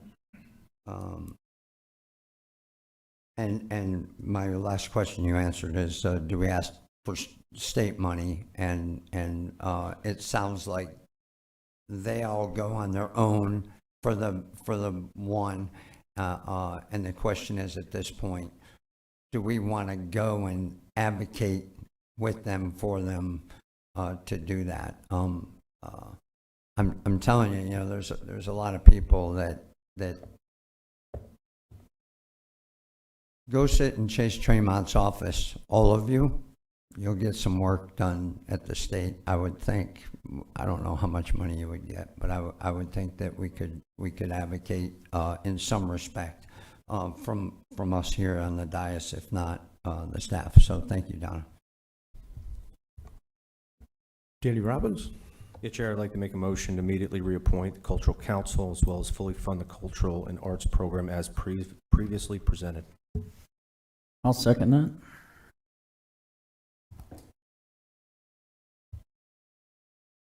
Okay, Danny Robbins makes a motion to, where are you? To reappoint the Cultural Council and release the $611,000 funds as appropriated by the Cultural Council Committee right now. And that was correct? And that was seconded by Matt Reinhardt, correct? Correct. Okay. That's the motion on the table. So now we'll discuss it, go into debate. Troy Kent. Thank you, Chairman. And before debate for me, my name's up there for a question. I'll reserve my debate if I need it a little bit later. But Donna or Dr. Burbaugh, both of you, if you could come up, because I heard Mr. Johansson ask a question, and I don't know that the answer was clear for me. So I'm going to ask a very similar, if not the exact same question. And if my memory is right, and I think this is the exception to the rule, but if my memory is right, I read an email that said we had a not-for-profit group receive an ECHO grant, and then the things they were supposed to do by receiving that ECHO grant did not happen. So the county said, you've got to pay this money back, which they did. I think it took 4 years, if my memory is right. And during that 4-year time, they were able to receive this annual cultural grant money. I think that's the question you were asking, Mr. Johansson. I didn't want to get specific, but yes. And this is the exception to the rule. I think this is one that this happened about, but it's important so that we don't continue those mistakes for the future, because it takes one bad apple, and our constituents, you are our constituents, but people ask really good questions, and when I hear a really good question, I like really good answers. So is that the case? Did I read that email correctly? Someone from staff, can you just put that on the public record? Did that indeed happen? We did get the money back. ECHO received the money back. It was over $100,000 if my memory is correct. It was a children's section that was supposed to be happening if my memory is correct. And the group didn't follow through with what they were supposed to do. But at the same time, they were getting into this money every single year. Is that right? Is my memory right with what I read? That is correct. There Okay. was an agency that received funding for a facility. Right. They could not bring it to fruition, so they repaid those funds. They continued receiving funding for their Right. operations. And like I said, I think that is the exception to the rule. But Council, that's something I would love for us to address up here to help fix so it doesn't happen again in the future. so that we can say, hey, you know, you didn't live up to your part of the bargain, and you have a clean hands check, and you don't owe the county anything. But technically, you know, Echo is the county. You do owe the county something. So, you know, we're going to make sure that we withhold this funding until you get paid back, or do what you said you were going to do in order to receive those funds. And then the second piece to that is, and this council has said it, is that to get the projects done in a timely manner with what they said they're going to do that time. And I'll reserve the rest during this debate time. Thank you. We'll say for the ECHO grants, since the inception of the new program, they have really toughened up the application process. So plans, signed plans, Right. have to be included, and that has really, really stepped up the process of getting those projects completed. So absolutely agree. Yeah, and Ms. Donna, I'll say, and I'm going to give credit to this council for that, because when this council put their foot down and said, what?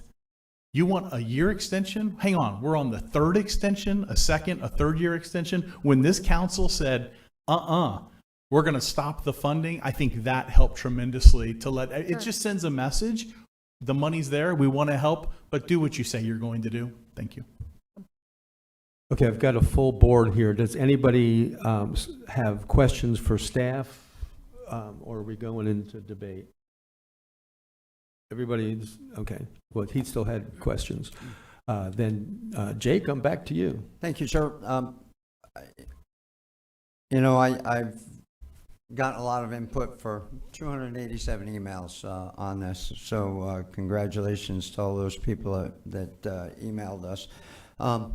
I know on Team Volusia's Economic Development Corporation's homepage that they value culture as one of the driving factors to try to get folks here.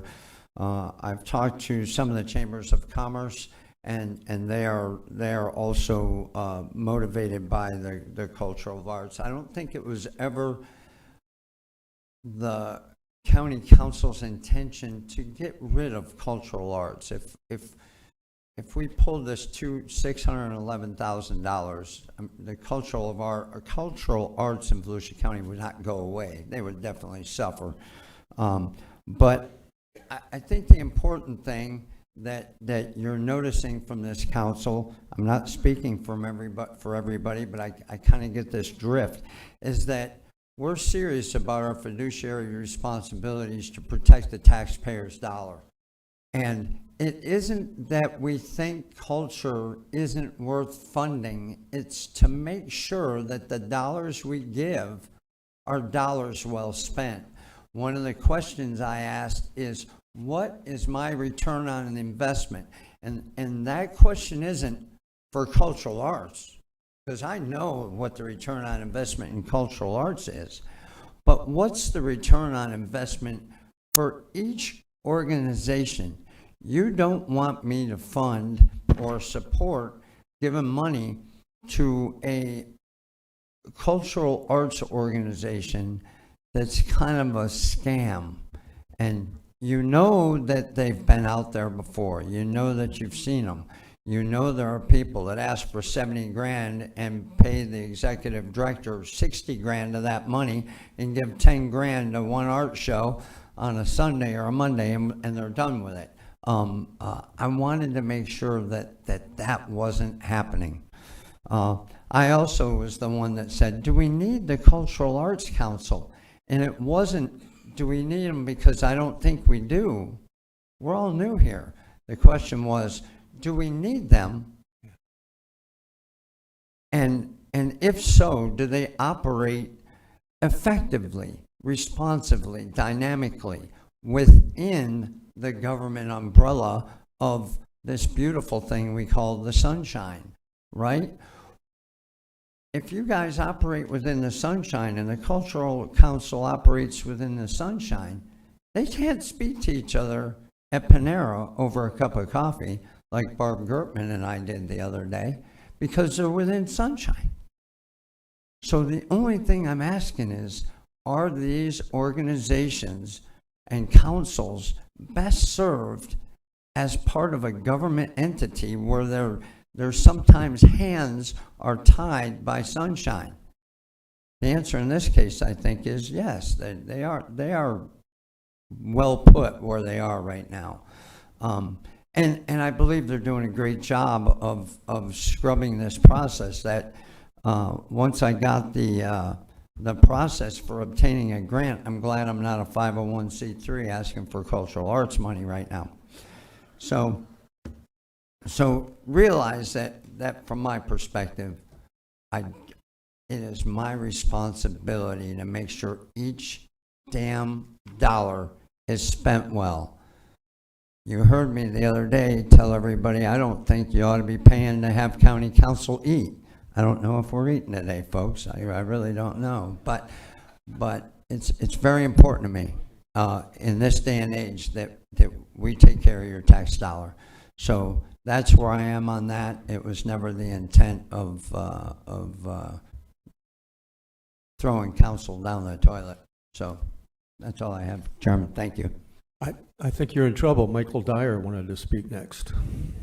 No, just to clarify, Mr. Robbins, if it's acceptable to you on the motion, the motion was to reappoint. We would interpret that if it passes a motion to continue with the appointment process, bring back that agenda item for you to act on from April, and you would continue with the grants program. Correct. Okay. Thank you. Don Dempsey. Okay.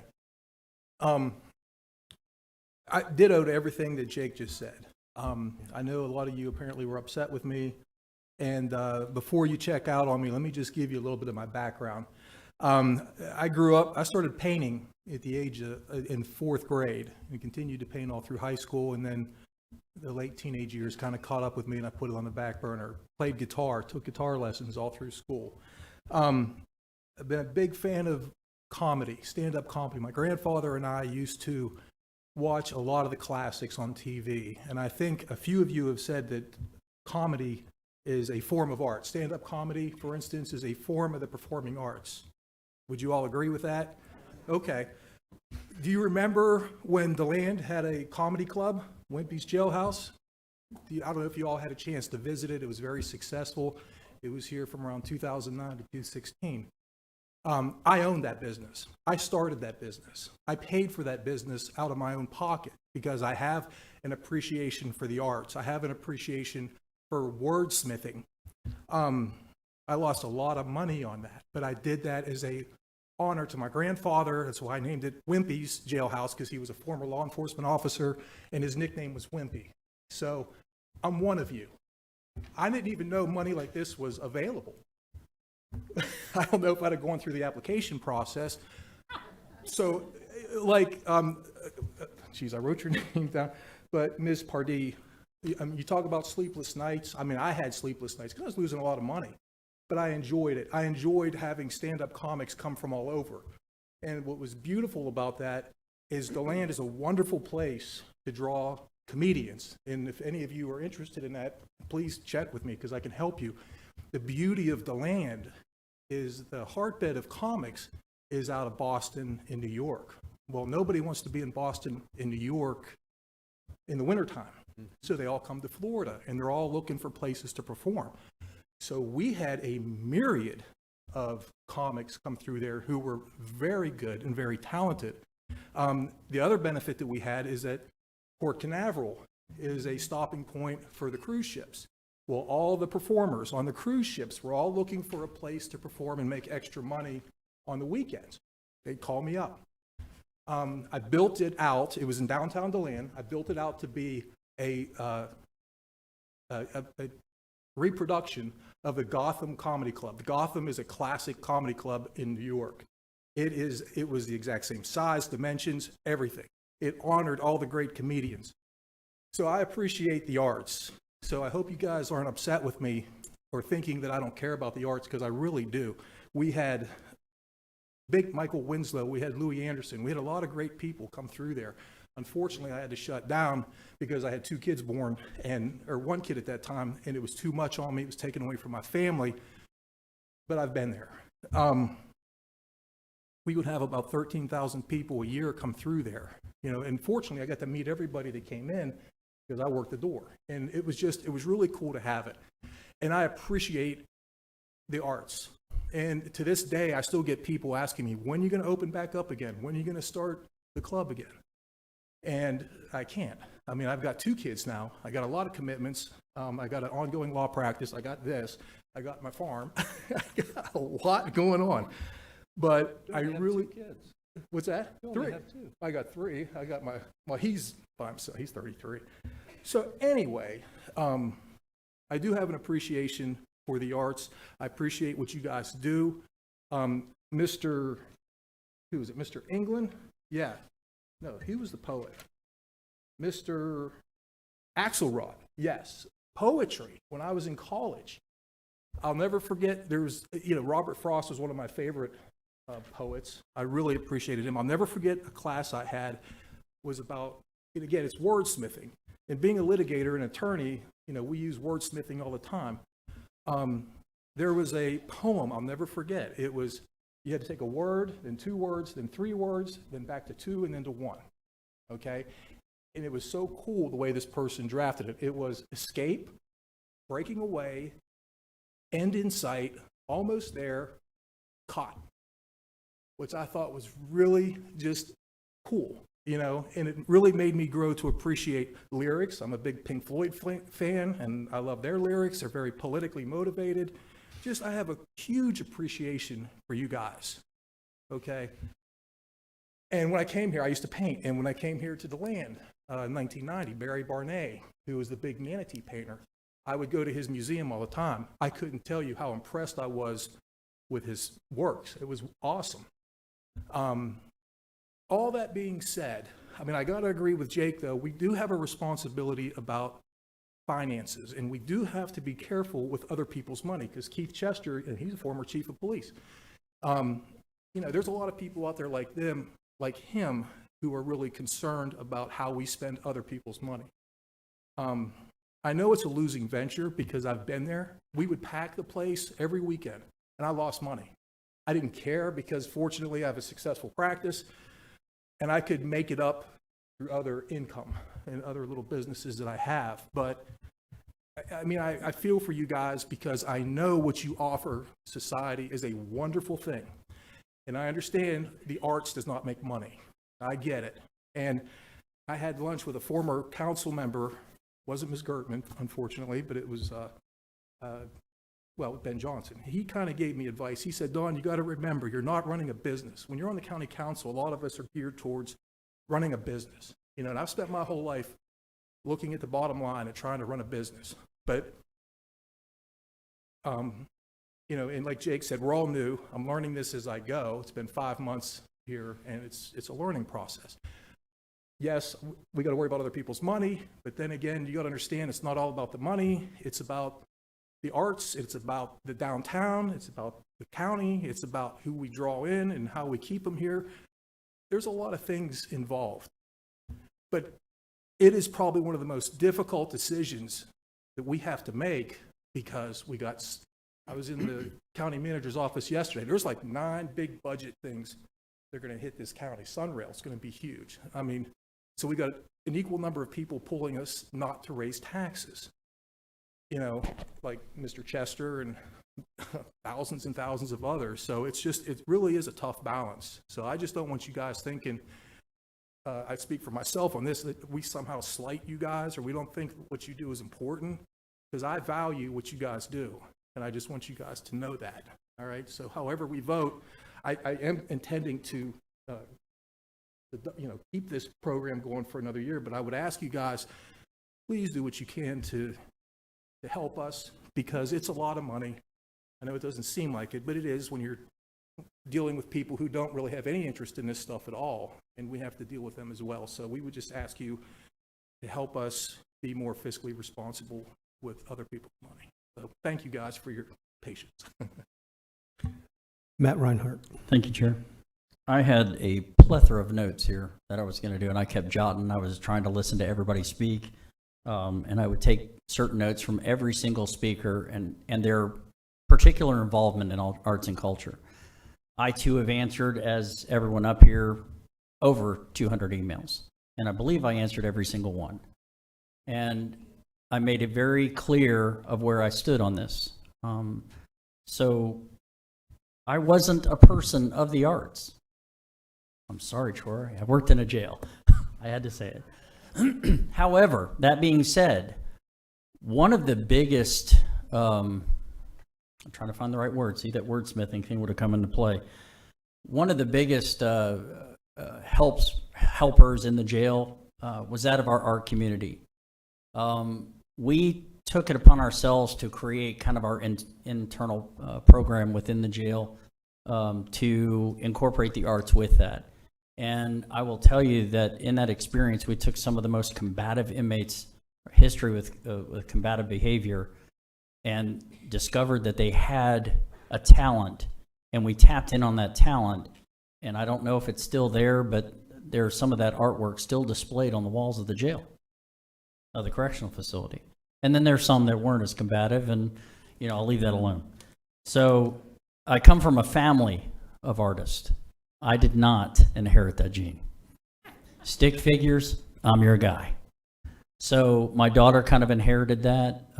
She has a talent. However, I'm going to sick all you guys on her and tell her she needs to explore that a little bit more. She's very talented. My brother, who recently passed away a few weeks ago, had that talent.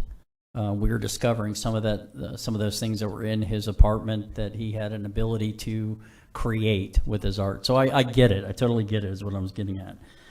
The Athens Theater. I was there in the 80s in high school when it was a movie theater, and it was a great place to go. And I was very excited when it closed and when it reopened into what it is today. I commend you. Awesome job. And the way you've increased those numbers, that's superb. Another one, when I took over in this position, I was never familiar with it, and I've yet to go, and I will, I promise, is the Daytona Playhouse. What you're able to accomplish with the minimal funds that you have. And we voted to support that as well. So I commend you, Dr. Burwell. Great job with what you're doing with ECHO. So I commend you for that as well. The summer programs for kids, how vital and important is that? I know my mom was single at the time, just raising me. My brother was with my dad. And if it wasn't for scholarships from certain programs, I wouldn't be able to attend. She could not afford it. So I was able to go to that as a kid. I didn't turn out so bad. You worked in a jail. Exactly. I worked in a jail. Looking at the arts, I guess at some point you kind of wake up and you see things. I had the opportunity to go through the C.C. and Hyatt Brown Museum, the Florida history. I am just a geek when it comes to history. I love history. And to see some of the art, it kind of opened up. I want every person to experience that. I think everyone should. And I think that if your eyes weren't open to it, it would be. And here I am just going on and on. But, yeah, I'm at 6 minutes. Hey, this is the most time I've ever taken. So I'm passionate about this. So I also know that we do have a rigorous process with that, with how we approve these grants. And we have said it before, I think on this not on this subject, but on other subjects, we talked about trusting our staff and being able to walk through the process that we've set, that we've approved. Trust our staff, and we've done it for other things, and I think we need to continue to trust our staff with what they're doing, and to trust the council that we put in place to be able to make sure that this money is being spent wisely. I totally agree. I want to be fiscally conservative as well, but I also know the importance and what that brings back. I'm not going to get into the ROI statistics. I think everybody's got the idea of that. It was brought up several times, and if not, I could share, a couple hundred emails stating those facts too, if you'd like. I'll return them. I'll return those emails. I'll show you. So we continue to do that. We continue to get that feedback from the community. We see how vital and as important it is. I think you pretty much know where I stand. Thank you.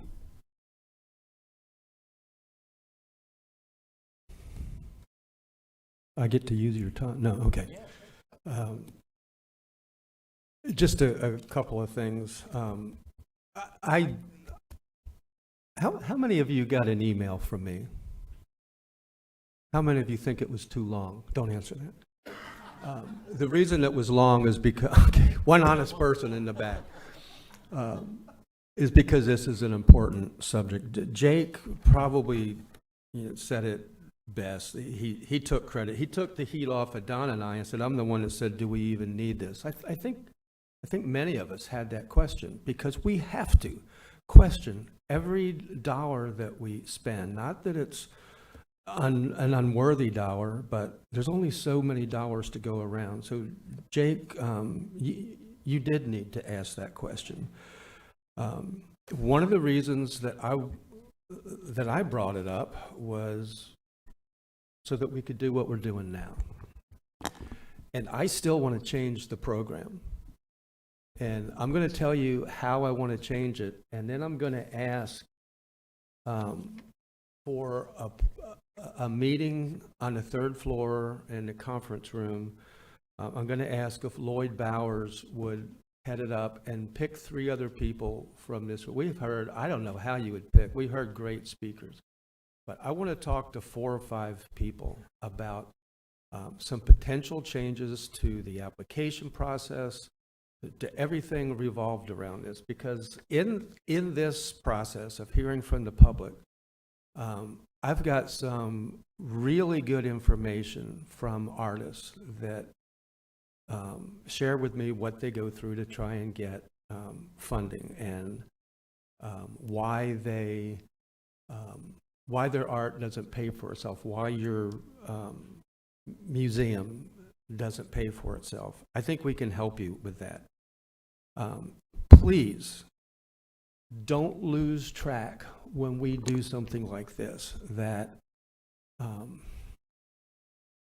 there are so many really, really good reasons that people come to us and ask for increased funding. I have a granddaughter with Down syndrome, and her mama can't find help for her anywhere. The public school system, teaches her. And then I went to the Hub, and the Hub has a program for I don't even know what you'd call handicapped children, where they learn art, and it's well, I think it's beautiful, but it's the Hub doing something like that. So, but then we have people coming, and I just referenced the firefighters, the sheriffs, the ambulance, paramedics, and EMS. We have people all the time coming looking for money for substance abuse. There are so many needs in our county, and we have to ask the questions. We have to ask them all. Every one of you have told us that you believe that you're contributing to all of those things, to public safety, to health, to addiction. And I'm not arguing that point with you. I can't. You were too good. But I'm going to bring this, we're going to have a vote now, but I'm going to bring it back with some potential changes, if you will help me. And I'm going to real quick tell you what I want you to consider with me. And then you might not want to come, but I want to talk about basing the awards that the Cultural Council gives out more heavily on merit than just the size of your budget. Because I want groups like the African American Museum of the Arts to have a greater stake in this. And just to look at somebody's total budget, so the biggest people are getting $67,000. African American gets $4,716. Can we look at the way that you weigh awards more heavily on the merits of the program, the people that are served, than just on the budget? I think we can do as a council right away. Provide nonprofits with information on other funding sources. I'm going to ask when we bring this back, the council to consider. This is an easy one. We should have on our Facebook page and our web page we should be highlighting somebody in the arts every week, and we should be getting you information about where there's funding, where there's help available. I want to talk about requiring participation in board development workshops. Brad, Donna said that we're doing that. Including, though, I would like to include planned giving. Your whole life is raising funds. Maybe we can help you with that on planned giving and endowments. Also, providing training to review to the review panels and nonprofit boards, if needed, on best business practices for operating a nonprofit. Some of you are really good at it. Some of you could help your neighbors, your friends in the arts do that. And I think that's an area that we could help you in. A big one for me, because this will take some of the public heat off, because what the public really cares about is that if we allocate funds, that it's spent, we just talked about ECHO, that it's spent for what they believe it was spent for, and that their money was handled properly. So I would like to see a transparency page required for anybody applying for funding that could be on your webpage that we could put on ours, like your bylaws, board requirements, 3 years of financial statements. I think you're already having to do that for the grant program. So you've already got it, but the public doesn't know it. They don't see it. They don't have any idea how you handle your money. And they look at us and say, why are you giving this money away? And then board meeting calendars and all your boards are open to the public. I can come and listen. Keith Spencer can come and listen. Keith Spencer's not against the arts either. He's for our kids and sees government growing by leaps and bounds all the time. And we have to deal with that.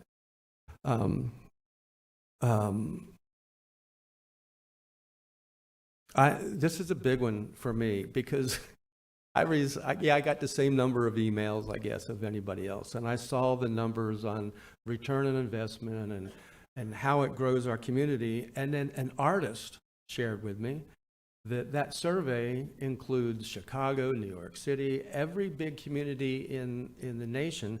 I want to see it, and I think you're doing this. I want to see it for Volusia County. I want to every year for us to be able to tell the public, this is how what you do is affecting our public. This is the money that it's bringing back. There's nobody up here that doesn't agree arts and culture is valuable to the community. I'm not going to go through what Don did because most of you got my email. And I already told you how my family is involved. My daughters have been inspired by the Hub. All of my kids, we've all taken music lessons at the Pioneer Art Settlement for free. Some of the things they do requires funding, requires a payment. But I want to see a participation required in that arts and economic prosperity survey for Volusia County so that we can measure how are we doing here? Because this comes back every year. And then we've already talked about requiring participation in the state art appreciation days. I'm going to put that on our as a to-do list for the county, and I'll go to that, and I'll take my kids that are artists. They'll love it. And then lastly, part of this comes from a conversation I had yesterday with a young woman that I won't embarrass here. She did a great job. Shorten the grant application. I think Seminole has a 6-page application. She showed me her response. It was 84 pages just to answer all the questions. Can we not leave out essential information that the council needs to make decisions, but can it be simpler? And then we all have to consider in the future, are there other ways to fund this? Because Seminole County, I think it's Seminole County, funds the arts with sales tax. And the reason they do that with the sales tax is because everybody pays it, and it's not part of, I didn't talk 10 minutes, did I? God, 10:05. 10:05? Okay. Then I'm going to stop. So, would you do that with me? Thank you. Troy Kent. Thank you, Chairman. And to the community that's here and to the council, yet again, I've said this before, this is why I love local government, because something like this comes up and man, oh man, I think I've received as many emails as dogs on the beach. And, you know, this hit a nerve with many of you and you got involved and you sent emails and you showed up, and it's hugely impactful and it matters. Trust me when I tell you, it does matter. And many of you spoke. And I learned some things I didn't know. I had no idea Don owned a comedy club here. And I just have a quick question. Did you ever get up and perform in your own club? That's a yes. I can see it. I can see it. Okay. But I love that you did that. And, you know, I heard someone talk about not having an artistic bone in their body, and 6 kids in my parents' family. Both of my brothers are wonderful with art as far as drawing. I didn't get that. I mean, my stickman figure is the worst in the room. I'm going to tell you that. But my son, WK, little Wyatt Kent, in my office at home, he drew on my office wall with a pencil.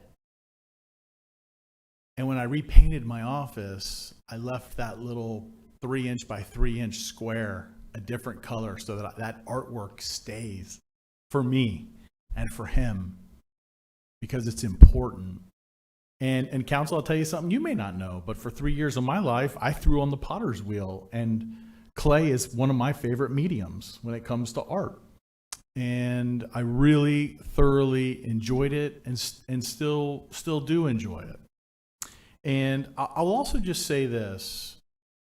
I was sitting here thinking about the decline in art in our community, and I would be remiss, because one of the family members are here, if I didn't mention.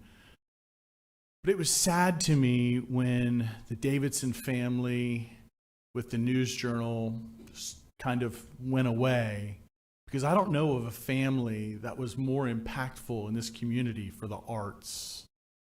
And I remember London Symphony Orchestra coming into town every year. And, you know, I mean, they came to Volusia County. They came to Daytona Beach. Janet Ivanhoe at the Rockin' Ranch hosted them at her house every year. Like, it was a great thing. And I'm sad for our community that, you know, we lost that. And it was a wonderful thing that we had. And sometimes you don't realize what you have until it's gone. Julia, sometimes you just don't realize it. But thank you to you and your family for always advocating for that. You've heard me, yeah. You've heard me say in the past, or maybe you haven't, so I'm going to tell you again. Government's job is public safety, good roads, clean water. You need a sewer system that works, and then recreation and arts. They're all a form of quality of life, and your arts culture and your recreation are truly huge pieces on how your community is judged. I'm a firm believer in that. I'm proud to say that in another life, my time as an elected official in Ormond Beach, we implemented a program that any new buildings that we built, we had money attached to it to make sure that there was art in public places. So our new fire stations have these beautiful sculptures. And Rockefeller Gardens has a sculpture that's also aerates the pond. It's a Balaker. And, you know, sometimes you can just go and see something like that and just sit and look at it and not say anything, but it's saying a ton to you. And to the artist in town that has had their fingerprints on all of the murals in DeLand, I love it. I love seeing those murals in DeLand. It was like an act of Congress to allow murals in Ormond Beach, but we do, I think, have 2 of them. And Julia, yep, I see you back there. You're right. It was like an act of Congress, right? But we approved it. So I just want to touch on, because when the DeLand mayor came up and the new Smyrna mayor came up, I appreciate their tenacity, but I'll just give it back to them with put your money where your mouth is. Because I asked staff, I was shooting off emails while I was up here, hey, how much is New Smyrna spending on cultural art programs? How much is DeLand spending? And I'll just, listen, I'm not going to beat up on anybody, but when you tell us to double it, I mean, that sounds great, and you all gave an applause. But if you want us to double it, I tell you what, just give $1.10. If every city, the 16 cities in Volusia, gave $1.10 and put it in an envelope and sent it to this county council, we could double the funding. And that's my charge to all of the 16 cities. And I'll just say, DeLand, you're there basically. So Mayor Cloudman, if you're still in the audience, I think DeLand is there. New Smyrna, you're not. So, you know, no, I'm not, this isn't a time for that. I'm sorry, this isn't a time for that. I apologize. I'm not trying to shut you down, but we have the sunshine law that we have to abide by, and the public has had their time. This is our time. So I appreciate that you want to yell out, but please don't. Follow our decorum and our rules. I appreciate it. So with that being said, I think that Keith Chester, I also want to say, there's not much you say or that you said today that I just disagree with. There's not. At the same time, the arts are a part of recreation, in my opinion. That's how I'm going to justify this. And, you know, I'm not one that's going to come up and say, okay, we're going to double your funding today. But I'm also not going to cut it today. I'm going to vote to keep it right where it is. Okay? Right where it is. And I think that you've heard some pretty good comments from all of the other elected council members up here about making sure the dollars are used wisely, because, and I love that I serve with a group of individuals who financially, we all have that same mindset, and it's refreshing, and it's a good thing, because guess what? Not only are you all a lover of the arts, but most of you are taxpayers.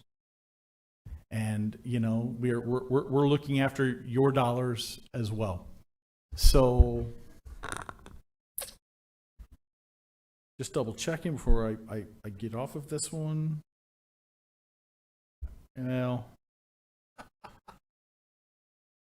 no, I've touched on everything I wanted to. Thank you, Chairman. Danny Robbins. Something I also heard about, Don, I don't know if it's true or not, that you're highly talented in rhythmic gymnastics.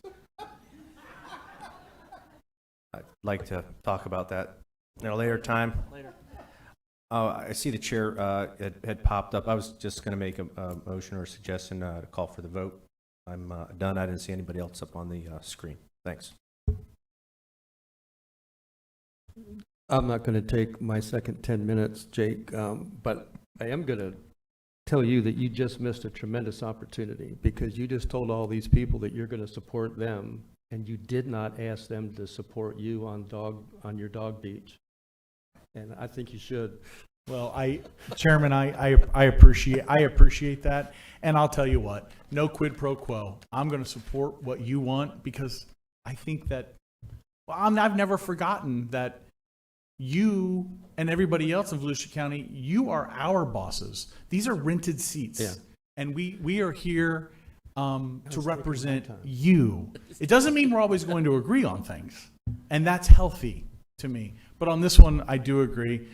And if you think that we should have one small session of Dogs on the Beach, please help. And I mean that. I mean it. I mean, it's coming up on July 11th. July 11th. It's an art form. I just had one thing to say, because I think it's important, because I want to be consistent. I've been to several meetings in other cities. I went to a meeting in Deltona several times, asked by the public to come about speaking out against a large development in a community that had 5 or 10 acre lots, and somebody wanted to come in and build hundreds of homes in the middle of it. And they asked me if I would come and speak, and I did. I went and I spoke. But what was more important is that 70 members of the public came and spoke, all of them, every single one, against the development. And when they got done, that council voted with a majority of vote, everybody except for Dana McCool and David Sosa, to go ahead and do it anyway and approve it, after the public had spent hours there. In fact, David Sosa made them read 300 emails that they had gotten in, one by one by one. Thank you for not making us do that. And I thought, that's not how government's supposed to work. When the public comes out and they tell you, you're the employer, we're the employee, what you want us to do, we have to represent you. So we're about to see how you did today. Carissa, would you call the roll, please? We are voting on the motion by Danny Robbins, second by Matt Reinhardt, to send this back to staff, and then it will come to the council to approve the cultural council and the $611,000. Is that how you want me to say it, Mike? Yeah, it's fine. And you're basically keeping the grant program in place. We'll return to you with the appointment. Yes. And I might come back. I will come back at a later date after talking to some of these artists about how can we improve this system and what other funding sources are there. So, Carissa, if you would call the roll. Mr. Robbins. Yes. Mr. Dempsey. Yes. Mr. Johansson. Yes. Mr. Kent. Yes. Mr. Reinhardt. Yes. Mr. Brower.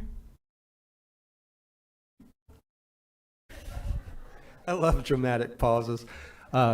Yes, it passes 6-0.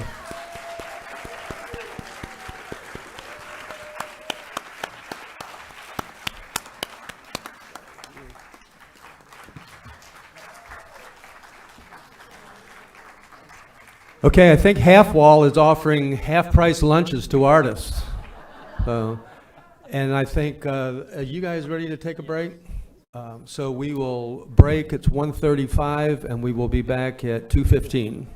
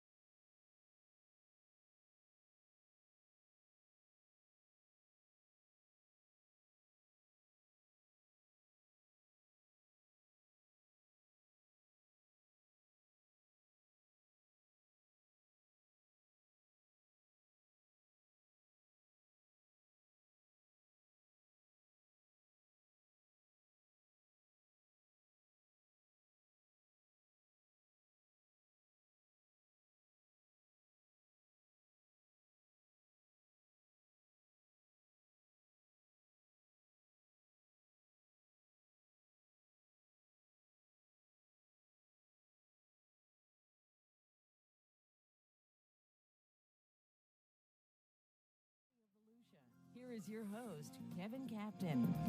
Good morning and welcome to Volusia Today. I'm Kevin Captain, and this morning I'm joined with co-host Clayton Jackson. Thank you so much for tuning in. Volusia Today is made possible by our sponsors, the Daytona Beach International Airport, the Ocean Center, Volusia Recycles, and Votran Public Transportation. Good morning, Clayton. Good morning, Kevin. How are you doing? I'm doing great. It's Memorial Weekend. Yes, it We've is. got a lot of exciting stuff to talk about today and an event coming up on June 9th. And we've got Scott Olson in the studio and Tammy King.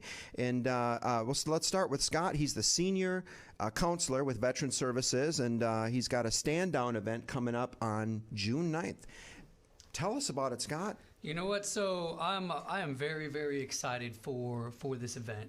You know, so far we've been able to do them, you know, these past couple of years, and we've always done it on the east side of the county. So we're actually going to be bringing this one to the west side of the county, over at the Volusia County Fairgrounds. So I'm excited about it and very, very motivated.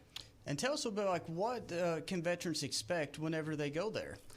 So as of right now, I think I have over 30 different organizations that are going to be there. Wow. I have all types of organizations. I have Volusia Flagler Career Source is going to be there. The Daytona Beach Vet Center is going to be there. I have Bull and Boar Barbecue out of Daytona Beach. They're going to be coming down and throwing down on the barbecue grill and hooking us up with some good food. So I have so many different resources that are going to be there. HUD-VASH from the VA, Changing Homelessness. It's going to be a great, great time. Excellent. Now, could this be for any veteran, or is this a specific type of population of veterans that are supposed to come to this event? No, great question. So traditionally, you know, stand-down events are for homeless veterans. However, we are inviting out every single veteran. If you're a veteran here in Volusia County, we want to see you. We want to bless you. The community wants to bless you. So we just want you, all veterans, out. Age doesn't matter. You know, when you serve doesn't matter. Branch of service doesn't matter. We just want to help everybody there. We're also going to have, I forgot to throw in there, free haircuts. I have 4 different barbers that have volunteered to come there, and they're just going to give free haircuts and all types of stuff. So it's going to be a great time. Any veteran and all veterans are welcome. That's wonderful. So, Scott, I always wondered, like, why do they call it a stand-down? Yeah. So they call it a stand down, and it actually started, you know, back during periods of war. Mainly in the Vietnam Wars where we saw it first kind of introduced. And what the stand down was for is it allowed our frontline troops, our combat troops who were out there on the front lines day in and day out, they called it a stand down where they would actually, you know, bus or hike or fly these these warriors on the front line back to a more secure location, and they would get to sleep, they would get hot food, they would get a shower. They would get a couple of days to kind of relax before they were pushed back out there to the front lines. And it's pretty wild when I was, when we first started talking about the stand down, because I remember it when I was in Iraq in 2006. We were right on the Syrian border. We had no water or no running water. We had no hot food or anything like that. And I actually remember 1 week while I was there, they actually sent trucks and they shipped us back to a larger base, and we got hot food and we got showers, we got to call home, and it did a lot for our morale. So that's kind of where the stand down term comes from. The actual first stand down event was held in 1988 in the state of California, and it was put on by Vietnam veterans. And again, it was specifically for homeless veterans to come to get resources and all types of stuff. So that's kind of the history of a stand down, but it actually started for those troops out there on the front lines. Fascinating. How cool. That is amazing. And what time is that event on Friday, June 9th? All right, so Friday, June 9th, the event starts at 10 a.m. and it's going until 4 p.m. Again, that is at the Volusia County Fairgrounds, and we're calling every veteran out. And if there's any organization, veteran groups, or veterans themselves who'd like to learn more about the event, could they contact you? Yeah, absolutely. You could tell them to stop in any of our offices throughout the county. You could tell them to call 386-740-5102, and they could ask, to speak to myself or any of our counselors there. They're aware of the event, and they'll happy to answer any questions for you. And then throw your email in there just for our tech savvy listeners. All right, so for those who are tech savvy, my email is S. Olson. My last name is O-L-S-O-N. So the whole thing is S-O-L-S-O-N volusia.org. Wonderful. So, Scott, if somebody can't make it to the stand down on June 9th, what's your message to them? I mean, can they can go into the offices and see you, but what other things can you offer veterans of Volusia County if they can't make it to the event? Yeah, so if they're not able to make it to the event, then I strongly encourage everybody to come into the offices. You know, our veteran service counselors, our veteran service officers that are there, they are subject matter experts at all types of VA benefits. And I often tell people we kind of serve as a vital link between us veterans here on the streets and the Department of Veterans Affairs and other state and federal agencies, and we can help connect them, you know, not only with their disability claims, their medical stuff, but, you know, housing assistance. If they need help with transportation going from one appointment to the next, you know, we have different contacts that can help them with that. So we are really, a plethora of different benefits we can connect them with. Employment is another one. We have a really, really good relationship with Career Source of Volusia and Flagler, and they do a great job. They have a team that's dedicated specifically for veterans themselves, and they help them, not only, do the interviews, do resumes, but then connect them with local employers. And we also get a lot of employers that'll stop by the office and say, hey, I'm looking to hire a veteran. If you know any, please, send them my way. So we kind of help them with all those things. So if you can't make it to the stand down, please stop by the offices so we can see what we can do to help you out. And now it's just not for veterans. So like, for example, like their family members, like a spouse or so forth. Are they also eligible to come in, schedule an appointment with you guys? Yeah, absolutely. Not only the veterans themselves, but a lot of times, the spouses, they serve law, right alongside the veterans, and they sacrifice a lot too. So some spouses, some dependents are eligible for VA benefits. So if you're a surviving spouse, if you're a dependent of a veteran, absolutely stop in, schedule an appointment, do a walk-in, and see what you could be eligible for. Because one of the biggest things that people, miss out on are these benefits, and it's just because they don't know. It's the truth, Scott. And Clayton, I'm so glad you asked that too, because, I can share a personal story. My dad was a veteran from World War II, and my mom, after my dad died, my mom did go to the local veterans office, and unbeknownst to her, she was entitled to some benefits. So, I mean, it's certainly worth a visit to Volusia County Veteran Services. It absolutely is. I always tell people it never hurts to stop in the office. It never hurts to ask.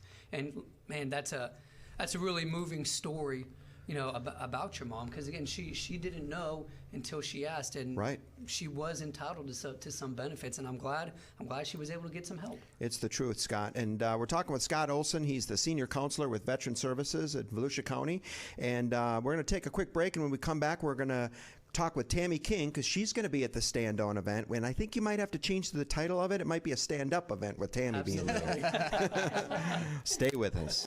Subscribe to the Volusia County YouTube channel. And hit the bell icon to know what's happening in your hometown. There are so many great places to explore. And things to learn. With over 1,000 videos available right now, the channel offers something for everyone. Let's go! Did you know we have countless features showcasing history, nature, wildlife, and recreation? Subscribe and hit the bell icon. Or that we live stream important county meetings and workshops where leaders make decisions that can impact our everyday lives. Did you subscribe yet? Or that we record our weekly radio show, Volusia Today, where we interview staff from the different divisions and departments across our great county, and they discuss the nitty-gritty of their field and expertise. Go ahead, subscribe. But that's not it. There's more. Subscribe and hit the bell icon and fully explore. Score!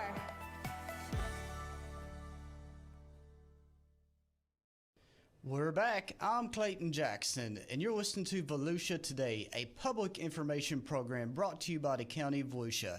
So we just heard from Scott Olson from Veteran Services about the wonderful stand-down event that we're going to be having on Friday, June 9th. But it's not just going to be Veteran Services there. There's also going to be our lovely Human Resources Department. And with them, we have Tammy King. How are you doing today, Tammy? Good morning, everyone. And you best believe I'm so excited to be here. I'm so excited to talk about the stand down. Human HR2 employees, we enjoy working with our various divisions, and we are so looking forward to partnering with Veterans Affairs and Veteran Services on this event. Well, I think it's great, Tammy. And by the way, her title in HR is she's the Chief Cheerleading Officer. Absolutely, Yeah. that would be me. She's the Happiness officer. The CCO. So, Tammy, what can veterans expect if they go to the booth where it's hiring our heroes? Will they have the opportunity to look at like all jobs that are available throughout the county, and what will that be like for them? Absolutely. So right now we have, and I could tell you the different divisions that we're going to have participating in the event, but human resources representatives will be there as well, and they'll be able to let the veterans know what other positions we have within the county that they may be interested in, as long as they meet the minimum qualifications and things of that nature. So right now who we have that's going to participate, we have our county corrections, always looking for dedicated corrections officers. We have Will Roberts, tax collector, will be there as well. Business services, fleet management will be there. Public Works, our solid waste division, will be there. Department of Emergency Services will be there as well. And Public Works, Road and Bridge, Votran, the Sheriff's Office, and of course, our human resources folks. We will also be present to assist everyone there. Wonderful. Now, was there a specific title that you are regarding this event for the human resources? A specific title as? Yes, hiring our heroes. We are hiring our heroes. Yes, we are hiring our heroes because we really do appreciate the sacrifices that our veterans have made. And so partnering again with this stand down is really meaningful to us because we do know the veterans, they're having a hard time on some things. And so having this event, like you said, they can get haircut. They get all kind of services provided there. And so even with us, with HR, the veterans, if they find positions that they're interested in, we even have a generic application that's going to be online at volusia.org under Human Resources, our employment section, that they can go ahead and at least get an application on file. So we wanted to make sure that was available for them. So, and also we wanted to talk about the benefits that we have for folks that come on with the county. So from day one, if you're hired on with the county, you get your health and medical. That's day one. You can participate in our Florida Retirement System, FRS. There are 28 days of personal leave that you get when you become an employee with the county, and as well as you get to work with great employees like us. Yes, so, come join us. Work with me? Who knows? You may come on the radio one day with us. Tammy, are you down with DPP?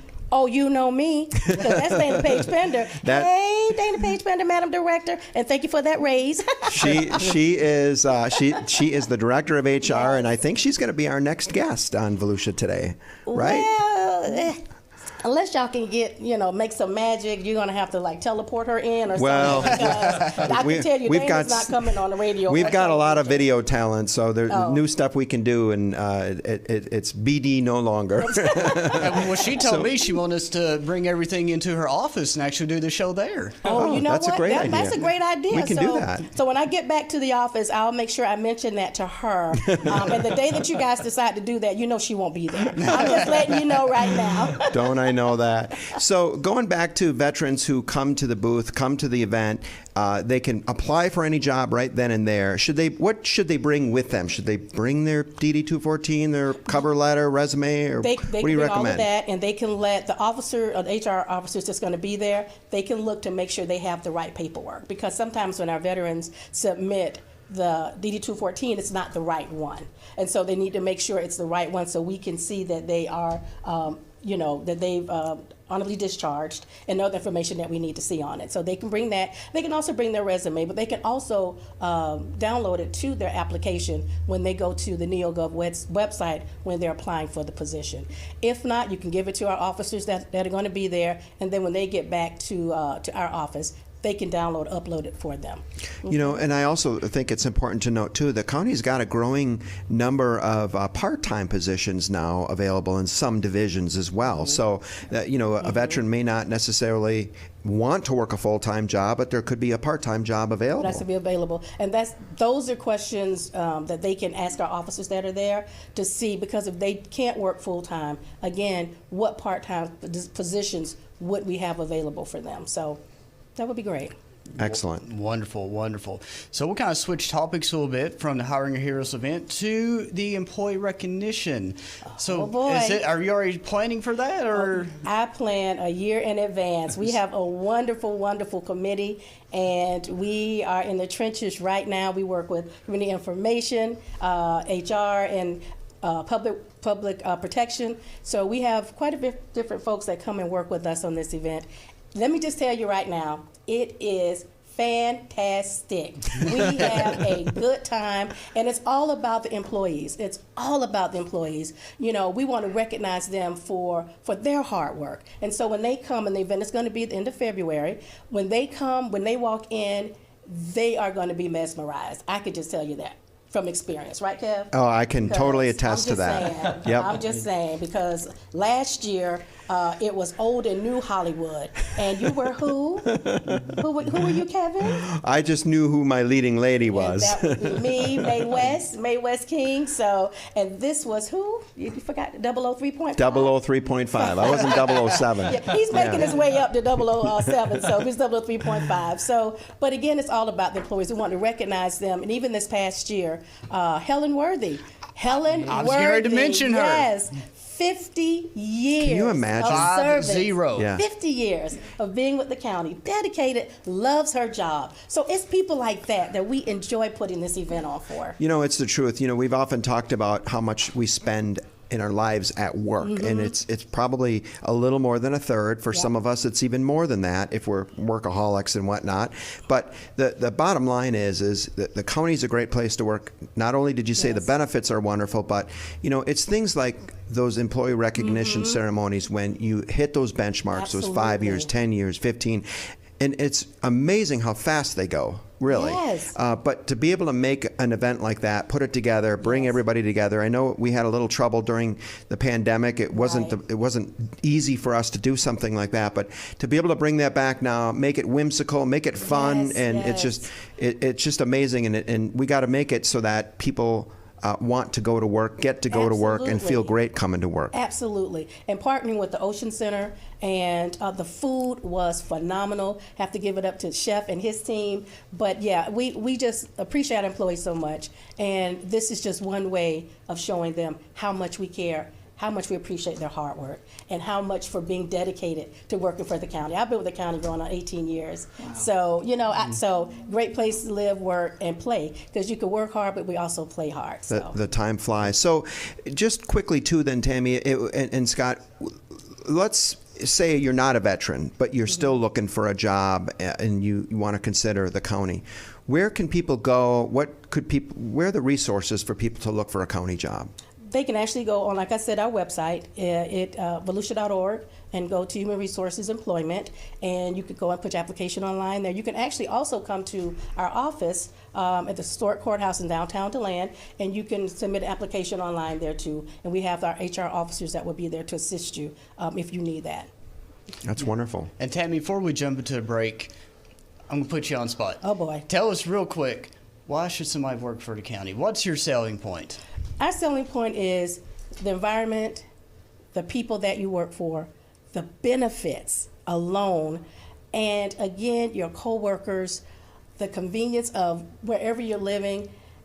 Again, I've been here 18 years. I wouldn't work anyplace else. I love the county. I love working in human resources. So again, come and find out for yourself. Don't let me just tell you.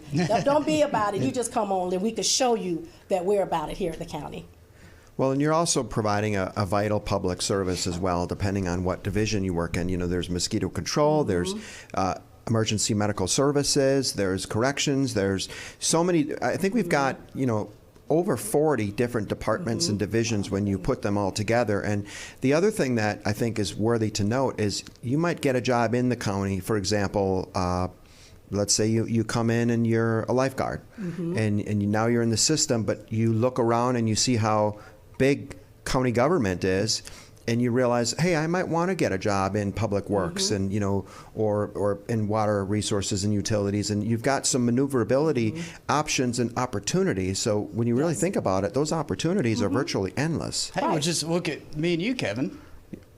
I suppose you're right. About 9 months ago, I was in the community services department. Now I'm with community information. And I'm transitioning from community information to emergency medical services. So it really is a tremendous amount of opportunity, and it's a great place. Yeah. It's a great place to work. It is. for Promotional sure. growth, you're absolutely right, Kevin. If you can come in as a summer rec aide, and then you decide, oh yeah, this is where I want to be. We've had some corrections officers that have been here since they've been, like 18 or 19?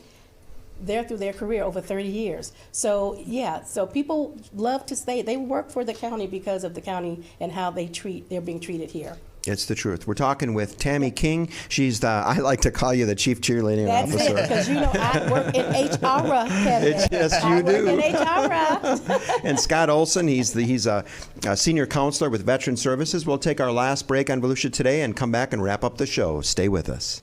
Subscribe.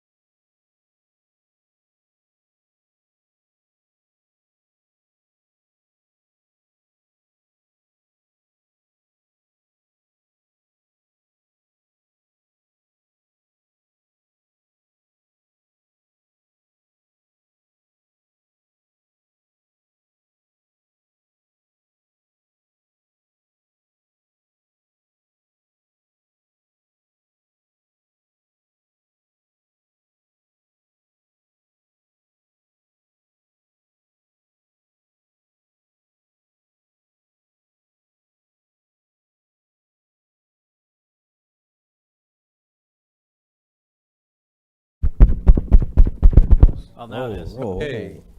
We have sound at 2:17. We will begin the meeting again. And we have two important items, item 8 and number 9, and Clay's not going to like what I'm about to do. I'm going to make a suggestion that both of these are really important to the city of Deltona. Their residents are concerned about septic to sewer. There's cup limit. I'm going to ask for y'all to consider postponing 8 and 9 until we have a full council. I think these are too important, and we're now down to 5 of us. But I think we really need David Santiago here for Deltona. They deserve representation. So we could make one of you could make a motion to postpone till the next council meeting, or, but that's up to you. I can't make a motion. I'm asking. Chair, you said it was item 8 and 9? Yes, sanitary sewer and the potable water element. I literally, and just for the record, I didn't get any emails or concern. We were on the phone with David earlier. He didn't mention anything of importance. But I'm good with proceeding and hearing the presentation and looking through this. We've had plenty of time to review it, and I'd like to push forward. I can make a motion to continue if that's what you want. Nope. You don't have to make a motion to continue. They're already there. I was just seeing if anybody was interested in making a motion to postpone so that the full council could be here on these important elements.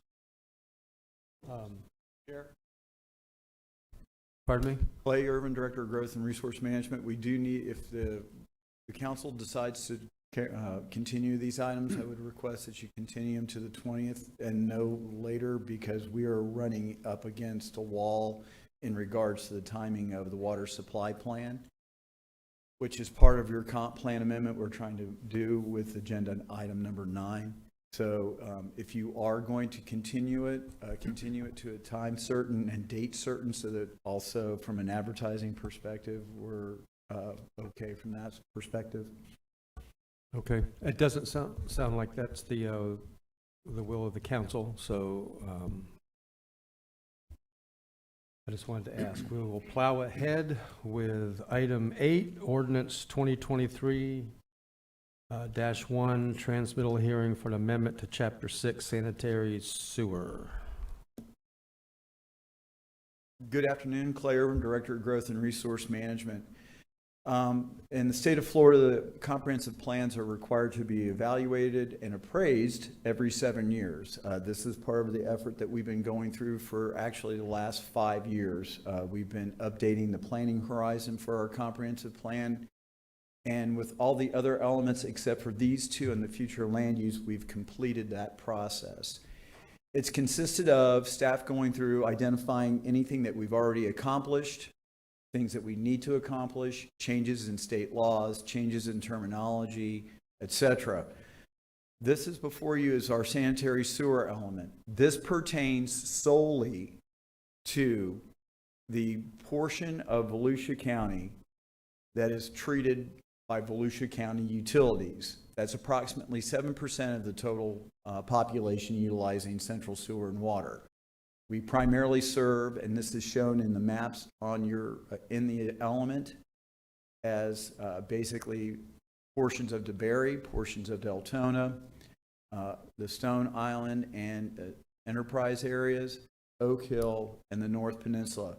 There is a small area basically around Holly Hill, Daytona, Ormond that we also provide utilities there. We are mandated by state law, the Florida Community Planning Act, to have a utilities element consisting of sanitary sewer. It's to identify our process, our service areas, and the policies that we will utilize to ensure that we are providing sufficient capacity in our plants to address the changing population that we will experience over the planning horizon.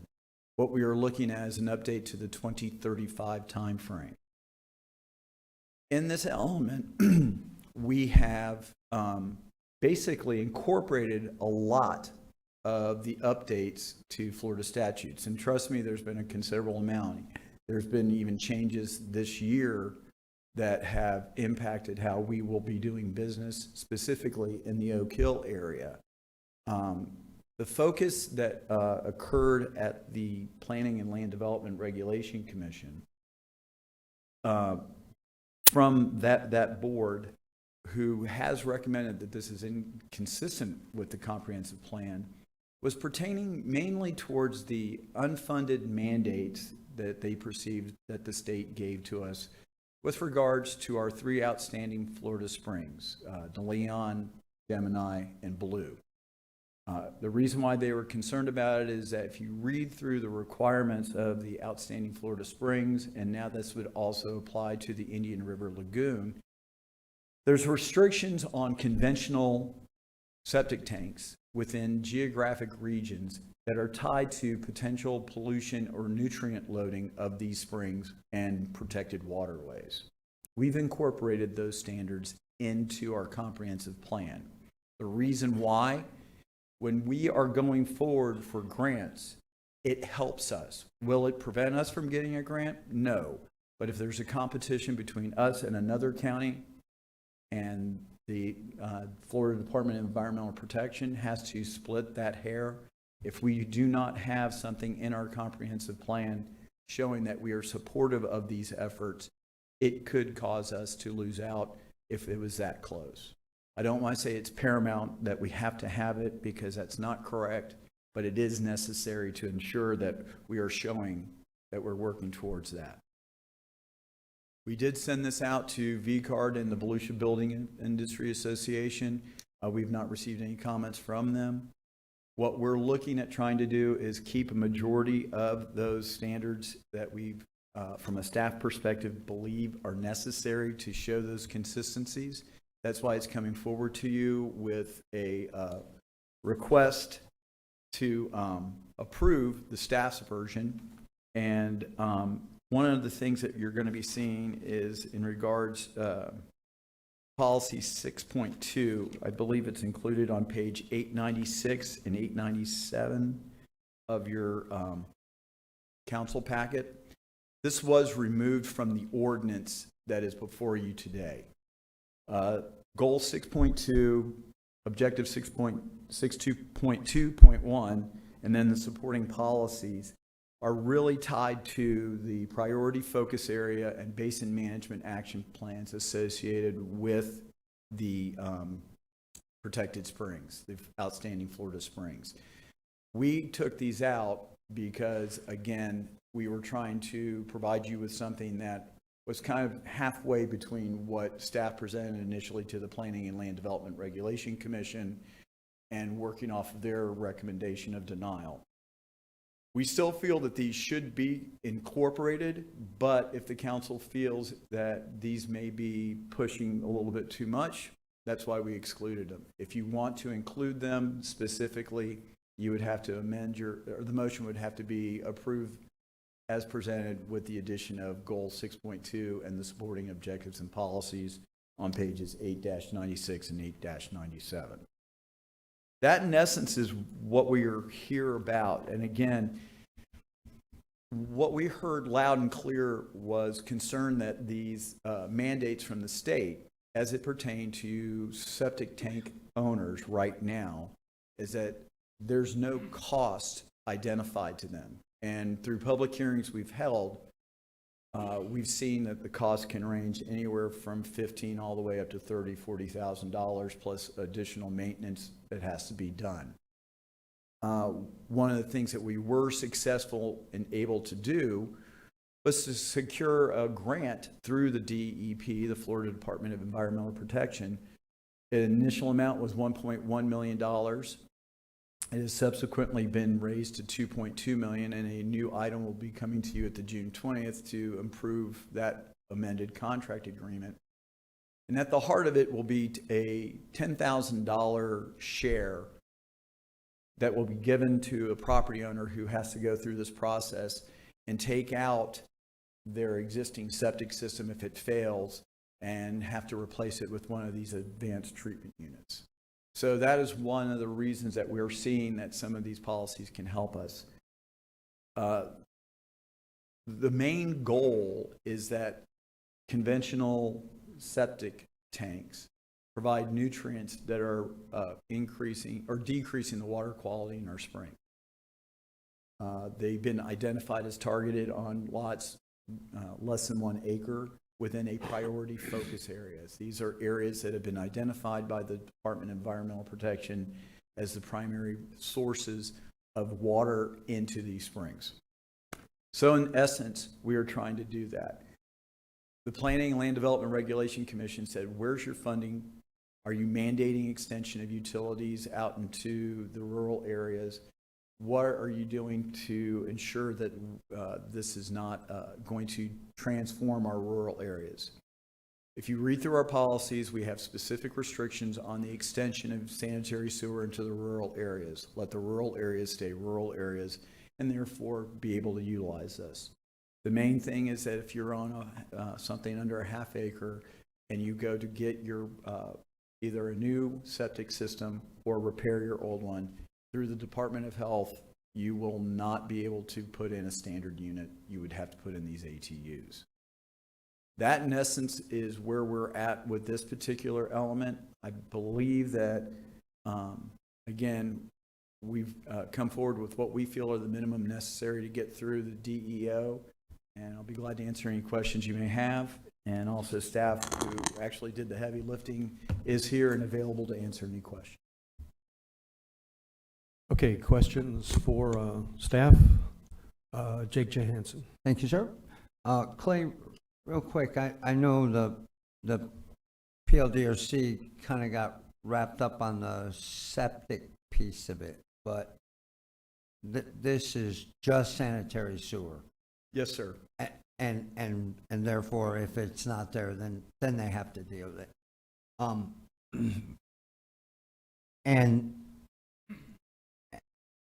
And in your opinion, we wouldn't do that because it's just not cost effective to do. And the outcome of that is somebody may have to put in one of these expensive systems because we're not going to run sanitary sewer out there for many reasons. Yes, sir. Okay. And this, as I understand it, puts us in line with state existing policy. Yes, sir. And that's all. Yes, sir. Okay, thank you. Danny Robbins. Thanks, Chair. Clay, I just want to make sure, I know as part of our goal setting meeting, we weren't too thrilled, or I can say myself, but I believe it was the voice of the council as well, with adding anything at the local level above and beyond state regulations. Is any of this plan, I went through it, but I could have missed anything. Is anything above and beyond what the state requires us to do No, when sir. it pertains to this? No, sir. Our whole goal is just to be consistent with DEP. Okay. And Florida statutes. And just to reiterate, and that's if the homeowner's system fails, so we're not going to mandate them after a period of time that they have to switch over. It's only if it fails. It's a state program. Whether you adopt these policies or not, the Florida Department of Environmental Protection will enforce the requirements for, and there is a time frame of 5 years within these priority focus areas of conversion of the traditional septic systems into advanced treatment units. In some situation, right now the DEP is looking at different technologies that are lower in price, but right now it would have to be a system that they could approve. It's out of our hands in regards to the permitting of what goes in there. That's going to happen regardless. Right. Okay. Thanks. I have a couple questions, if you'd bear with me. My my concern after reading through all this is that, you know, the state keeps giving us mandates, unfunded mandates that seem to me to be focused on encouraging as much growth as possible in Florida. And so some of the conversation from the PLDRC was significant to me. I want to ask you a few questions because what I want to make sure we're avoiding is some unintended consequences if we approve this for septic system users. On page 5, I'm going to try and go through this quick. Ginger Adair had stated ATUs, Advanced Treatment Units, have been determined by the DEP to be the solution in areas that will not have central service. So that means they're going to require them?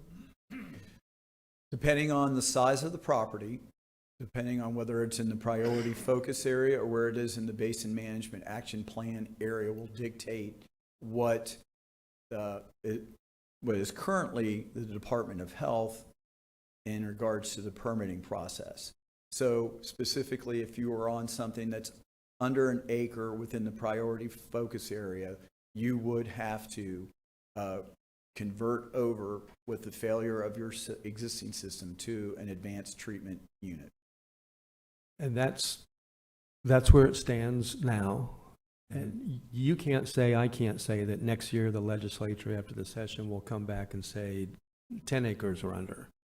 Correct. Are all required. Well, it would require an amendment to the Basin Management Action Plan. And that was developed through a public process. So it would be something that we would be aware of when the original Basin Management Action Plan was was going through its review process. We were involved with it as part of the technical review from local government staff. Okay.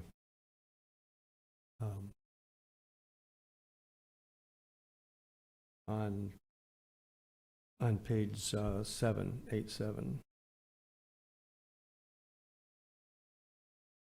I'm just going to read from the document. It says, expanding the residential reclaimed water use and reducing reliance on groundwater is an important strategy throughout, as well as industrial for power companies. They currently pull out of the aquifer, but they have access to reclaimed water and/or surface water. After our conversation, my conversation with staff, this seemed confusing to me.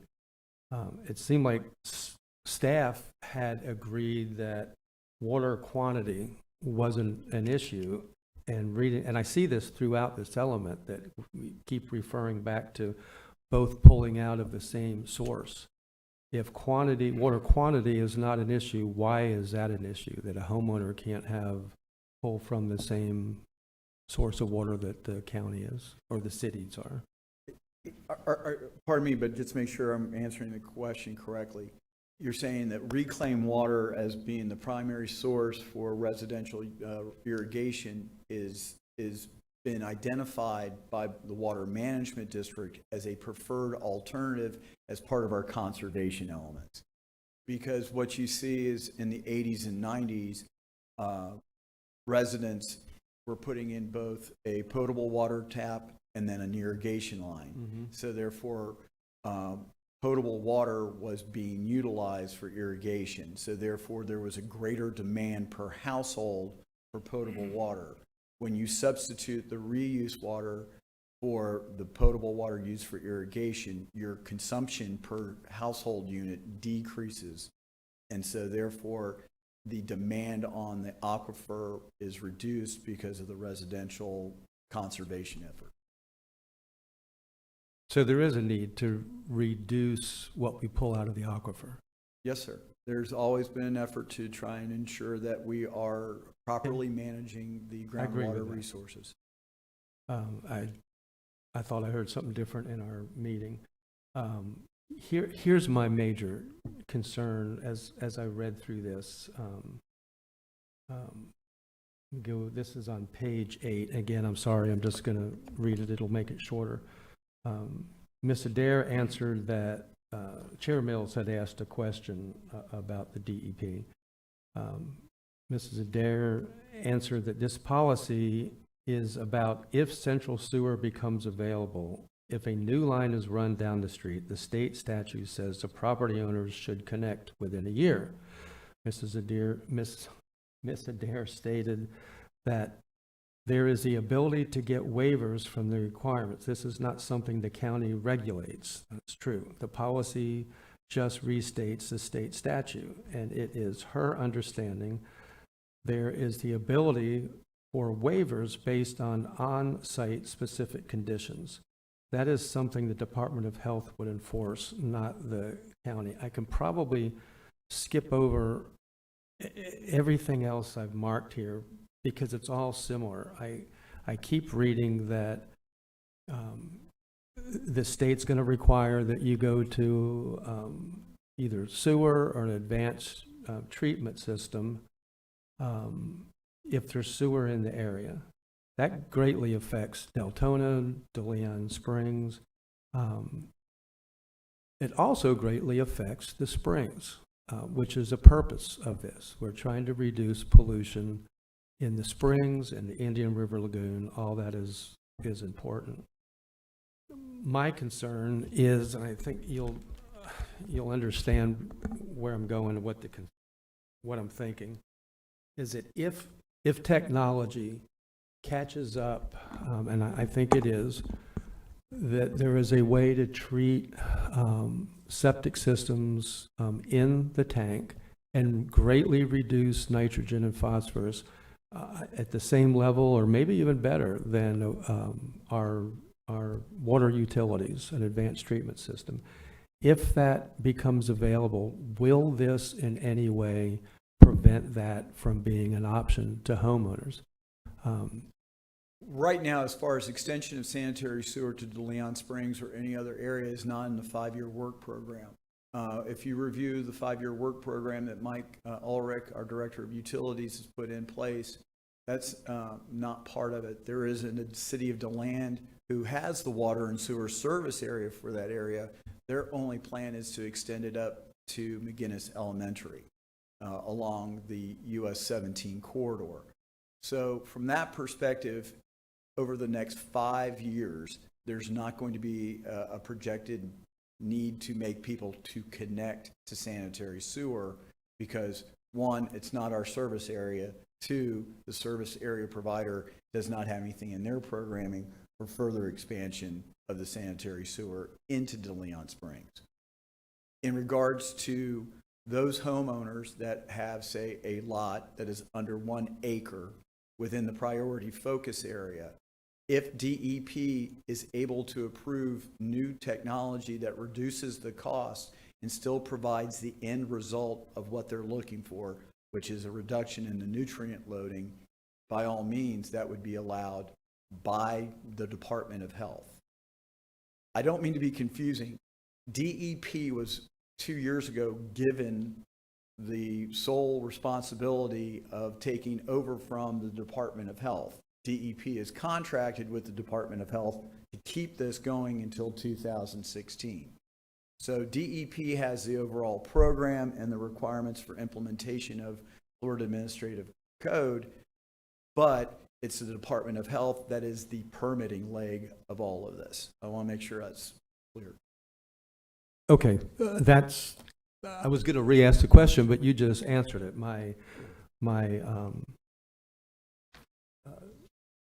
My concern, you just answered for today, and that is, although it could change in the future, that new technology would have to be approved by the DEP. Yes, sir. So that's a whole nother process. And you don't see any way that any of what we're doing here would interfere with that? Yes. Okay. One last thing then, on page 9. expanding reclaimed water is beneficial to limit fresh water from individual wells for lawn irrigation. Currently, the county's water reclamation facility in DeBerry has 2 ground storage tanks equaling 4.5 million gallons. The county also has another 1 million gallon storage tank in the Del North area.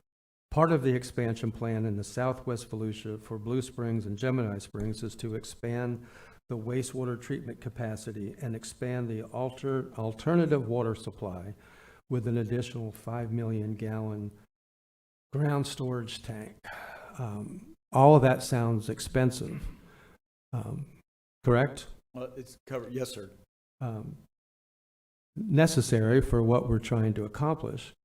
I'm just wondering, this is a familiar theme, and it's not going to surprise anybody else up here that I'm going to bring this up, but wouldn't it be cheaper to start offering incentives to developers for LID, low impact development, where we're not requiring so much water in to water St. Augustine lawns and landscapes, and we have this element where we encourage it and we offer Florida-friendly landscaping, but I don't see us really, even on our own county properties, that we're really ourselves doing it or encouraging anybody else to do it other than writing that you're encouraged. I think it's time that we're going to have to move towards that, because all these steps are extremely expensive, trying to conserve the water. I think that we have to change the way that we're developing. We can't just keep going on and thinking we have all the water we're ever going to need for all times. Is there a way, I know NRAC is taking LID up this week. They've gone through 2 hearings already where the University of Florida Program for Resource Efficient Communities and the East Central Florida Regional Planning Council have made the presentations and the final recommendations. There's a meeting tomorrow of NRAC to go over those issues and finalize it. Our goal is to bring something towards y'all with a policy direction in regards to the recommendations from those groups on low impact development and green stormwater infrastructure. What time is that meeting? Do you know? I believe it's at 3. Okay. Jessica, are you in that? Excuse me, 1. It's at 1? Okay. Okay. All right. Danny Robbins. Chair, thank you. Clay, just a couple things, just so we get it on record. Can you explain what we do already and offer in terms of incentives for conservation subdivisions, where we actually do promote some of these low impact practices, but because they are proven not cost effective, that's the reason why we have to give an incentive to do it. Can you explain some of those incentives that we do offer? Well, right now, within the areas that are designated for the environmental corridor overlay and the natural resource management area, we have the ability for landowners to do a conservation subdivision. That's geared more towards open space conservation issues. What it does is it gives density bonuses for folks who preserve a majority, like 100% of the wetlands on site, protects the stormwater, protects the floodplain, keeps development out of wildlife corridors, all of those things, so that way you can take and cluster the densities that would otherwise be allowed in there into smaller lots with greater open space that's allowed for both conservation of wetlands, preservation of habitat for animals, and protection of development within the floodplain. That's very specific in our future land use element and in our land development regulations. Those again are incentive based for folks to utilize in that specific geographic region. Again, it's not necessarily tied to water conservation. It's mainly a land use incentive. We do have opportunities as the chair, if someone wants to voluntarily utilize low-impact development, one of the things that we have coming up as part of this is meeting with St. John's River Water Management District to go over the concerns we've heard from the development community that, yes, you may encourage this, but when we go to St. John's, they're not taking and giving us the quote-unquote credit in the stormwater treatment that they can get from swales, pipes, and stormwater ponds. So we're meeting with them to go over how this information that we've gotten from the University of Florida through the Program for Resource Efficient Communities ties into what they would be willing to permit. I think that's a critical step in getting acceptance of some of these alternative methods of addressing stormwater. You know, as I process this, and we're always learning, but I want to make sure, I know a couple weeks ago I'd asked you, you did a great presentation last year for us. I think it was June 14th. Can we make sure council gets that? Because I think it'll be very helpful in understanding some of this. Yes, sir. If we haven't already, but LID is a tricky thing, and I think at some point we're going to have that discussion in terms of clarity, because a lot of blanket statements, highly political statements get out there, and people don't really understand, I think, what LID exactly is, the cost benefits or non-benefits of it. But the way I understand it, Clay, and correct me if I'm wrong, the clustering of homes creates density or higher density because they're narrow homes. Density most of the time equals more people. More people equals usage of more water. That's my understanding of it. I just would like us to see more clarity, and I'm done making statements. Thank you. Yeah, I would agree with that, and I don't want to make this a political thing, but I want to give maybe an alternative perspective on low-impact development. I think I've been to every LID conference and seminar that's been offered in Central Florida in the last 4 years. And we've had Dr. Pierce Jones here in this room who has shown through actually doing it that it is, it's not that you have to give incentives because it's not cost effective. It's quite the opposite. It's actually less expensive to develop and less expensive to maintain, and creates a higher value product. The reason that we need to offer, or it's been suggested that we offer incentives, and I'm willing to do that to get it going, is because it's different. And the development community, nobody likes having new things shoved down their throat, and I don't want to do that. I want to bring everybody together and agree on it. But we can offer incentives like space if they're clustering homes. But it's not a matter of fact. It's just not that it's ineffective. It's new and it's different, and so I want to get everybody together to agree on that. I'm glad that NRAC has taken it up. I'll be at the meeting tomorrow, and take it from there. So, anybody else with a question for staff?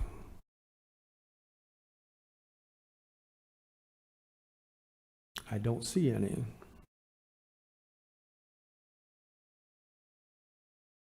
Is there a motion? Move to approve item 8, sanitary sewer comp plan change. Johansson. Second. Dick Johansson makes a motion to accept item 8. The second was by Danny Robbins. Chair? Yes, sir. Pardon me. Yes. Just for clarification, we do need, are you including or excluding the goal 6.2 and its supporting? So that's excluded from your motion or inclusive? Because if so, you would need to make that as part of your motion. That's on, again, those were the issues that we brought up that we've on page 08-96 and 08-97 of your agenda packet. And these are, it's a very broad goal, but it gets into more of the DEP requirements on nitrogen reducing enhancements and the conventional on-site treatment and disposal systems. 08-96 to 08-97. It's goal 6.2, objective 6.2.1, and then policy 6.2.1.1 through 6.2.1.11.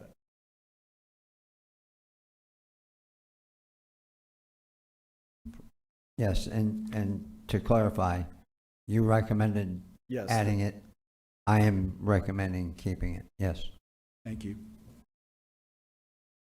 Okay, does that bring up any more discussion?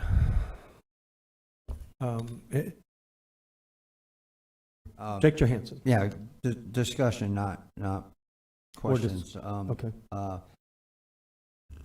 So I'm very clear on the entire process in the I'll call it septic to sewer and the state guidelines. One of the comments in the PLDRC was that it was unsupportable because it's going to cost a lot of money.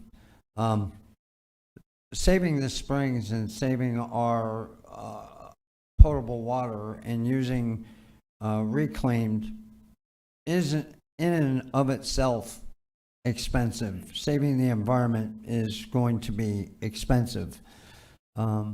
Luckily, Mike Ulrich and the staff here know how to chase OPM and get it down to a usable cost, as well as at the county level.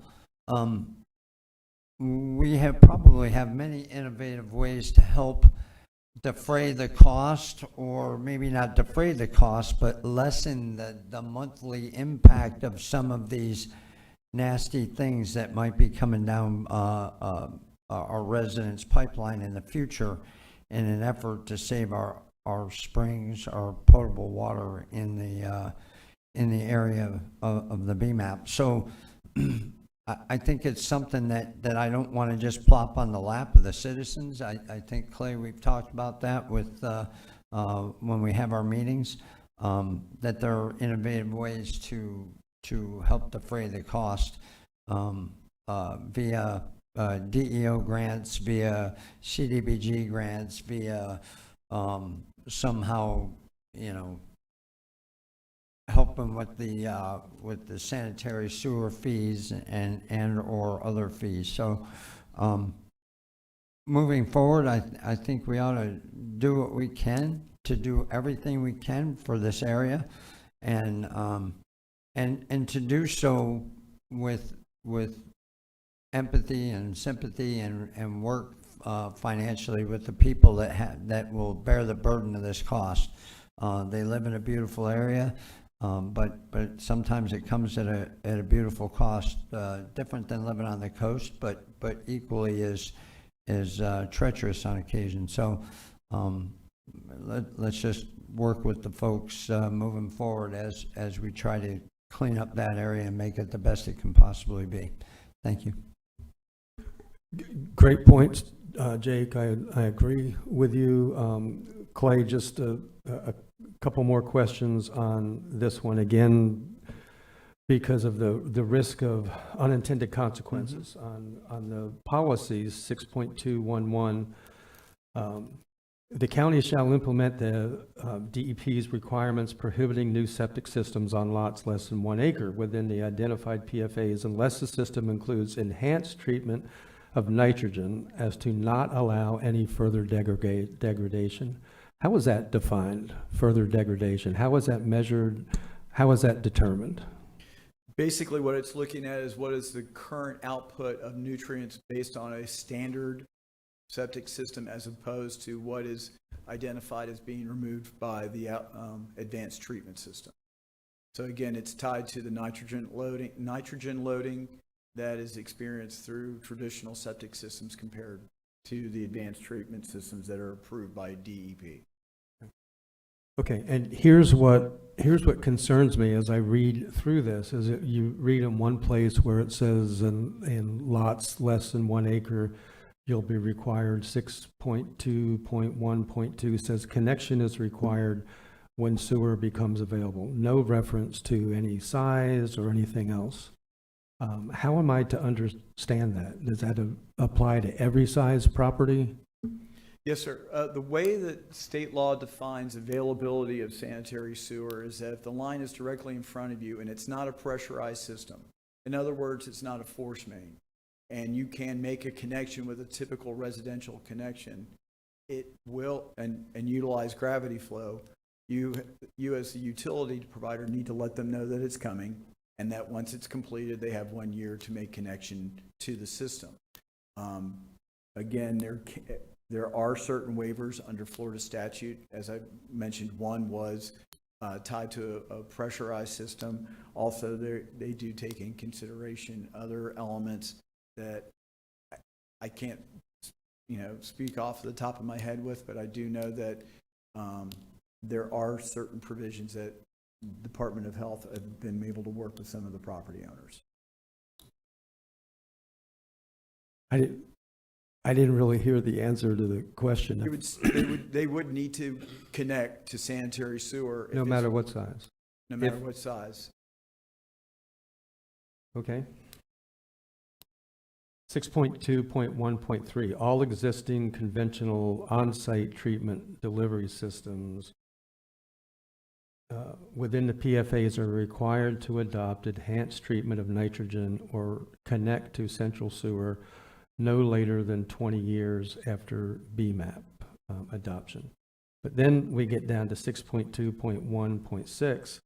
Says all residential development on lots less than 1 acre within the PFA shall connect to central wastewater treatment facilities within 1 year of when facilities become available. It seems to override what 1.3 just said. Well, and 1.3 is just a restatement of state law, which is talking about the entire area, and 6.2.1.6 is specifically talking about those which are under 1 acre, so you have a much more dense alignment of lots, and then it's also tying it into the provisions in Florida statutes of when connection is required, and also that 1 year time frame is brought within that area. And again, it's just focusing to the PFA as opposed to the entire BMAP area within the 20-year time. So again, what you're seeing is within the PFAs, the priority focus areas, there's a greater level of intensity of regulation to get those folks either with an advanced treatment septic system or, if available, connection to centralized sewer.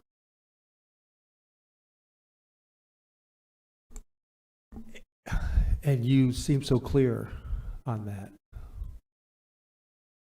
Yes, sir. I'm just pushing because as I watch government, I see all kinds of unintended consequences. And I'm not directing this at you. I'm directing it that every year the state changes something that we're required to do. And we've heard it in meetings here, in public meetings, where we've presented this information that the state has delivered about septic systems. And people are almost in tears that I'll lose my home. Yes, sir. And yet we know we have to do something to clean up the Indian River Lagoon. I'm hoping that this still gives us enough time for technology to catch up, which it may be here, that could treat their systems without ripping them out of the ground, without putting in new, and your best guess, I don't mean that in any other way than that's how we have to look at it. Your best guess right now is that, no, it doesn't prevent that. They would be able to do that. I don't know if Michael would see it any different. Like, just, where is he? There he is. Just take my BMAP area in DeLeon Springs. I'm 10 acres. So it doesn't affect me yet. But a lot of my neighbors are on 30,000 square foot residential lots. It greatly affects them. Yes, sir. They're going to be forced to an advanced treatment system at some unknown cost, $20,000, $30,000. The state will give $10,000 towards that. But if in the next year, technology comes up and you and I have just agreed that it would require DEP approval, would they still be allowed to use that advanced treatment system in the tank? Again, if DEP says it's okay, we have nothing. Unfortunately, we do not have any kind of regulatory aspect of it. That's something that DEP authorizes as far as the technology that can be utilized. As you brought up, there are changes coming. It's critical that DEP looks at what's being done and be able to quickly, efficiently, and expeditiously review upgrades in technology and make sure that those are made available so that the public are not facing increasing costs to assure compliance with the state law. All right, thank you. Is that it for questions? And so the motion on the table is to approve Ordinance 2023-01, including the inclusion of Goal 6.2 and its objectives and policies. Everybody agrees. Okay, if there's no other discussion, all in favor say aye. Aye. Any opposed? And how many of us are there? There's 6. Motion carries 6-0, which brings us to the transmittal hearing for an amendment to Chapter 7, Potable Water. Good afternoon. Clay Urban, Director of Growth and Resource Management. This is very similar to the last element. Instead of dealing with the end product, this is a beginning product. This is the potable water as opposed to the sanitary sewer. And so in this particular situation, we are again facing goals, objectives, and policies that pertain to our utilities. These do not necessarily have any impact on any of the municipalities who have their water and sewer systems or any of the private utility providers. These are, again, been amended to address changes in state law. The most striking, literally, as you read through it, is the change where we are starting on page 9-61, where we take the water supply facility work plan, which is required out of the actual comprehensive plan, and make it a standalone document that's tied to our Public Works Department annual update to the 5-year work program for the capital budgeting. What this does is it provides our staff with greater flexibility. If we keep it in as a comprehensive plan element, that means we have to go through this public hearing process and go through that to make adjustments. What you're seeing is that in 2022, St. John's River Water Management District approved their regional water supply plan, and it focused on the East Central Florida coast as well, because we're facing different issues in some of our interior areas that St. John's is necessarily dealing with. And we need to be able to have a nimble, flexible document so that as they modify some of their policies and their goals and how they are implementing the consumptive use permit process and those types of things, that we can address it as well. Otherwise, the changes that you see are really just being consistent with state law, going through, getting rid of any older dates that have been expired, updating some of the policies. And again, it went forward to your Planning and Land Development Regulation Commission. This is an administrative amendment with a recommendation of approval. There were members of the public there who spoke out against it because the concern was that we're not doing enough to protect the existing water resources for those existing residents and jeopardizing their quality of water for future development, because we are seeing that the water supply is being outstripped by our population growth. And I guess the critical issue is, as it's been stated in a variety of different documents, is not necessarily the supply in regards of cheap water, The problem is as water supply needs more treatment and we need to look at alternative sources, the cost will go up. Either way, you have impacts into the future because of what's going on. This simply lays the framework for us to go forward and work with the Water Management District to ensure that our comprehensive plan is addressing our population growth, that we've established a reasonable level of service in regards to the consumption on a household basis or equivalent residential unit, and that we are going to continue to coordinate with our other water suppliers to ensure that we can balance and better manage the resource. Again, that's where we're trying to come from. I know that the Planning and Land Development Regulation Commission, there were members there that were concerned on a variety of different things that were outside of our regulatory control, pertaining to some of the things that the city of DeLand is doing and some other aspects in regards to projects that were taking place in Orange City, those types of things. So staff is requesting that you approve the version that we originally sent to the Planning and Land Development Regulation Commission and approve that for us to transmit to DEO. If there's any questions, I'll be glad to answer. Jenny Robbins. Mr. Ken, I didn't want to cut you off. I was going to make a motion to approve. Quick question. Go ahead. Clay, who did you say said that? Was it staff or was it people in the community saying we were outpacing our supply? That was a concern voiced by a member of the public. Okay. All right. There was no scientific data with that. That was just a member of the public that just came out and said that.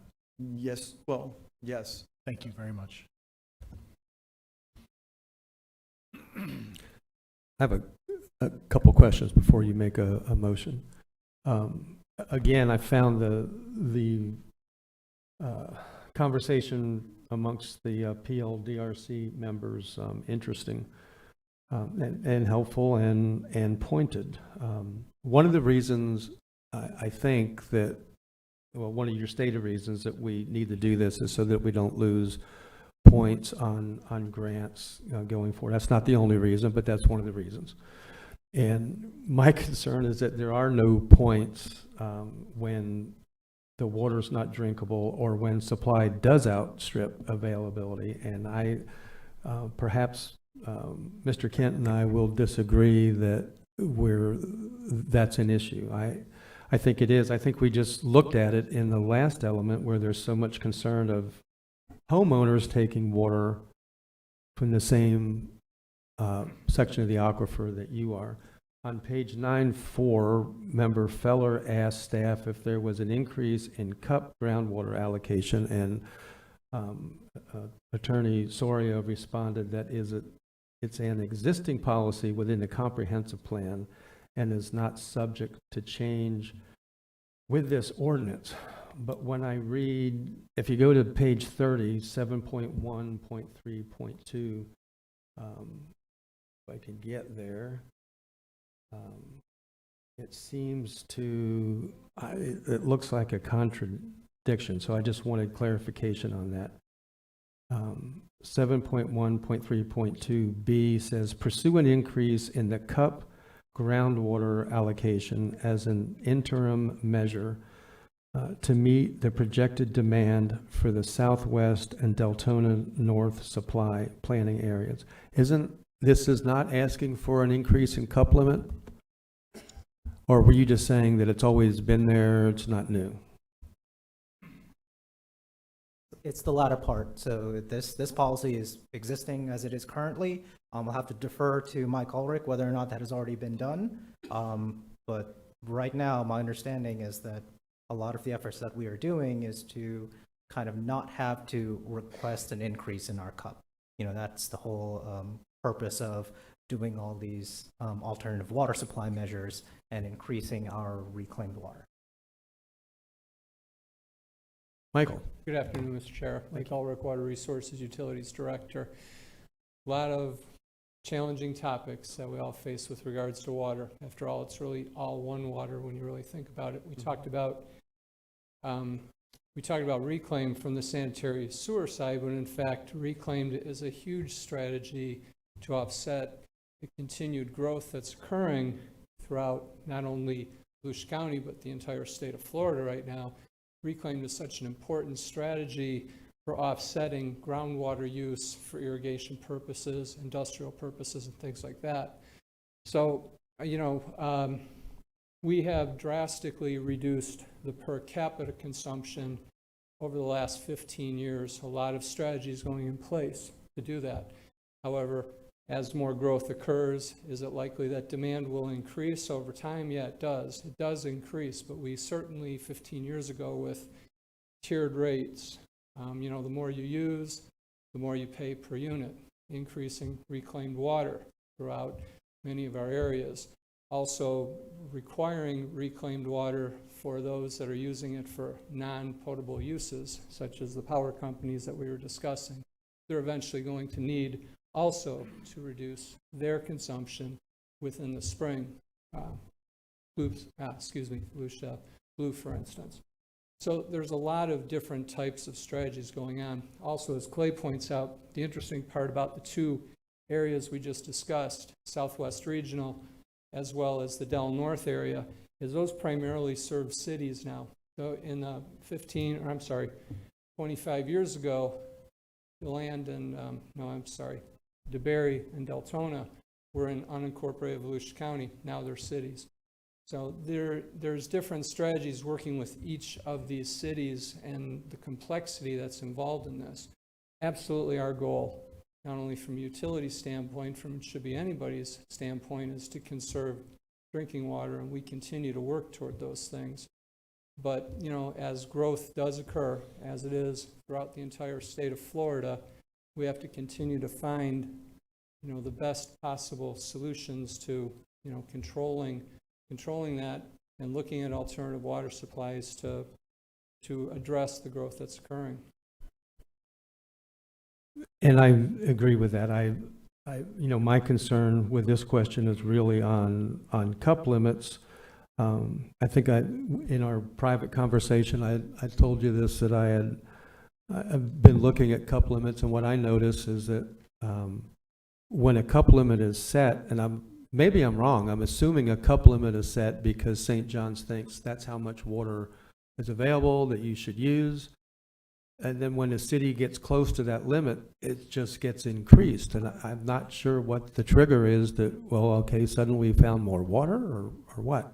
It's a very good question. But in fact, what the suppliers attempt to do is offset that with reclaimed water, as well as opportunities for recharge. We still have to take better advantage of what Mother Nature sends to us every single day, to be able to capture that, to treat it, to store it in reservoirs, to make it better for beneficial use.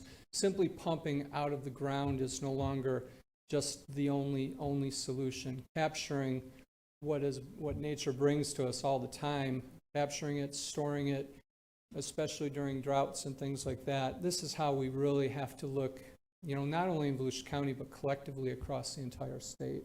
And there's a lot of smart people out there trying to come up with some of those solutions, and there are solutions. The problem always is finding the affordable solutions, and that's where usually some of this stuff breaks down, is that there's plenty of water out there. We've talked, but it's the expensive water. We have to find the best ways to conserve what we've got, because it's the most affordable water that we have available to us. And, I digress. We've talked about these issues for so many periods of time. There's no easy solutions, but I agree with you. The technologies that we have to continue to foster, take better advantage of the water supply that, cascades down on us. It's just that it comes and it just dumps on us at different times, and you end up trying to dispose of it faster than you can harvest it.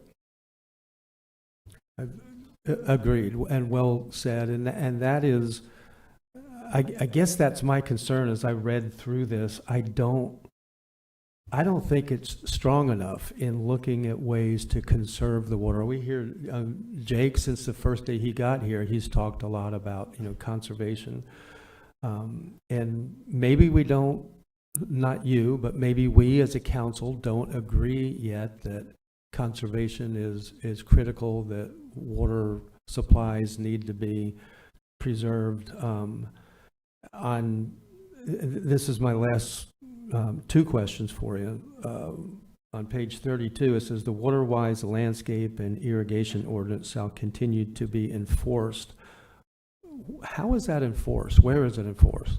I've never seen it enforced. And are we doing it as a county? Yes, sir. There's two ways it's approached. First, bless you. Any kind of new development that comes in, we talk about landscaping materials, native plants, those types of things. So we've got that in our landscape ordinance in regards to the minimum requirements for native plants. And I know that's one of the things that we're looking at trying to increase with the proposed changes that we've identified from a staff perspective. We also have Tom Carey and his crew are responsible for addressing folks who are in violation of our irrigation ordinance in regards to people watering when they shouldn't. And so we have been actively engaged in enforcing that as well. Michael, do you ever, what? Go ahead. I would add on that, while Clay points out the enforcement side of this, from the utility standpoint, at least Volusia County utility standpoint, you sometimes see these in the snapshots, is that we have the ability to, for the customers who are, receiving water from us, we have the ability to receive a report that will give us an idea as to some continuous use for 24 hours. Next day, staff sees that there's continuous use. Our staff will call those folks and identify the potential for a leak that they're not even aware of. Or if we see high use within a 3-day period, our staff will call and say that's likely an irrigation type of thing, you might want to look at that.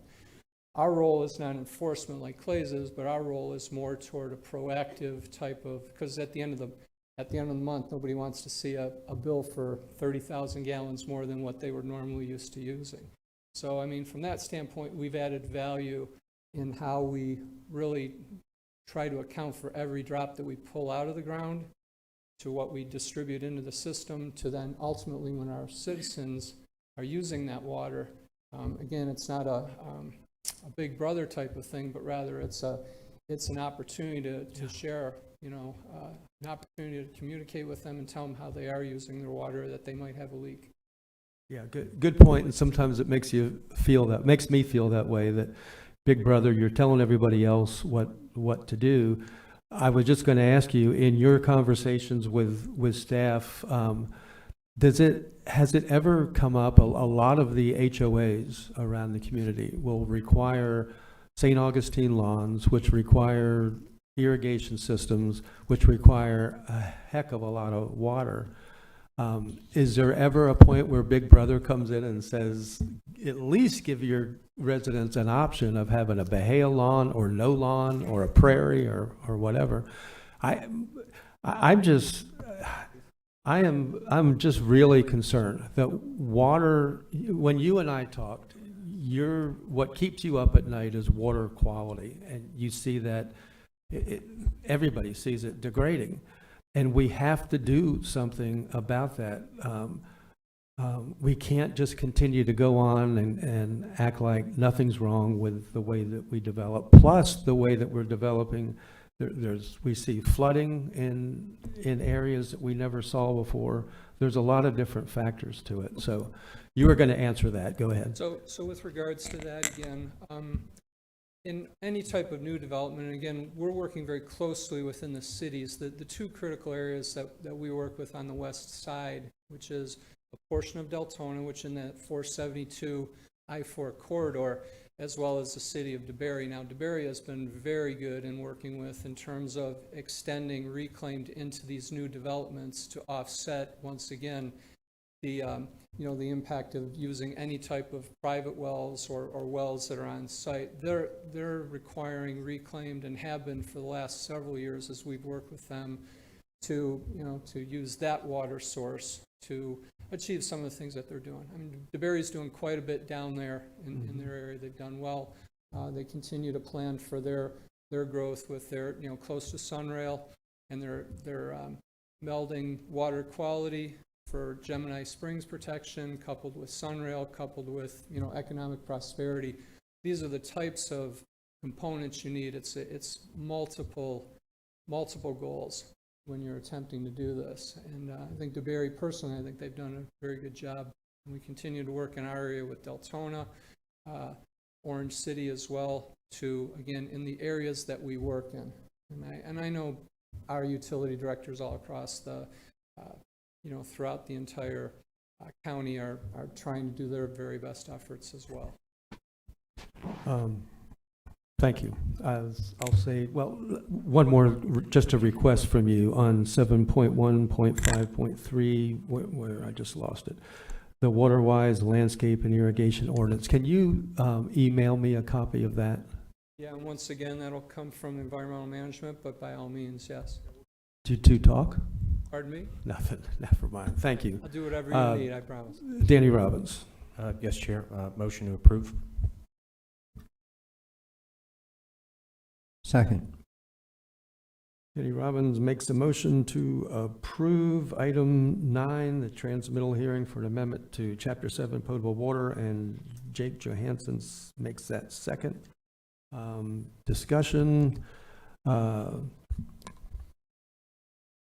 It's like just Troy and I have really struggled with this, and I'm gonna be a no, and here's the reason why. I'm gonna be a no until I feel so strongly that water is our limiting factor in the way that we're growing and the way we're developing, and I don't think, not this staff here and not even this council, but as a community, I don't think we're taking it seriously enough.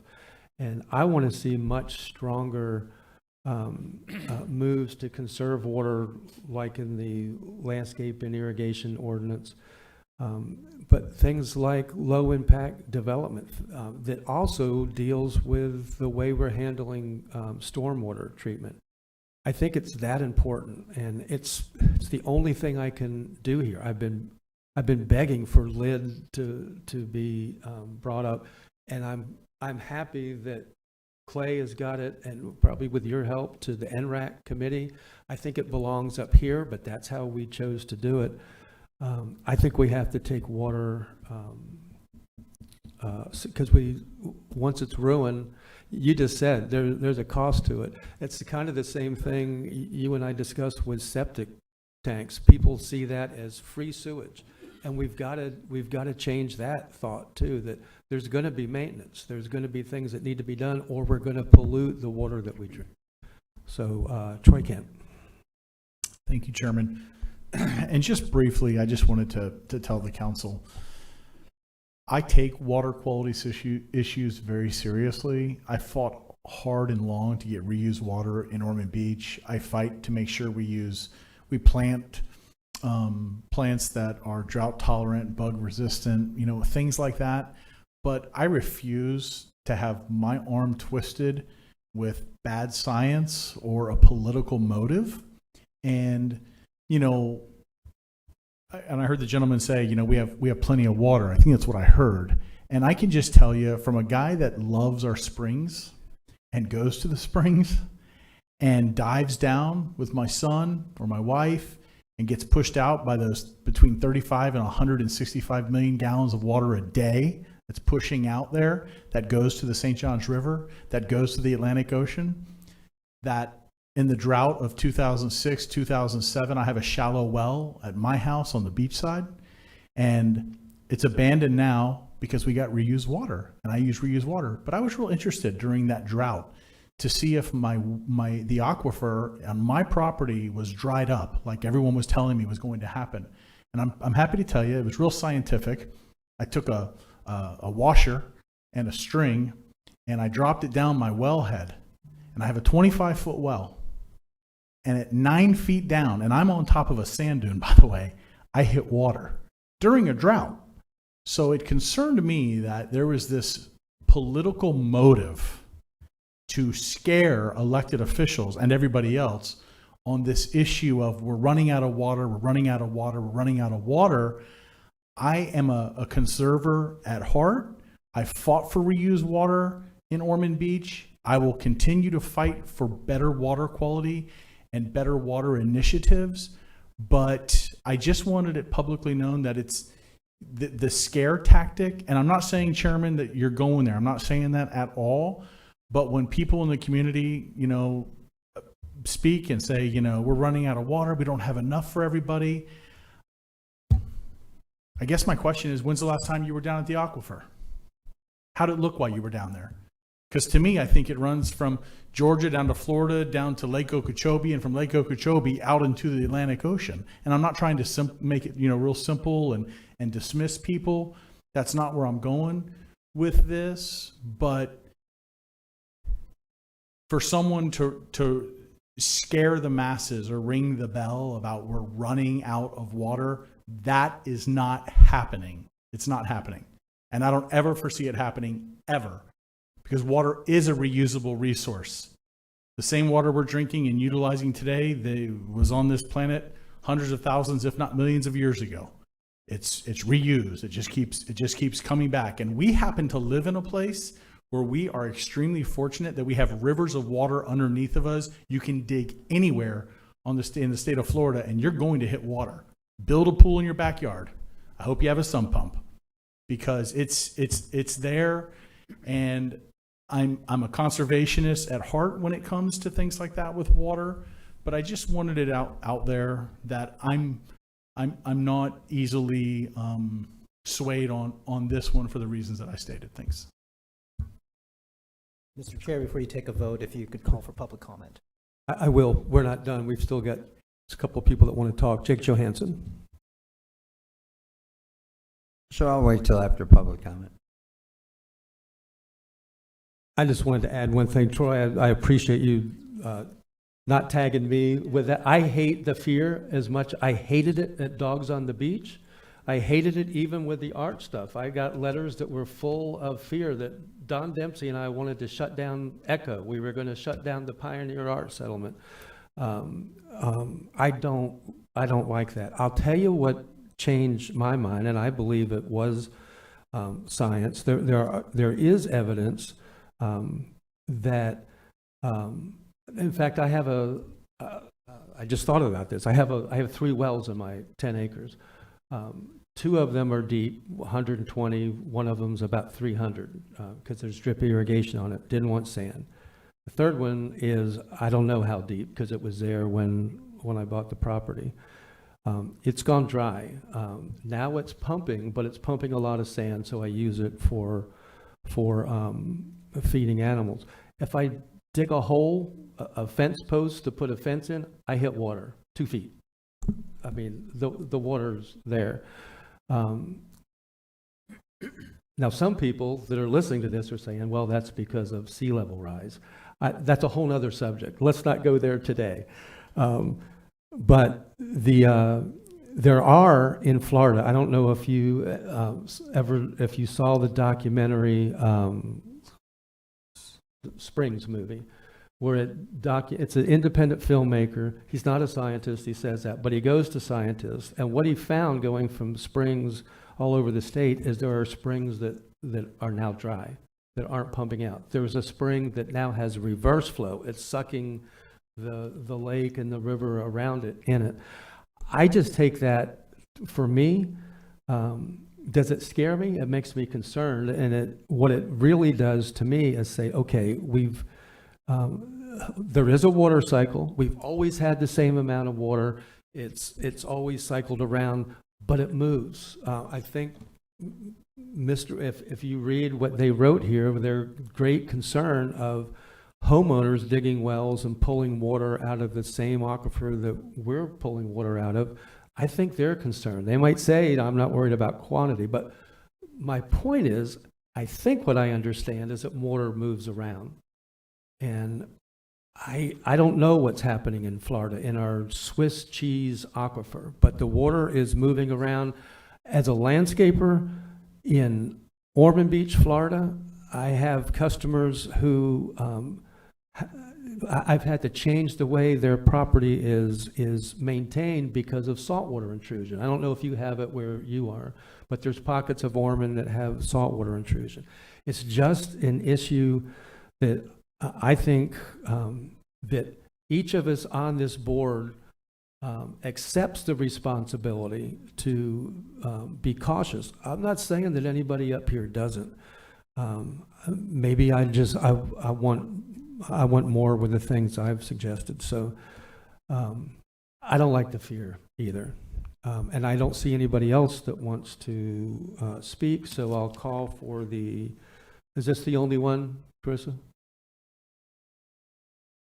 We've generated more. The first is Suzanne Schreiber, and I bet the second one is John T. Nicholson. Is it T? Yes. Yes.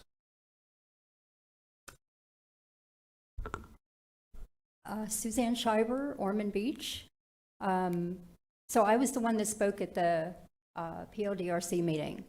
And I just want to say I didn't view anything I said as fear-mongering. And I don't see my entire speech in the agenda. Maybe you all have it, but I didn't see it. I only saw parts of it. For that ordinance, it said Volusia County should plan the water flow. Let's see here. Volusia County should plan before the water flow hits 80% of capacity. So Deltona had to get an increase in their consumptive use permit because they did go over the 80%. They need to draw water out of the lake to water their lawns, which I also spoke about here another time. But on the same page, it talked about, in that ordinance, when I spoke, reducing water demand by 10%. And the new date was extending it by 2035. And it said that the goal had been met. So how do you meet reducing water by 10% when you up a consumptive use permit and come up with another project to allow for watering lawns? So I want you to understand where I was coming from. And referring to negotiating interlocal agreements with the municipalities, I had spoken to one of the councilmen here about this, but did you know that Lake Helen was sent notices to the residents in June of 2022 that their water didn't meet the minimum standards for 2 consecutive quarters back from 2021? So it didn't meet the standards, but a whole year later they got notified. So you may not have jurisdiction over Lake Helen, but at times it seems like there's discussion concerning interlocal agreements and with cities, and at other times there's not. Lake Helen voted for this council, for the ones that, you know, work for those people. That was one of the statements that I had made. Now, separate from today, sitting here, does LID conserve water? I'm curious. I'd like to hear from staff. And Florida-friendly and native plants, IAFF is working with Regrow the Loop. Are the 9 steps of the Florida-friendly landscaping, are the 9 steps said to developers anywhere? Lastly, staff attends workshops, and the county did teach LID. Is it political when they do that? I mean, I don't view it that way. It only becomes political when it's entered in this chamber, but you're educating staff and you're teaching it. Thank you for your time. John Nicholson.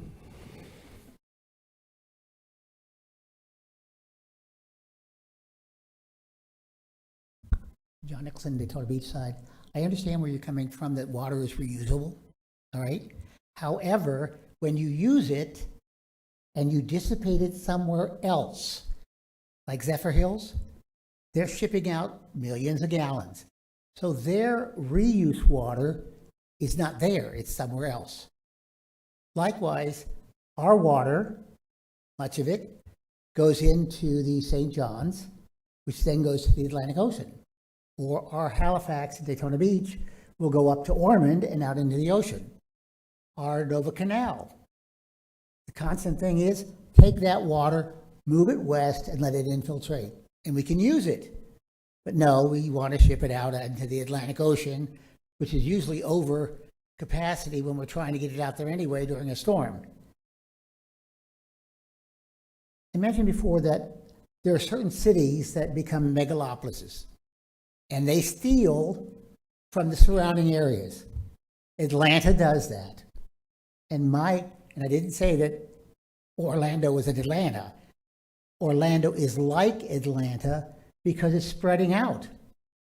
Pretty soon, the eastern edge of Orlando is going to be Daytona Beach shoreline.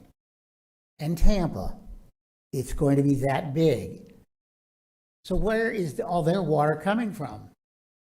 Under us, under our feet. So where does our water go when it's in Orlando? How can we water our lawns? How can we drink it? How can we do whatever with it? How can our industry use it if it's sitting in Orlando? I'm not saying that the sky is falling. I'm just saying be aware of our surrounding. Be aware of the development. Now, Daytona Beach almost lost water, okay? We were not using enough water, and they were about to take back some of our cups facilities. They said you're not using enough water, therefore we're not going to issue cup that you want. Well, all of a sudden, Jim Chisholm is pumping water like crazy into the Atlantic Ocean. We had our water in our parks running 24 hours a day, just so we could use up enough water so we could keep our cup. So I'm telling you, just don't deny anything. Don't accept anything at face value. Just be prepared. We're not running out of water. Daytona Beach, you hear all the time, there's just too much development. There's no land left. Trust me, we have land. You do not believe how much land. And we're developing lots of it. But we have the land, we have the water, we have all that we need. I'm not scared about development in Daytona Beach. Some other small communities, maybe South Daytona, Enterprise, or whatever. But just pay attention holistically around us. Thank you. Thank you. I don't see anybody else that wants to speak. I'll give you one last chance. Jake Johansson. Couple items before we vote. We've talked a little bit around low impact development today, and you know we've talked about environmental issues, but with some of low impact development, I believe comes an increase in density at the expense of no density somewhere else, which can be a good thing. But we're going to have to sell that, because every time we take 50 acres and sit 30 aside for conservation and jam the rest in 20 acres, people come out of the woodwork saying it's over dense. They don't care about the 30 acres that we preserved or conserved. They care about the 20 acres that have quarter acre lots or smaller. So I hate to use the term educate, but we need to inform when we're doing that, the holistic picture, not just bring the deal that was made 5 years ago when the 30 acres got set aside, and all we're hearing at the council meeting is the 20 acre, 75 billion home complex. LID is, there's some aspects of LID is build up, not out. Look at Jacksonville. Isn't Jacksonville the largest geographic city in the maybe in the nation? I don't know, but definitely in the state. That's because they let things go out, not up, and so they may pay a price for that. But we have to be careful when we're talking about LID, that we're talking about it holistically, not just the xeriscaping and the cool roofs that have grass on them and the water catchment that Michael's talking about to save the rainwater, all of which I think is a great idea, just because it's cool and it's a great idea. So, and to the point of possibly voting no on this now because we want something stronger, instead of being reactive and waiting for things to come up and say, I don't want this, I want something stronger. Let's think about possibly approving this today, and then talk about, maybe have a workshop about it, or talk to Michael and his team about what we can do to be stronger and be proactive. You know, I think I heard earlier that there's a timeline associated with this as well, so I'm sensitive to that a little bit. But those are my thoughts on this item. Thank you. Thanks. I'll end with this. That's a really good point on LID, because it will get complaints from people when they see a LID development go in, possibly, because it's not it's not that it's creating more density. You might have a property that's got 300 homes, and instead of those 300 homes being all built throughout the area, they're all shoved to one side. Now, that's not where I would choose to live. I don't want to live on a 3,000 acre plot of land. But I've learned from people like Jessica that there's a big market for that. A lot of people want that because there's less lawn maintenance. They don't want to spend every weekend out. So it takes the same density and moves it to one area, the highest area, and leaves the majority of the land fallow so that it still receives water and takes that water through the ground into the aquifer. So it's not, although Jake, you're right, it looks like high density, but it's the same density that would have been allowed there. I wanted to make that point. I wish that I had the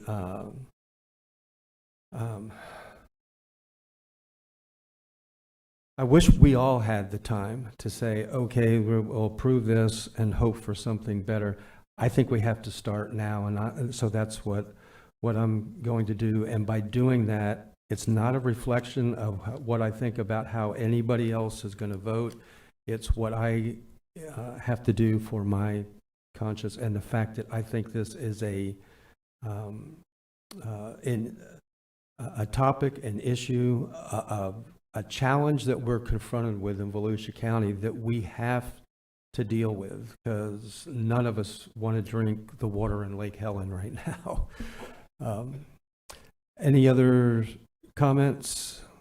And I will call for the vote on item 9. All in favor of passing ordinance 2023-02 on potable water for Volusia County Comprehensive Plan, say aye. Aye. Any opposed? Aye. Aye. So, Aye. Mr. Chair, just a clarification, this is the transmittal hearing, so we have to send it to the state for their comments. These two ordinances, will actually come back to you for adoption. Okay. All right. And the vote is 4-2 with Brower and Dempsey in opposition. Okay. Appreciate the debate. That brings us, there he is. That brings us to item 10, ordinance 23-020, small scale comprehensive plan amendment, 29.11 acres at 1770 West Plymouth. Clay Urban, Director of Growth and Resource. The applicant, Mr. Woods, has sent in a request for a continuance to the next meeting, which would be the June 20th meeting. At a public hearing, we would like to have that continued to a time certain, so that way we don't have to go through the re-advertisement requirements. So if the council feels it appropriate to follow through with the request, it would be appropriate to continue the item to the June 20th at a public hearing to be held after 4:30 p.m. So I will ask for a motion to postpone item 10 and 11 to June 20th. Somebody make a motion for 10? I'll make a motion for both of them if it's okay. Yep, motion for items 10 and 11 to be postponed until June 20th. Second. At the time, no sooner than 4:30. That's our night. And yep, we'll make it part of that condition for mine is the seconder agrees no sooner than 4:30. June 20th, a 4 o'clock meeting, right? Yes. Okay. Danny, was that you with a second? And the same for 11?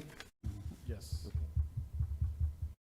Okay, all in favor of postponing until June 20th, no sooner than 4:30 PM, say aye. Aye. Any opposed? And motion carries 6-0 on 10 and 11.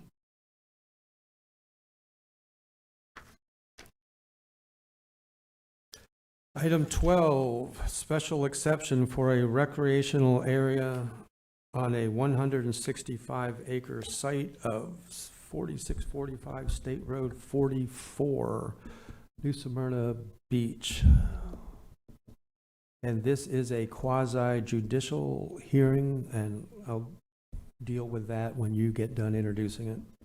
Yes, sir. Clay Urban, Director of Growth and Resource Management. Subject property received approval of a special exception previously in 2012. In 2019, the current property owners acquired the property.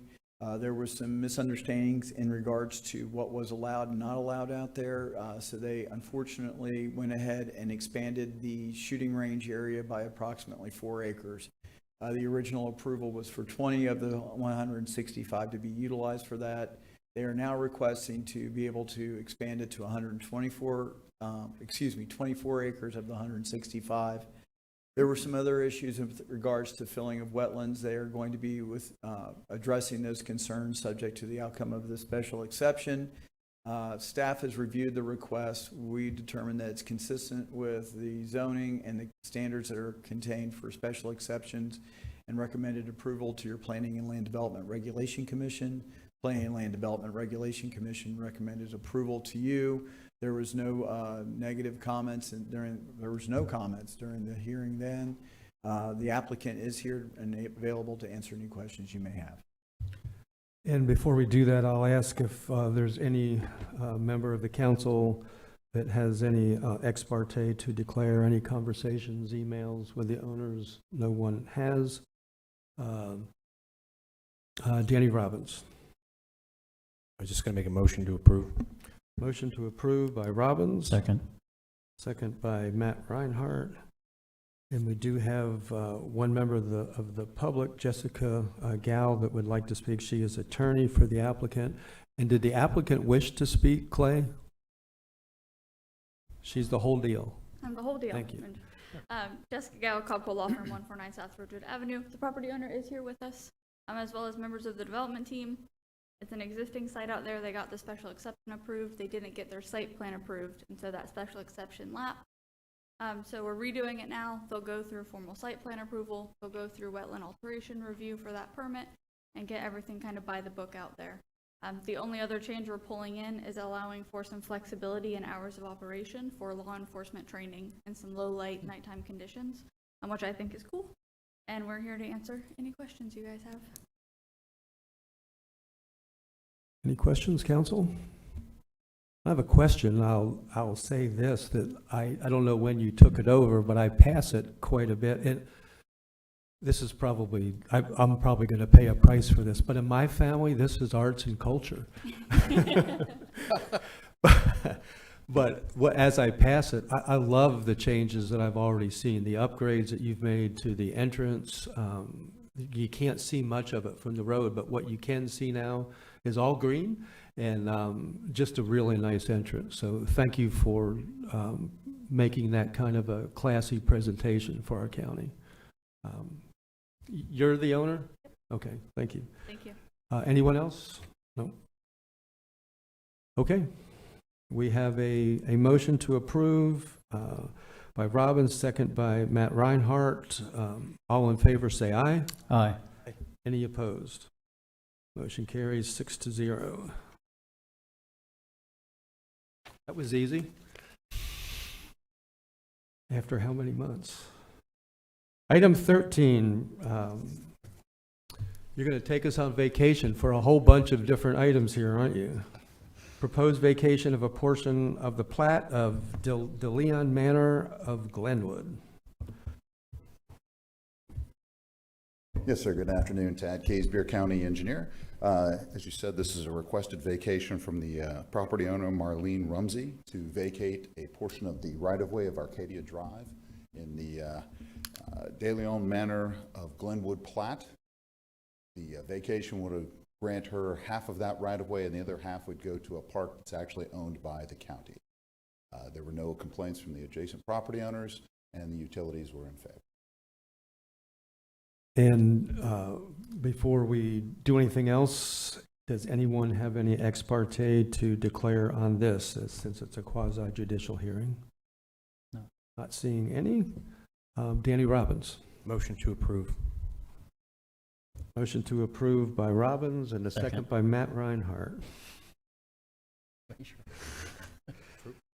there is. Discussion. All in favor say aye. Aye. Any opposed? Carries 6-0, which takes us to the vacation.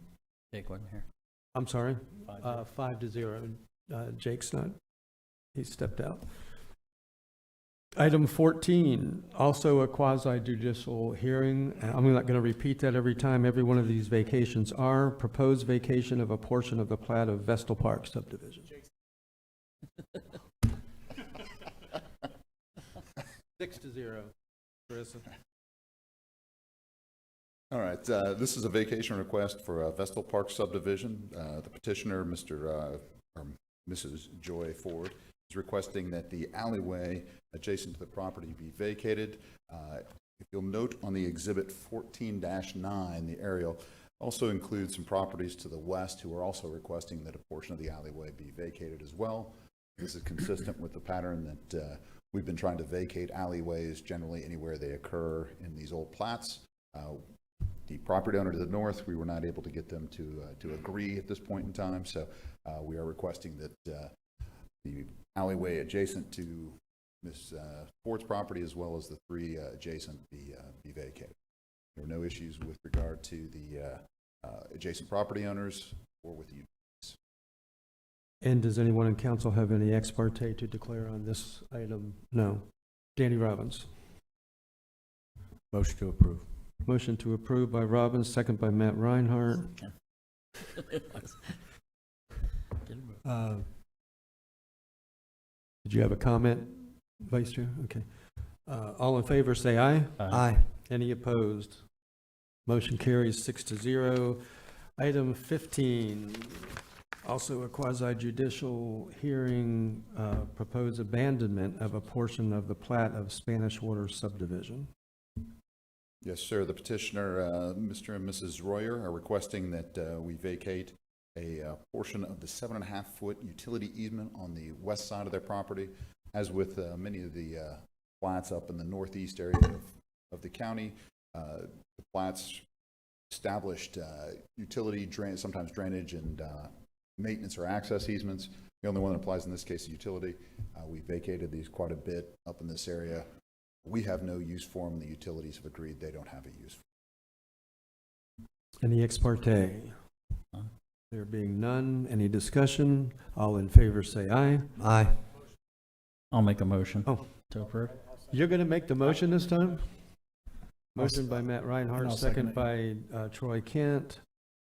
No discussion. All in favor say aye. Aye. Aye. Any opposed? Motion carries 6-0. Item 16, also a quasi judicial hearing on the proposed abandonment of a portion of parcel 64 of the Seabridge South Plat. Yes, sir. This is up in the area of the previous, same situation, except in this case, the petitioner, Francisco de Verona, is requesting that we vacate an 8-foot portion of a planted utility drainage and maintenance easement on the west side and north sides of the property. See in the exhibits that we've done this quite a bit in this particular plat and up in this area as well. There were no objections from the utilities or from the adjacent property. Thank you. Any ex parte to declare? No. None. Sub move. Pardon? Sub move. Motion to approve. Yep. Second, Johansson. Troy Kent makes the motion. Jake Johansson makes the second. Any discussion? All in favor, say aye. Aye. Any opposed? Motion carries 6-0. Item 15, proposed abandonment of a portion of the plat of Spanish Waters, No, I'm sorry. 17. 17. Proposed abandonment of a portion of plat number 2 of the West Highlands subdivision. Yes, sir. This is over in West Highlands, northwest of Orange City. As with many other parcels or many other areas in that, or many other lots in that area, it has an alleyway at the rear of the property. Yeah, I got a little tongue-tied. At the rear of the property, we did try to contact the adjacent properties and could not get a positive response. So we are recommending the vacation of a portion of their platted alleyway, approximately 15 feet. There are no utilities. It is unimproved, unopened, and we don't want it opened. So we are recommending vacation. Any ex parte to declare? None. Is there a motion? I'll make the motion to approve. Second, Johansson. Matt Reinhardt makes the motion, and Jake Johansson makes the second. Seeing no discussion, all in favor say aye. Aye. Any opposed? Motion carries 6-0. All right. And, thank you, Tad. That brings us to item 18, the 5-year capital plan at 358.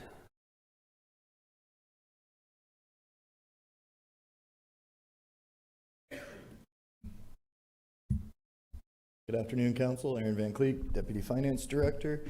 So today we're presenting to you the 5-year capital plan, runs fiscal year 23-24. So I'm just going to run you through a short presentation. All of the capital items were attached to the agenda item.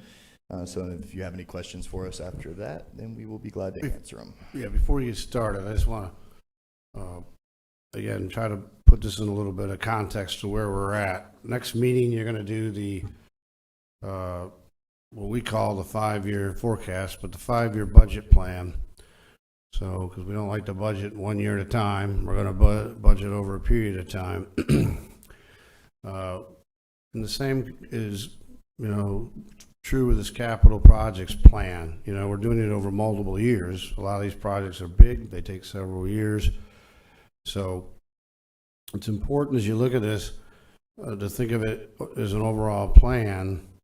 And what we need to get out of today a little bit is when we come back to the next meeting and we start plugging numbers into the budget, what we're looking at today in the upcoming rising year is what we're going to try and plug in to the next meeting when we're looking at the overall budget picture. So today, really, if we get an idea that we're okay with the basic plan, that's the main thing. We'll have many chances coming up to remove something, but less chances to add anything. So right now, it would be good to be, hey, if we do have a few things in there that we'll talk about that are not funded at all. If you want us to start thinking about funding that, now would be the time. But other than that, like I say, once you, and of course, as most of your experience, you get to July and we set a millage trim, then it's only going in one direction after that, and that's down. So just keep all that in mind as we get really started today with the capital projects plan. So go ahead. All right.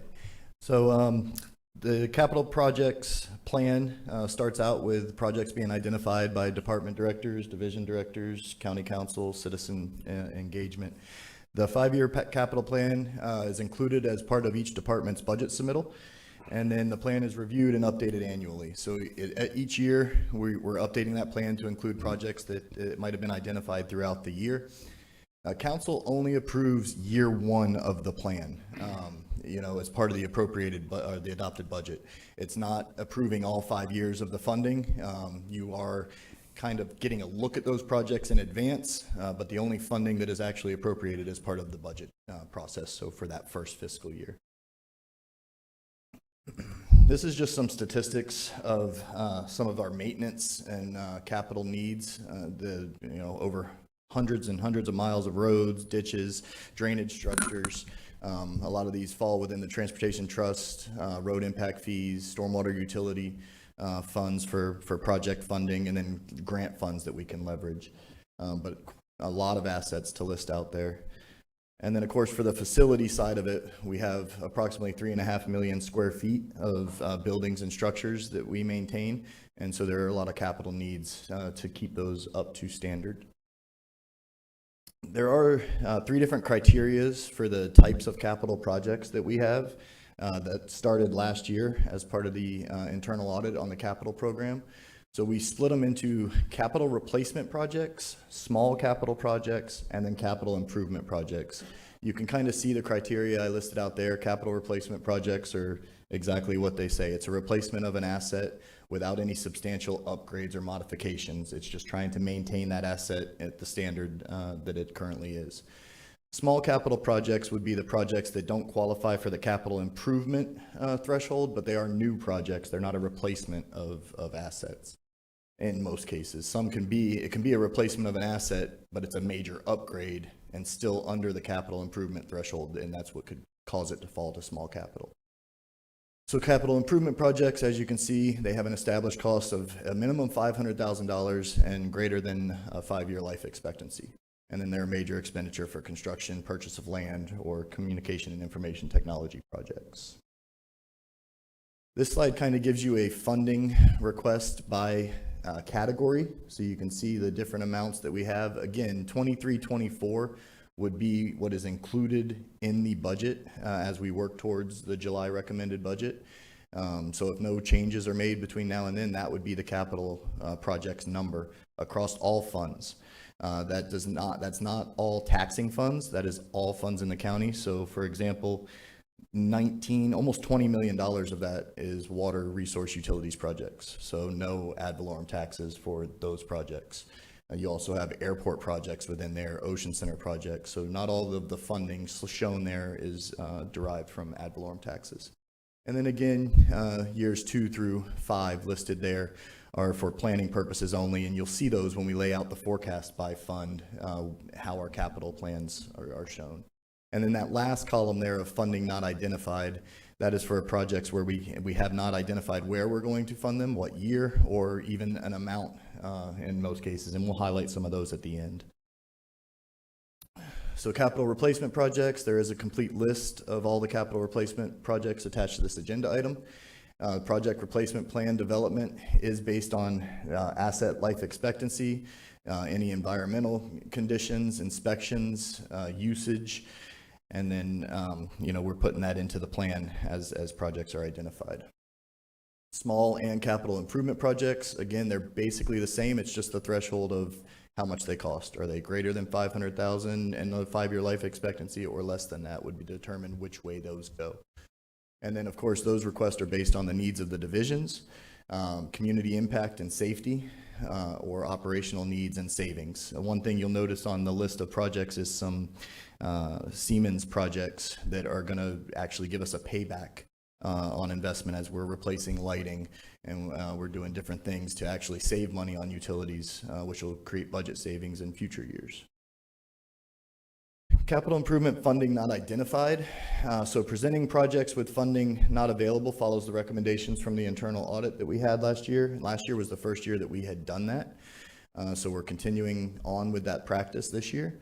You can see we currently have $981 million, just over $981 million worth of projects with funding not identified. The majority of those projects on that list, about 600 million, is for road projects. So the rest of the projects we'll kind of cover on the next slide, and those projects are also included in the list that was attached to the agenda item. Our capital project, our capital program, as you can see, is mostly pay-as-you-go. We don't have debt in most of our funds. The only debt we really have is in our enterprise funds. Some road debt still, ocean center, airport, water resource utilities. Leveraging debt for improvement projects is an option when needed. If it is something that we support and it's a large project, then debt might be the best option. It's just something that we'd have to look at. We do continually seek opportunities for grants so that we can reduce the impact on our operating funds wherever we can.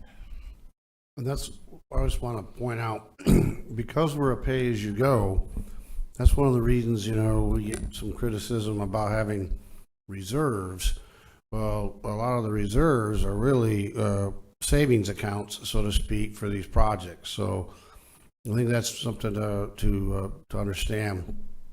That's important. That you know, yeah, there's money there, and you could choose maybe to not do a project, although these are all, I think, very worthy and needed projects. But the idea, we get criticized because you got all these reserves. Well, they're not just sitting there waiting for an emergency. They're there because you've been saving all along so that you don't have to borrow money. And this is a list of the highlighted unfunded projects that we have. You can see that they make up a majority of the leftover after the road program, where I said it was only about 600 million. The largest project on there is the Daytona Judicial Court Complex. It would require debt to fund a project of this size at its current model. We are looking at that project, at different options on what can be done. So it's not anywhere near final stage to move forward for construction, but it is listed on there as unfunded because we do not have funding of that kind available for that type of project. EOC expansion project, you can see we have the 3.8 million listed as unfunded or funding not identified. We do have 300,000 in design cost requested for fiscal year 23-24. That would allow us to get the project designed and then seek grant funding or maybe a state appropriation, because this does tie in with the state's use of the EOC as a backup emergency operations center. The expansion is necessary to house more staff during emergencies. And so the design cost would let us kick that off. And so that's why we've included that in the budget and left the 3.8 million as funding not identified, and we can make a determination on that based on grants or state funding or other options. A new EMS headquarters, we have the 23 million listed there as funding not identified. We do have 1.8 million in design costs requested for 23-24. That facility is currently on Carswell. It's in a floodplain. The building itself is in constant need of maintenance, roof repairs. It is a need for EMS to have a larger, more updated facility. So if we move forward with the design, again, that would allow us to hopefully seek some grant options or really see what the final construction cost could be based on that design. And then PFC Emeroy Bennett Park expansion, we're actually underway with a needs assessment for recreation needs. So definitely not identifying funding for that project until that's completed. But this would expand Bennett Park in Orange City with more field space, potentially gymnasium or something like that, just depending on what the needs assessment says. And then the road program, the projects will be brought back to council at a later date. Tad will give a presentation on the road program so that those can be prioritized and we can identify some of the funding for the roads through that presentation. And that is basically all I have, unless you guys have questions on projects. They do. Jake Johansson. Thank you, Aaron. You started to mention something that I had a question about, but I'll ask it anyhow. You know, some of these projects might have money that staff has kind of earmarked, like, hey, I'll take impact fees, for example. We're talking about roads, and we're not talking about them yet, but you know, if we can only find $1 million more, we could expand Timber Creek to airport or something like that. And we don't know how close we are. You know what I mean? And it would be somehow, and you mentioned in a few projects, but it'd be nice to figure out how close we are. Because when I see zero, I'm like, well, no. But if we're $25,000 away, of course you'd tell me if we were 25 away, but if we were close, maybe it's something that I'm willing to suck up a little millage to pay for to get it started. But I don't know. I don't know how much of those reserves are kind of, staff is thinking about earmarking toward those. Is there any way to get some essay and some situational awareness on that so we can? Sure. In fact, when we do the road program, that's often done in that manner. because there's multiple sources usually that fund the road now. We take a combination of the impact fees or prop share, which is impact fees up ahead of time. And it often leaves us a gap, just as you're saying. That's when we like to maybe fill that gap using the gas tax. So, but we take a look at what our spreadsheets look like and see if there's a way to show where there may be a gap. And I think what the candidate might be is just looking to the next year. And if there's things that were either split funding or we could just maybe pull that one into this year if we had X amount of dollars, and we can take a look at that and see if you wanted to, especially if you want to move something up. So another thing we do annually is we produce a capital projects document, and that document lists every project. It's a more detailed explanation of the project. It gives a good long project description, shows the funding years. And so as we get through the road program, we enter this data. Any funding that's not identified, you'd see what funding we've already allocated to the project. Perfect. And then stuff That's what I'm looking for. Thanks. Just point me to wherever that link is. Absolutely. Appreciate it. Matt Reinhardt. Thank you, Chair. Just a couple questions here and there that, with regards to the capital replacement projects. It talks about the asset's life expectancy. Who identifies that? So it depends on like a what building or equipment or whatever. Yeah. Right. So Jim Corbett, our facilities director, they have an asset inspection program. So a lot of times on the roofs, they do roof inspections. So they're identifying those projects as they do those inspections. Okay. To try to do they take feedback from the actual people that are working in the facility? And I'm not talking about jails, guys. Or not. I'm really not. No, are you getting feedback from our maintenance people or from the occupants of the structure? You know, our employees? Absolutely. We have a number of ways we go about.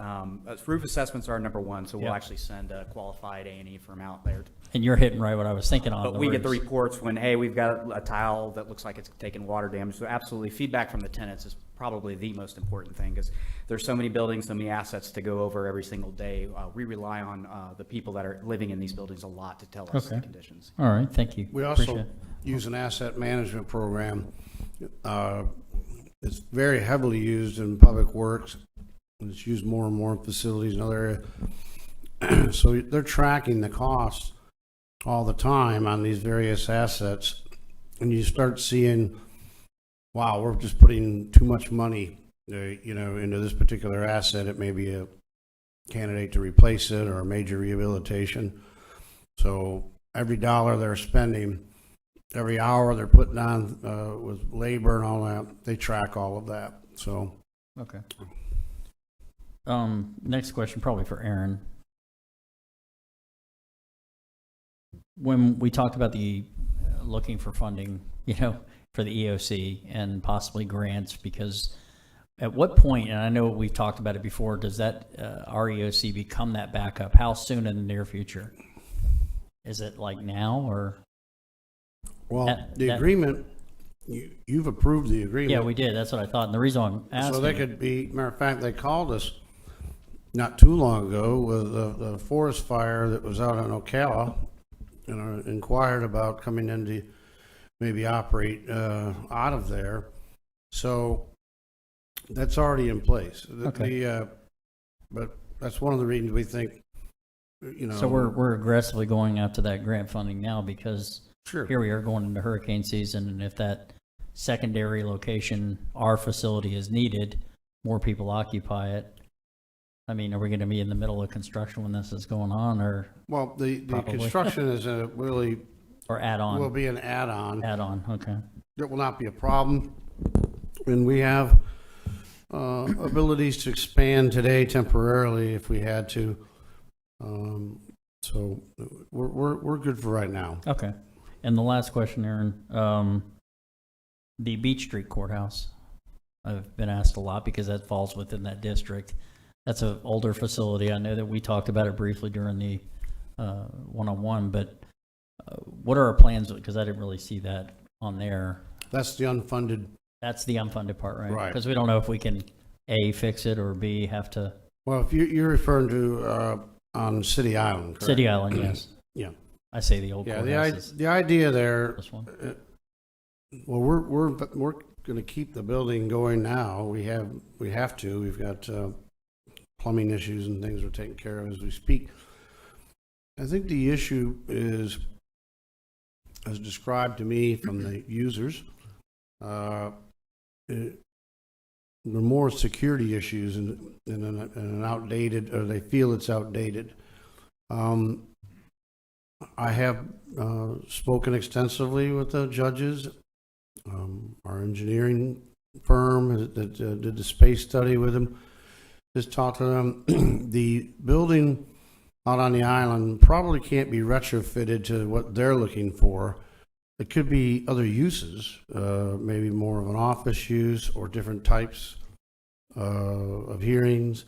But as far as what the judges are specifically asking for, which is a lot of separation, that would only really be accomplished probably over at the Foxman Center, if that's the direction the council, wanted to go. Okay, thank you. Don Dempsey. Yeah, just, Aaron, just to kind of supplement what Matt was talking about, how far down the road are we on this $250 million courthouse project? We have no funding currently identified in the forecast that we're building.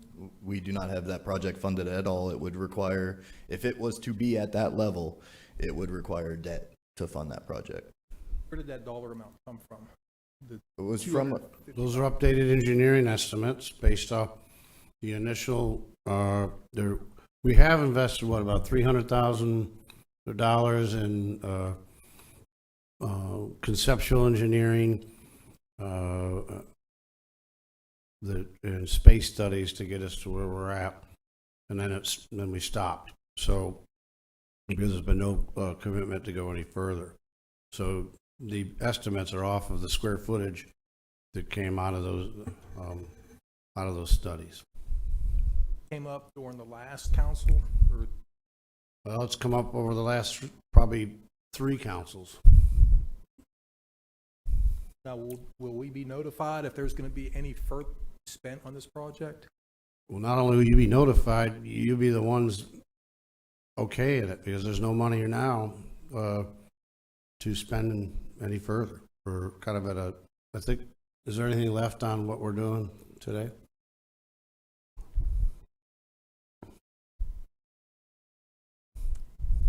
There is a small amount, we just approved an update trying to reduce that 255 down. Right. So taking a look at modifying the needs that were identified. Yeah, we talked to the judges about could they also look at how they're doing things. Things have changed. Of course, since we started this, it was the COVID, and a lot of hearings and a lot of things went to virtual, and we've asked them to really take a look at that. And is there a way that, again, they could look at their space needs a little bit differently and focus on what they absolutely have to have for courtroom space and that type of thing, and maybe we could save some office space as well, because there was a lot of office space that was originally put in. Has this push continued post-COVID? Oh, yeah. Well, as far as the judges certainly meet with us on a regular basis, so yeah. But as of now, it's static pretty much, except for? Yeah. Except for the update that we're taking a look at right now, trying to reduce the costs. Okay. Correct. Is DeLand being looked at by any chance for expansion? No, well, no, not at this point. I mean, they are doing work at the courthouse over there, keeping it updated. Jim can I think we just added a courtroom into the DeLand courthouse. You did. So we did do that. Okay. All right. Thanks, guys.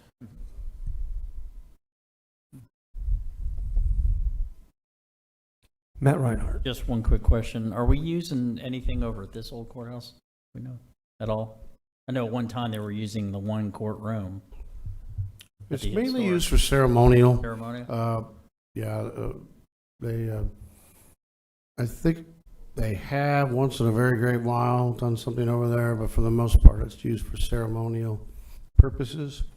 Actually, looks good on TV when you want to use it Yeah, for. true. It's a great classic courtroom. Oh, it's been filmed many times for commercials and things. I just, well, I'll leave it alone. I just know putting a Band-Aid on something over, like referring to City Island, you know, how much more money do we dump into fixing the big problem of plumbing issue or foundation issues or whatever the case may be. I know those are expensive. As cost of materials rise, so do, and labor, finding labor. Those are issues of, I was just more concerned with. All right, thank you. Don Dempsey. Well, yeah, Aaron, if you could maybe readdress what Matt talked about. What are the current plumbing issues and other issues? Yeah, that would be, with city that's not Aaron. Aaron's the guy who figures out where to find the money. Oh, okay. That'll be Jim. We'll get the facilities engineer up here. I'm sorry. Can I call you Aaron? You can call me whatever you want. So this is a particularly old building, very robustly constructed. So we've got 40-year-old cast iron pipes in that building. We're going to go through, make sure that when those toilets flush, we don't have a problem. We've had particularly hard time in the area where the prisoners, the cell area, they flush anything and everything down the toilets. I'm sure you know that. So we're going to try and make sure that that building's set up to continue to operate as it should in the indefinite term. So. What the cost would be just to fix that at City Island? Preliminarily, I believe we've got $250,000 for this year for Ajax to do the construction management. So we won't have a guaranteed maximum price until we've negotiated that. So if there's ways to skin that cat, so if we look like we want to accomplish the worst of it, then we'll do that. If it comes back astronomical, we'll take a step back and evaluate where we want to end up on that. Any other issues besides the plumbing? And the building itself is actually pretty good shape. We recently redid the HVAC completely a couple years ago. We're going to do some building enveloping, making sure that wind-driven rain doesn't infiltrate from the sides. But in all shapes and sizes, that building for the most part is in good shape. So, thank you. Thank you. Troy Kent. Thank you, Chairman. And that's all I wanted to address was I recently had the pleasure of being in that building because I serve on the Volusia County Misdemeanor DUI Court Advisory Council. And I was impressed with how well that building was built. And even with the cleanliness of it, the bathrooms you could tell was built 50 years ago or so, 60 years ago, but everything works. So, not to upset the judges, but that $255 million price tag, wow. I'm pleased that, George, you and your team are looking at other options as far as, virtually meeting when you can, but also looking at other courthouses and other locations where we can move them, or even retrofitting, because, Mr. Dempsey, you brought up a good point about, that building and how it was structurally sound and things like that. I mean, it's withstood every storm we've had. When was it built? Don't quote me. I want to say 1962, roughly around there. Okay, yeah. So I mean, it's solid. It's solid. It's just all of us that were built in 62, 63, we're rugged. So I don't know. I think holding up there pretty good. So. And I'll just put on the record, I'm not opposed to something new, but that $255 million price tag is it's a jaw dropper. It is, and honestly, the cost of construction overall, I've asked the team to rethink a lot of things we're doing because, when we're not alone, I think everybody is doing the same thing. We're going to have to take a step back and look at things differently. And like I said, and I have to say, the judges have been very patient. I think they do have a legitimate security concern, but can we address that other ways? Can we do a smaller expansion at the Foxman and concentrate on what they really need? Right. One thing I can say already, the original space, I think, included the state's attorney and the public defender. Our business services area, Janine Jennings and her team have found good spots for them. They wanted to be, at one point they were spread over different places. They're now consolidated, each in their own office buildings that we're leasing space, and they're happy to be together, and I don't think they have any issue with where they're physically located that they've ever indicated to me. So that maybe takes a lot of square footage off the table, and maybe we can concentrate, a little bit more on the actual courtroom and the security areas, security parking, things of that nature. And then I will say the Foxman, strategically located with everything that's going on in downtown Daytona Beach. So there's interest in working with the city and with other people in that area. You got potential for maybe some partnerships and stuff as you look at their downtown, and that's what we're going to explore.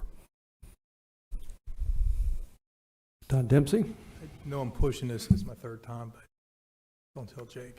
I know this might appeal to Matt, but has there been any consideration of adding courtrooms out of the jail? I know we have one, very secure. I didn't know if there could be a few more that might be considered, because we have all that property out there and it's very secure out there.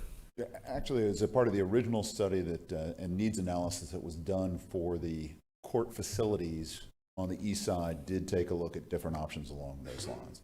That wasn't the initial recommendation. The initial recommendation was to consolidate all basically at that block where the Foxman currently is. But that's what we're we've talked to the investigating. judges since then, and I think there may be movement on adding more room at the jail. Again, there's certain types of hearings that would work out better, as you know, than others. So first appearance is done out there now, and what we could do, maybe some other things. The idea there, and of course working with the sheriff's department, is not as many transports, because moving prisoners around is a very expensive. It's security risk in itself. So again, the more we can do where they're walking down a hallway versus transporting them, it would be better.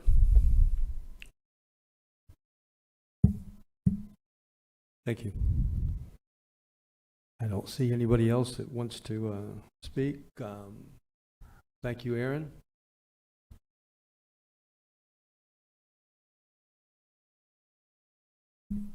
So what we'd be looking for, if everything, there were no more questions, is could we move forward with putting the $106 million that we have planned for this year, start including that in the budget discussion for starting next meeting, where we'll talk about the 5-year forecast. You include them for discussion, correct? Yeah, Not you're not for voting, permanent- you're not accepting the project or anything like that. It's giving us direction so we don't go down one trail and then you say, we just want to make sure that these are the types of projects you want to see. Because this is, by the way, kind of a strategy that was developed, really a few councils ago too, and that, as you see, we're putting really most of the money into older buildings that we're trying to keep going and modernize them for the next generation. You see, we're finishing up the medical examiner's building. That's one of the last brand new buildings. Everything from here on out starts shifting more and more into this strategy. There will be some other buildings, I think, in the future, possibly out of some of the constitutional officers, but we can talk about that further as we progress. Okay, Danny Robbins? Yeah, I'll make that motion to include this in the discussion.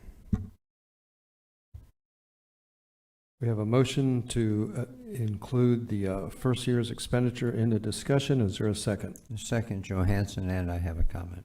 Second by Jake Johansson, and go ahead and make your comment. Yeah, George, at the beginning, you talked about making it more and maybe not less. I think when I get the link or the information from Aaron, I don't foresee adding things, but that might give me some light that would. So my only caution is, I'm good so far, but I might be more good or later. Sure, and let me clarify that further too. Remember, as Aaron pointed out, I think about, what, 16 million of it, a relatively small amount of that 106 is actually a tax fund. A lot of what we're talking about here are in the enterprise funds, airport, utilities, even the roads with the gas taxes. So that can be more easily adjusted out in further years. So, Got it. Thank you. Any other comments? Discussion? Okay, all in favor of including the first year's capital expenditures in discussions and approving the report that was just given, say aye. Aye. Any opposed? Motion carries 6-0. Thank you very much. Item 19, contracts with All Volusia Transport, LLC, DeLand, Community Connections, Transportations, Inc. Good afternoon, Good Council. afternoon. Bobby King, Transit Services Division Director. I have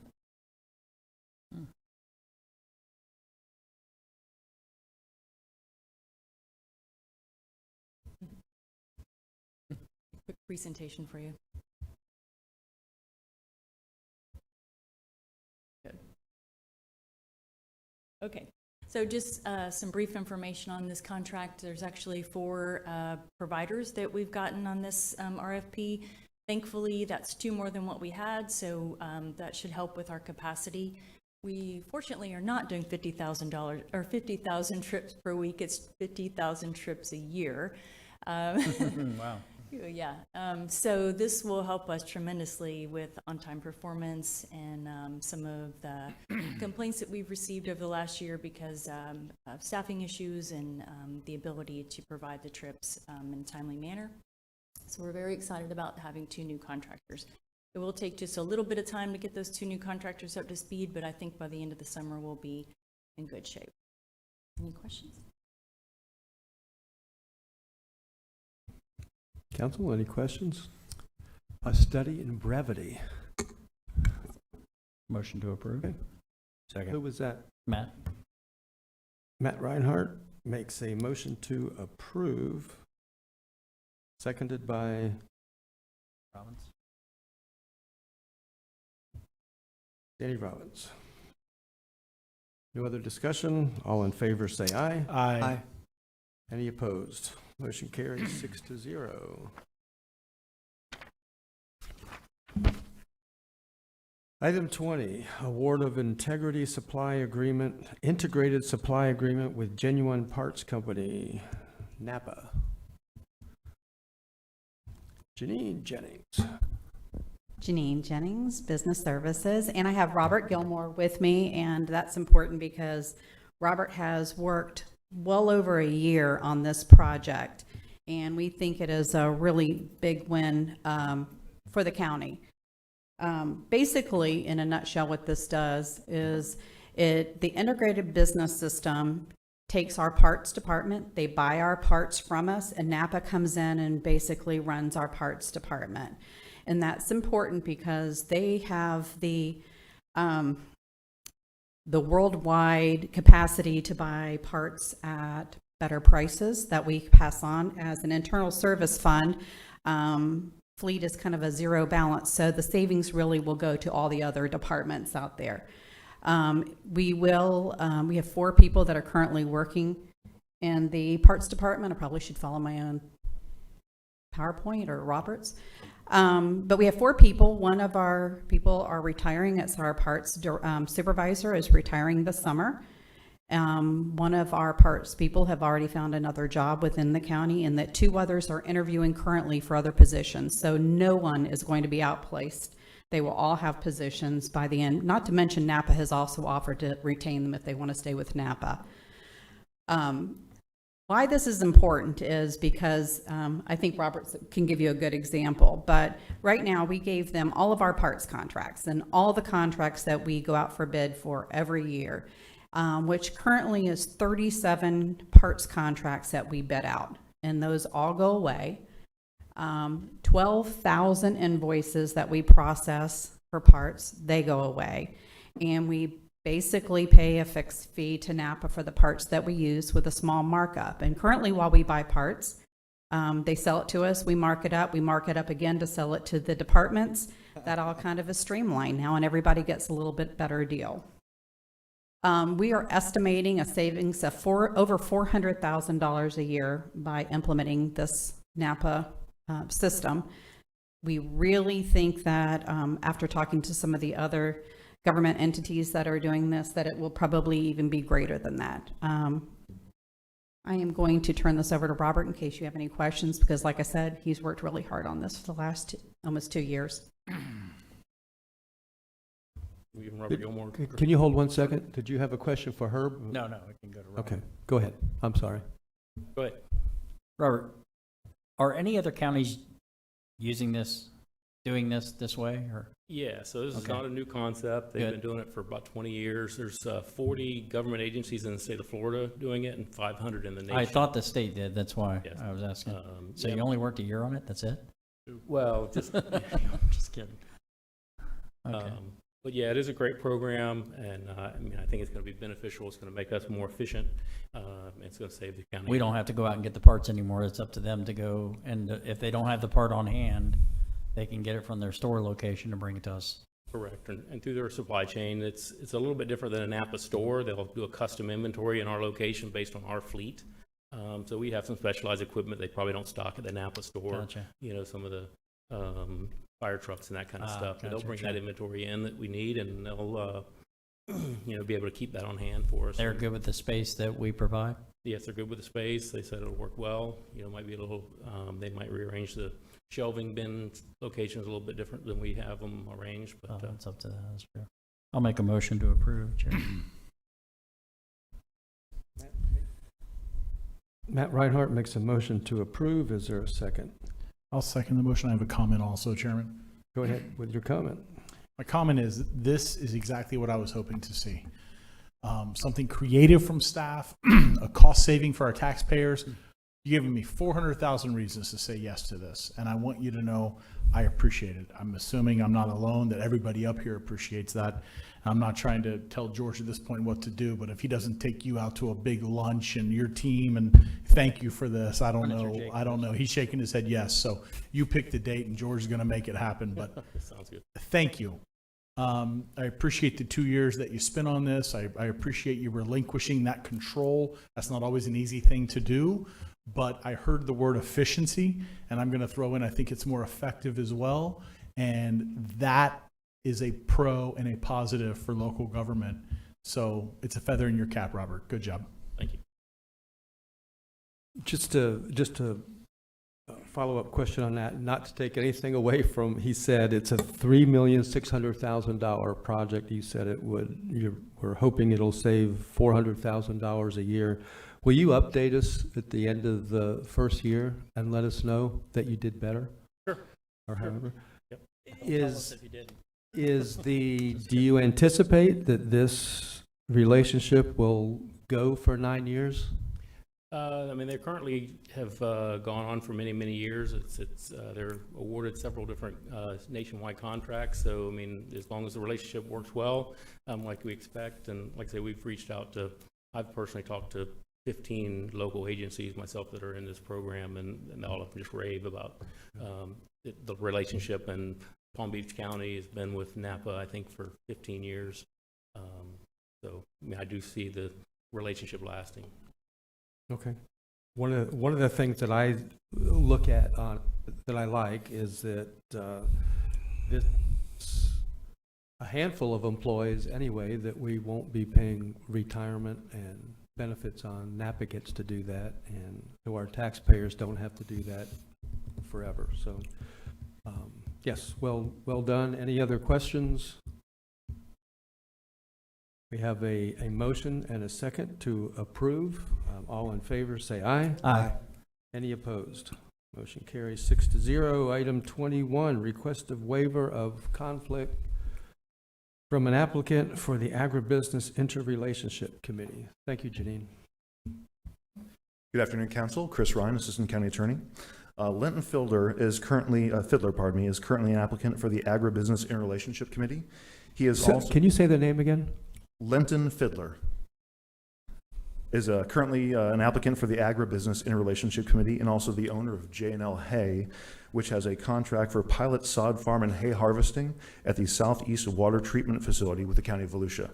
So Chapter 112.313 provides that no public officer shall have or hold any employment or contractual relationship with any business entity or an agency which is subject to the regulation of or is doing business with an agency of which he or she is an officer or employee.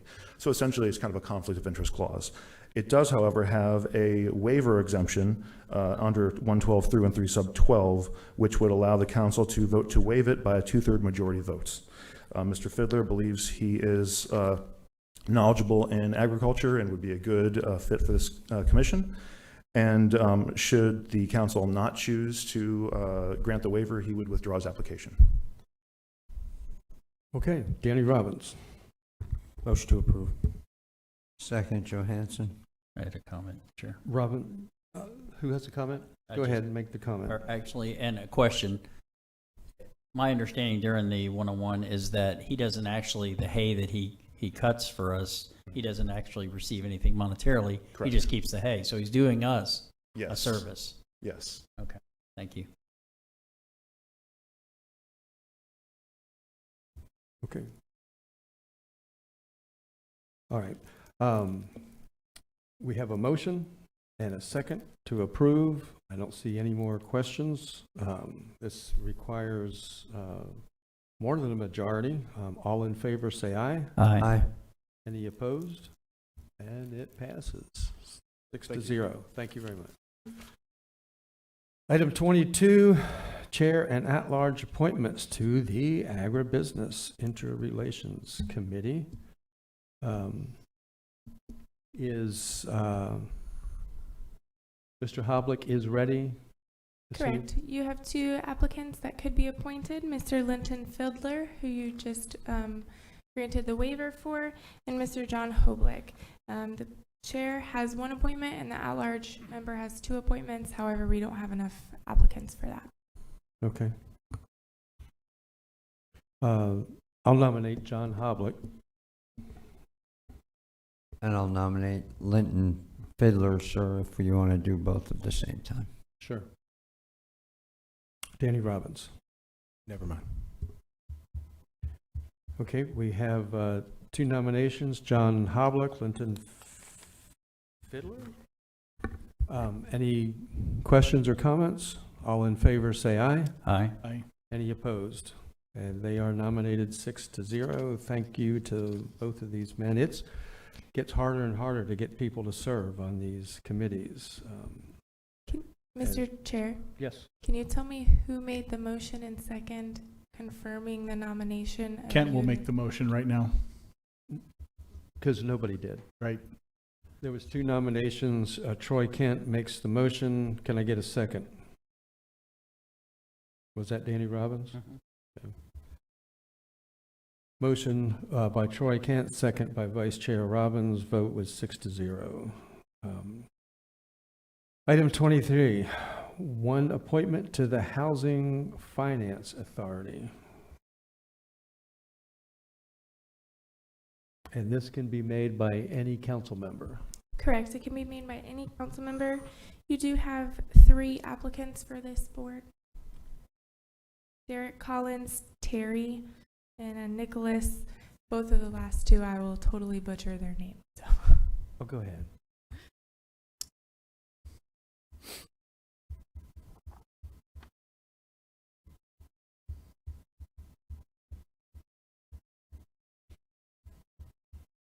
Nobody knows any of the applicants? Yeah, Chair, I do. I got my name lit up for you. I'm sorry. That's okay. Troy Kent. Yes. Council, I had a great conversation with Nick Saknowski about serving as our appointment to the Housing Finance Authority, and he's more than happy to do it. So I'm happy to make that nomination and that motion. Okay, we have a motion. Second, Johansson.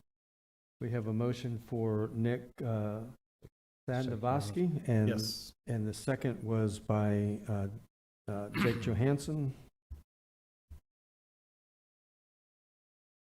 How many do we need? That would fill the last vacancy for that board. However, this board will be coming back to you. In October, right? Correct. Okay. Any discussion on Nick? All in favor say aye. Aye. Any opposed? And he is confirmed, 6-0. Will the other applicants be on here in October? If their application is within that year, yes. However, the whole board is not up in October. Only Mr. Cowitz's term is up in October. Okay. Arthur?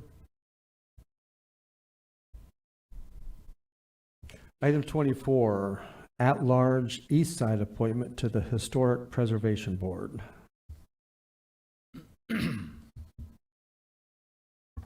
At large, sir, I nominate Maria Mills Burnett. I'll second. Jake nominates Maria, say the name again. Maria Mills Burnett. Okay. And the second was by Troy Kent. Any questions? All in favor say aye. Aye. Any opposed? And nomination is confirmed, 6-0. Item 25, appointments to the Daytona Beach Racing and Recreational Facilities. These members, they must be qualified voters and residents living within that special district. And you have 4 applicants, 2 of which are incumbents, and any council member may make this nomination.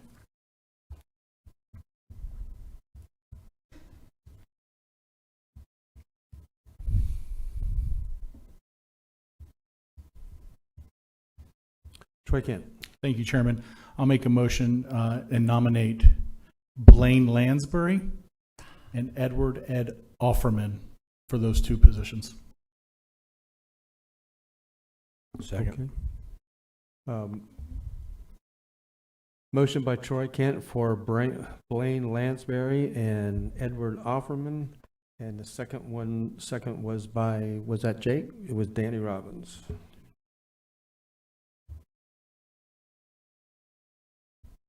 Okay, we'll go ahead and vote on that one, and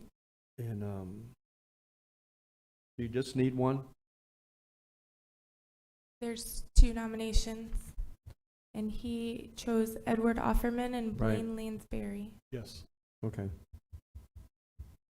And those are the only 2 you need? Correct. Okay. Danny Robbins. Jake Johansson. Clear that right up. All in favor of Blaine Lansbury and Edward Offerman, say aye. Aye. Any opposed? They are nominated, confirmed, 6-0. Item 26, at-large in District 2 and District 4 appointments to the Code Enforcement Board. Who wants to start? These nominations do not have to reside within your district, and just know that whenever possible, the code does state that the membership shall be an architect, a business person, an engineer, a general contractor, a subcontractor, and a realtor. So I'd like to, sorry, Matt. Go ahead, Matt. I'd like to, I hope I didn't take yours, Jake. Jamie, I'm going to butcher this name. Gallegos, thank you. I'd like to nominate her. Okay, is there a second on Jamie? Second. That was Danny Robbins also? Okay. And I'd like to nominate Jaylene Ferreira at large. Okay, I'm looking at the name, Jaylene Ferrara. Is there a second on Jaylene? Yes, I'll second that. second by Kent. And District 4. Yes, and Mr. Reinhardt, you took Jamie, and that, no, that's fine. I had a great conversation with her. I told her I was going to nominate her. I'm glad you did. Council, I open it up to you. Is there anybody else on this list that you would like to have on this? And I'll gladly put them as my nominee. How many boards, or can someone on this board fill another board? We just nominated Ed Offerman. Can he occupy both boards? Sure. He's another one that I spoke about. Oh, did you? Spoke to Okay. personally, and actually, both of these individuals I had heard from. I'm happy to nominate him, and I'll do that at this time. So for me, I'll nominate. Oh, here, we're getting told now. Serena Slack, Assistant County Attorney, that would be a dual office hold, so you cannot cannot. hold two offices Okay, for. that's right, code enforcement Okay. cannot. Correct. My apologies, I will Mr. say, Kent. Mr. Dwyer is a okay. former member of the Code Enforcement Board who had to take a leave of absence That's from the right. board. Yep. So he is someone who has at least experience He with the does. board. I do like his last name.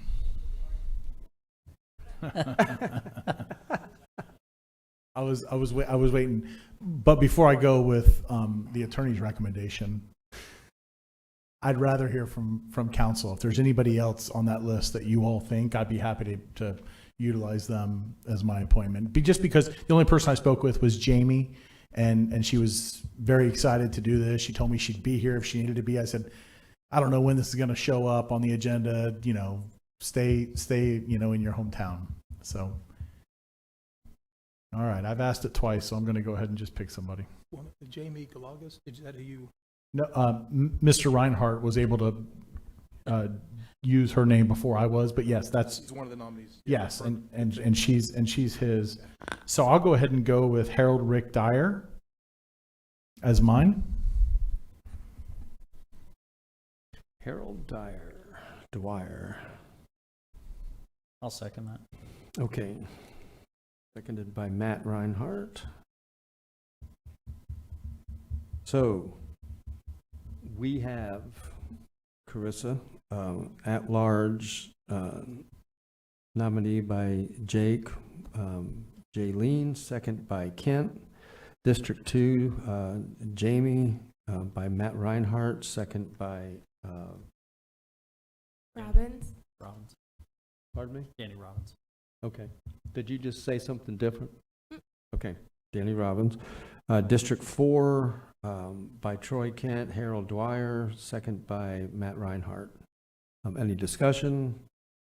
Let's vote for all three of them. All in favor, say aye. Aye. Any opposed? And they are all confirmed 6-0. And that brings us to the final item of the day, appointment to the Volusia Growth Management Commission. Wow. You need 5. We need 5. We got. Correct. This would be for 5 representatives, 4 different terms. So there's 3 terms that would end in 2025 and 2 terms that would end in 2023. And you have 4 applicants. You would have to give me a second to double check on Jamie to see if she could serve on both. Right.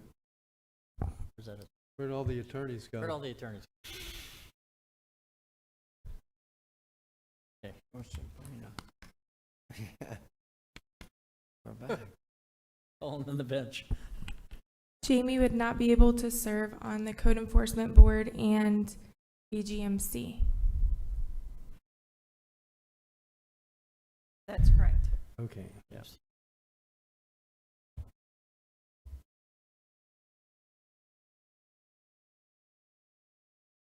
So that leaves Jonathan Green, Richard Malazowski, and Bradley Housington. At-large nominates Jonathan Green. I'll second. Jake, does Jonathan Green seconded by Matt Reinhardt.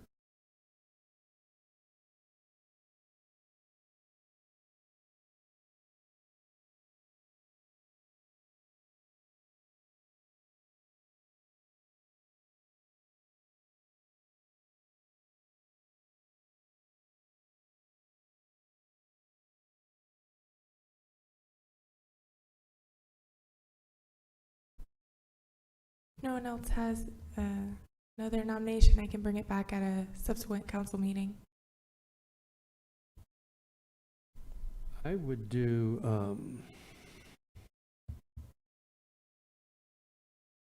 so you said Jamie is not? She's on the Correct. She was just appointed to the Code Enforcement Board, so she Gallegos? wouldn't be able to serve on both. Okay. Well, then I don't have one. Who makes these rules? I think we do. Okay. So we have Jonathan Green by at-large, Jake Johansson, and seconded by Matt Reinhardt. Any discussion on Jonathan? All in favor, say aye. Aye. Any opposed? So we have one. You have Richard Malazowski and Bradley Housington that could also be appointed. I will nominate Bradley Housington. Second. Seconded Actually, by, I don't think you can make a motion, so I'll make the motion for you, Chairman. I can make a nomination. But can you make a motion for it? I cannot make a motion. So I'll make that motion for you, Chairman. Okay, And I'll thank second. you. Bradley Housington, motion by Kent, second by Matt Reinhardt. All in favor of Bradley, say aye. Aye. Any opposed? 6-0, he is approved. Did you get the second?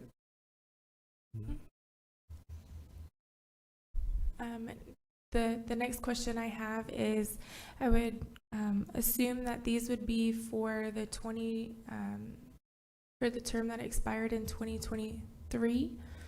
And then I can bring these two individuals back for you, or I can make their term expire 2025, and we could just hope that we get the other three nominations.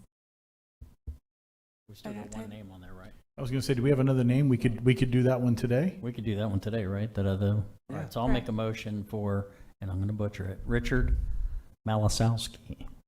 Perfect, and I'll second that. That's why nobody made it. Richard, say it one more time. Malazowski. And the second was by Troy Kent? Yes. All in favor, say aye. Aye. Aye. Any opposed? And Richard is appointed 6-0. To clarify, all of their terms then would be June 30th, 2025, and we'll continue to seek applicants for the two positions that would expire in 2023. And is it safe to assume that all the others that are up in June of 2023 will come back?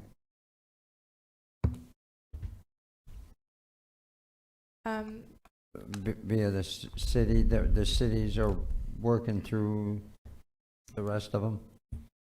To my recollection, you guys do not vote on the city's appointment? No, but we could have a big gap in the VGMC, or do we track the cities tracking this? Yes, correct. Okay. The liaison for the board, she does track this as well, and I do know that the cities are working on many of their appointments. And will you let us know if those all start to fall by the wayside and the VGMC gets sparse? Yes, Thanks. I will. As you can see, the city of DeLand, Lake Helen, New Smyrna, and Oak Hill, Pearson, they do not have any as of when I published the agenda. Yep. All right. Okay. That brings us to public participation. And we have no one that Hey, what? We woke up. We have John T. Nicholson. 3 minutes.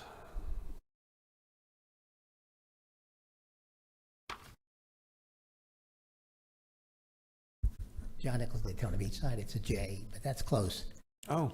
And you realize that I did not speak this morning. I was nice enough to let Who's that one counting? slide as well. Couple of things. One, two ladies this morning mentioned Sand Hill, the golf course, and was talking about the acquisition. Years ago, the city of, or Miami-Dade in Dade County acquired an old racetrack. They were consolidating, and the racetrack moved to Gulfstream in the Broward County, so the land became available. Well, they bought it, which seemed a steal at the time, and created all kinds of football fields, basketball fields. There was the stadium was turned into a football stadium. They kept the horses, all kinds of stuff. The ladies are proposing for this site. Now, I've not seen its location, but I imagine it's in the old portions of DeLand. And at some point, they're going to need the open space. At some point, Victoria Park is going to be so big that they're going to need a place where their children can go for sports and recreation, et cetera. So I'm asking you to take a look at acquiring it by ECHO or whatever means, because I really believe that it's unique, it's different, and it's open space. Secondly, with regard to the Cultural Council, you got beat up pretty bad, but it was needed. And I understand you were looking at 3 locations. There's 2 more to look at. Absolutely. Take a look at them. Do we need them? What do they do? Are they functioning well? Can they be changed? All right? Oftentimes I don't agree with Mr. Kent, but What? How could that you be? know it. But what do we do if we never look at what we've done in the past? We never take a fresh eye to something that has been going on forever and ever and ever. We did that with the impact fees. We let it go for 17 years, and it cost us half-penny sales tax. So I'm asking you to keep doing what you're doing, Mr. Kent. Take an eye to everything that we have. Third, I was talking to someone with those new container homes, and he made a comment that, the city of Daytona Beach is drastically underrepresented in industrial areas to build. It is going to hurt you in the future. Well, I just asked staff downstairs, and I said I was going to bring this up, and she said, oh, no, well, we have plenty of industrial areas in the county. So I'm just asking you to keep an eye out that we do always maintain enough that when somebody wants to come in for something, we have the properties for them. And lastly, this morning it was stated, we have no room for hate. I would like you to add the Catholics to that, because there are anti-Catholic groups on the boardwalk. And there's a group from DeLand that comes every weekend that do not. Thank you. Thank you.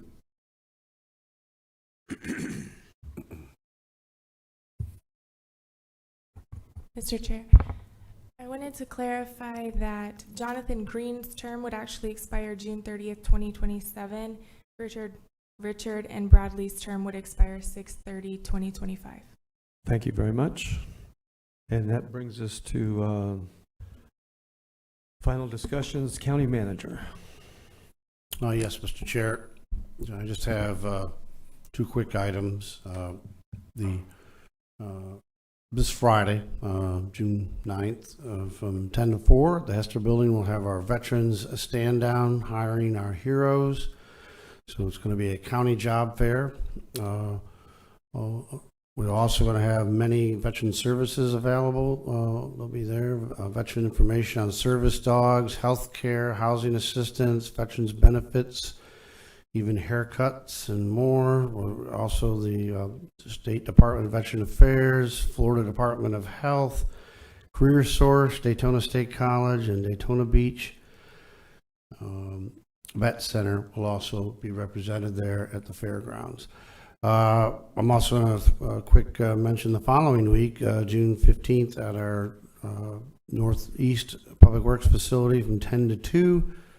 We have a job fair that'll be going on there, where many of our divisions in Public Works, which would be road and bridge, solid waste, utilities, we'll have a job fair. We need people in all those areas. So that's it. Michael Dyer? Sure. I sent you an email a couple days ago that we've been going through the legislation that got passed this session, and one of those bills, if it's signed, would impact our local states of emergency. We have a local state of emergency that has been renewed every 7 days, and you see it on every agenda because we have an emergency order in place that would allow folks to use RVs and trailers on their properties if they're repairing their home that's been damaged. The state law got updated that would authorize those structures in the absence of a local order, so we can dispense with that. So unless you direct otherwise, our plan was that at your June 20th agenda should be the last declaration of emergency from the prior 2 hurricanes that we've had. And as a larger effort, every year we send out just kind of an update on the bills that passed. Primarily the audience is for staff as we work together just to make sure we're implementing what we need to implement. I will share that with you. There are a number of bills the governor has not signed yet, so we'll update that document, but at least give you an idea of the number of things that do come out of Tallahassee that impact county government. So thank you. Thank you. And to start today's rotation for County Council, first up is Vice Chair Danny Robbins. Thanks, Chair. Just a couple quick things. I'd like to read a letter that we got on 5/30/23. It's just one of many that I received within a couple-week period in between meetings. I told you guys I was going to make it a point to be a little bit more positive and shed some positive light from our people. I'd like to read it. I'm writing you to demonstrate my appreciation for your actions that led to the installation of a backflow valve at the corner of Hillside Drive and Oak Tree Drive in the Silver Sands Municipal District of Volusia County. We are hopeful that this valve and more like it, if necessary, will prevent or mitigate the flooding in this neighborhood during severe weather conditions. I was present to witness Adam Kozier and his crew install the device. My interactions with them was informative, pleasant, and professional. On behalf of the residents of this neighborhood and Silver Sands Civic Association, I applaud you and your staff for this job well done. That was from Timothy English. And like I said, this is just one example. Our staff and our crews are out addressing and paying attention to these fine details that are sent in on these emails. So good job with that. Another thing, I noticed if you go to volusia.org, our main webpage, it has been extremely streamlined, and there's some just quick links now of the most popular subjects that we talk about on a daily basis. So George, good job with that.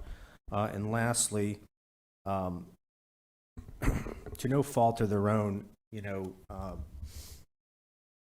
in the recent weeks, Beach Patrol in Volusia County got handed kind of a soup sandwich when it came to the beach. And I'd like to recognize them, just like we did the sheriff, as an agency or in an organization for their decades of service to this county, not just as officers, because they are officers or were officers, but as EMTs and lifeguards.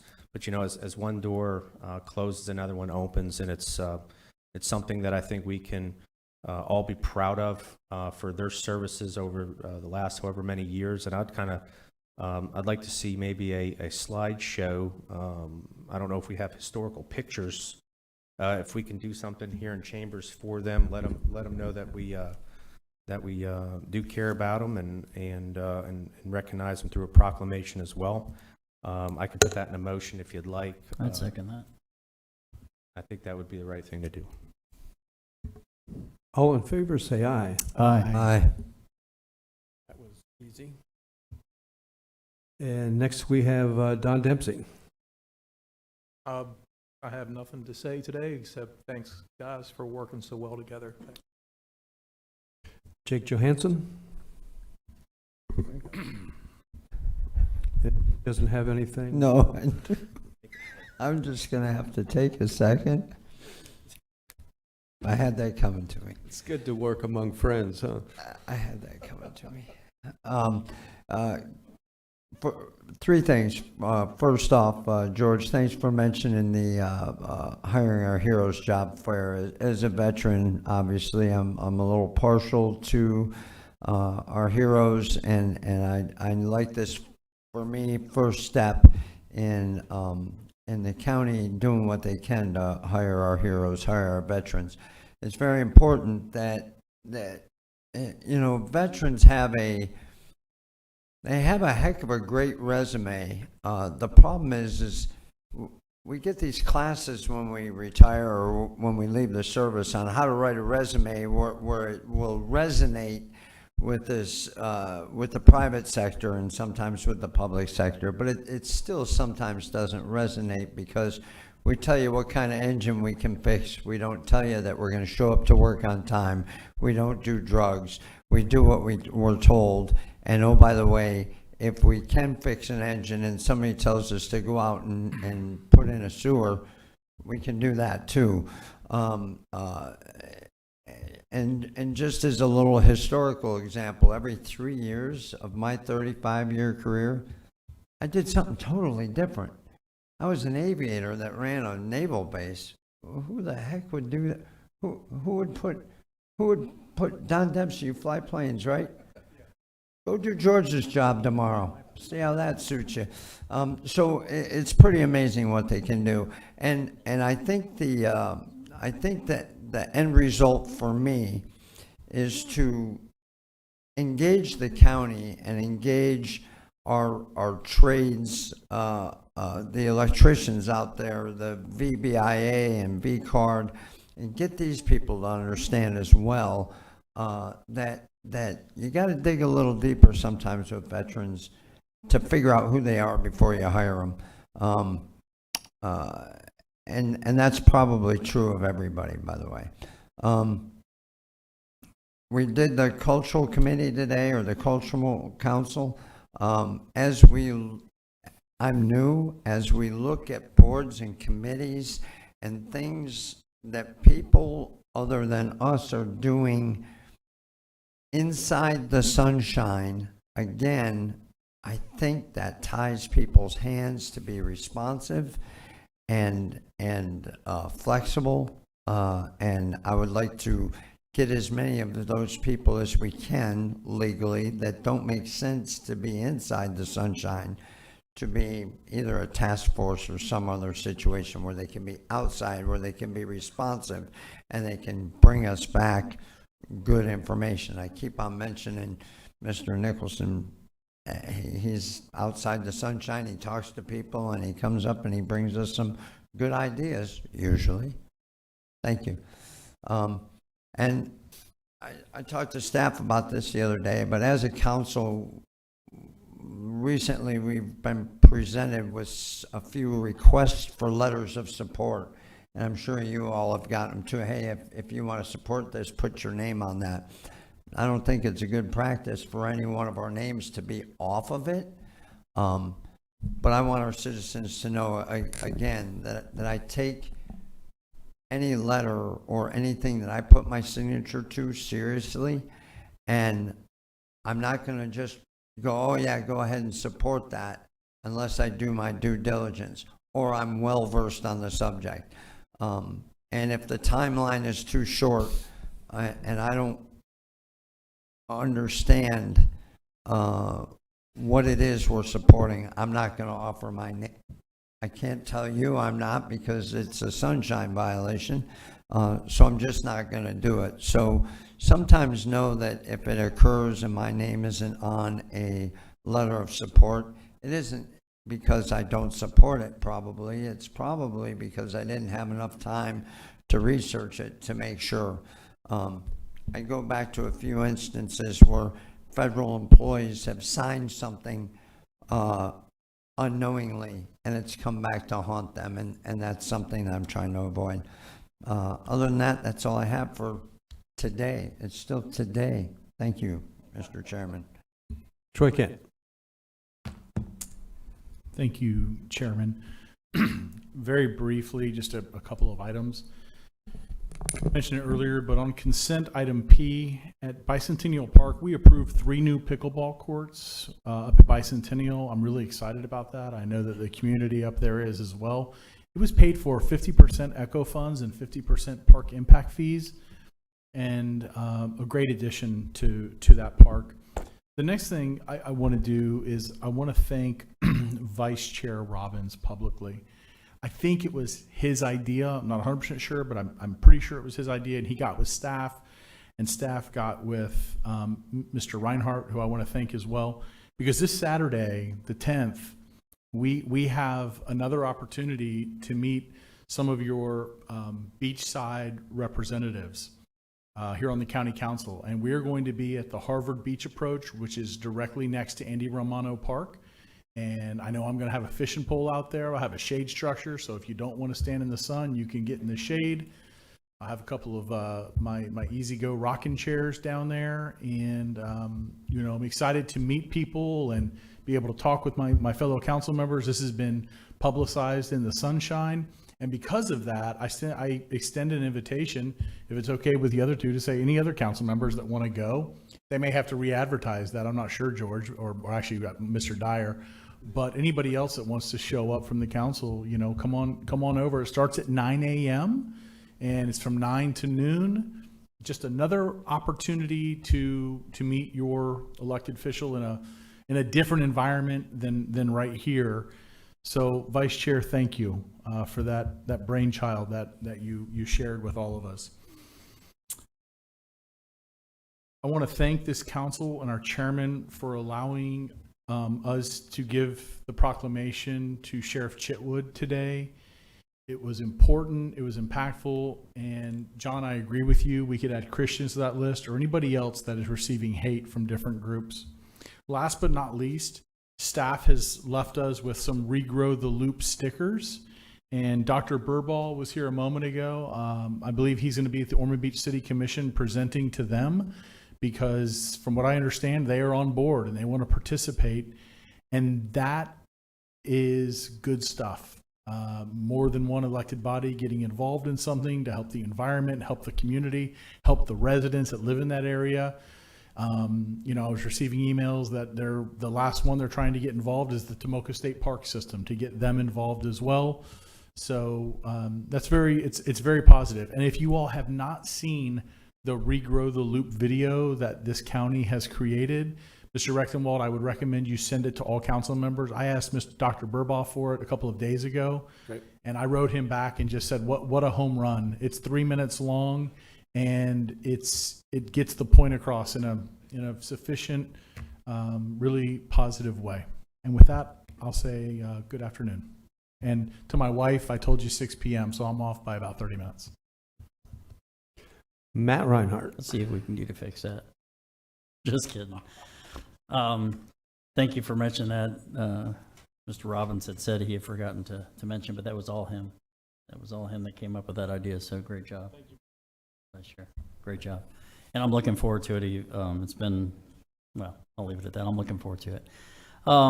I brought up during a previous council meeting about the idea of adding security cameras possibly in the emergency call boxes, if you will, on these parks when we go to redo them. And I noticed in a newspaper article today, Daytona Beach is actually discussing adding more than 100 new cameras.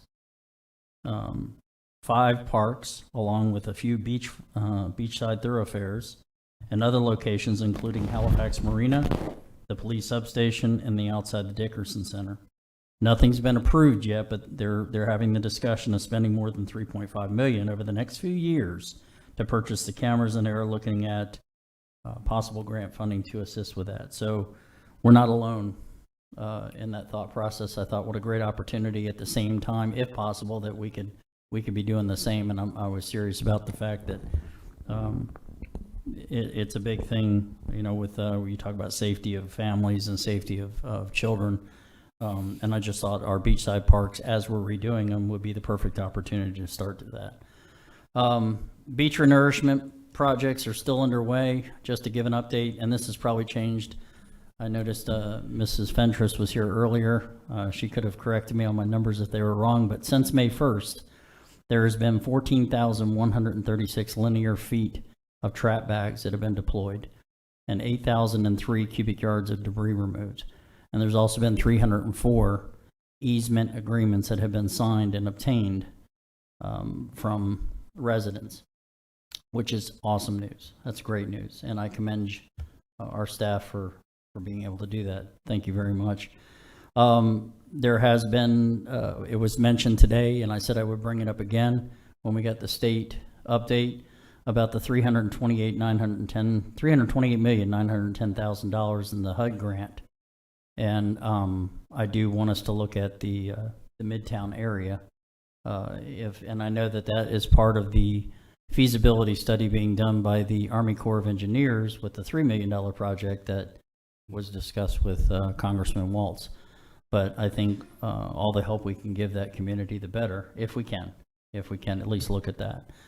And lastly, on this date, 25 years ago, so it wasn't D-Day. It is D-Day, but 25 years ago, a wildfire spread from the Palm Coast neighborhood called Seminole Woods and ultimately destroyed 20 homes. Now, some of those fires started in late May, but got progressively worse. Shortly after this, wildfires started across Volusia, Flagler, Brevard counties, and ultimately pretty much the whole state. I was there. Back in the day when Terry Moore was the director, he created a team called SRT, Strategic Reserve, and I was part of that team, and we had inmate mop-up crews that were in the Lake Harney, Osteen areas, at the edge of Volusia going into Brevard and Seminole counties, and assisting those other counties with the wildfire. In the Lake Harney area, was there when the fire turned on us, when I had a crew of about 8 inmates running from that, trying to drive a 2.5 tanker truck through what was really a bike trail, and then listening to Terry Moore scream at me for scratching up his truck.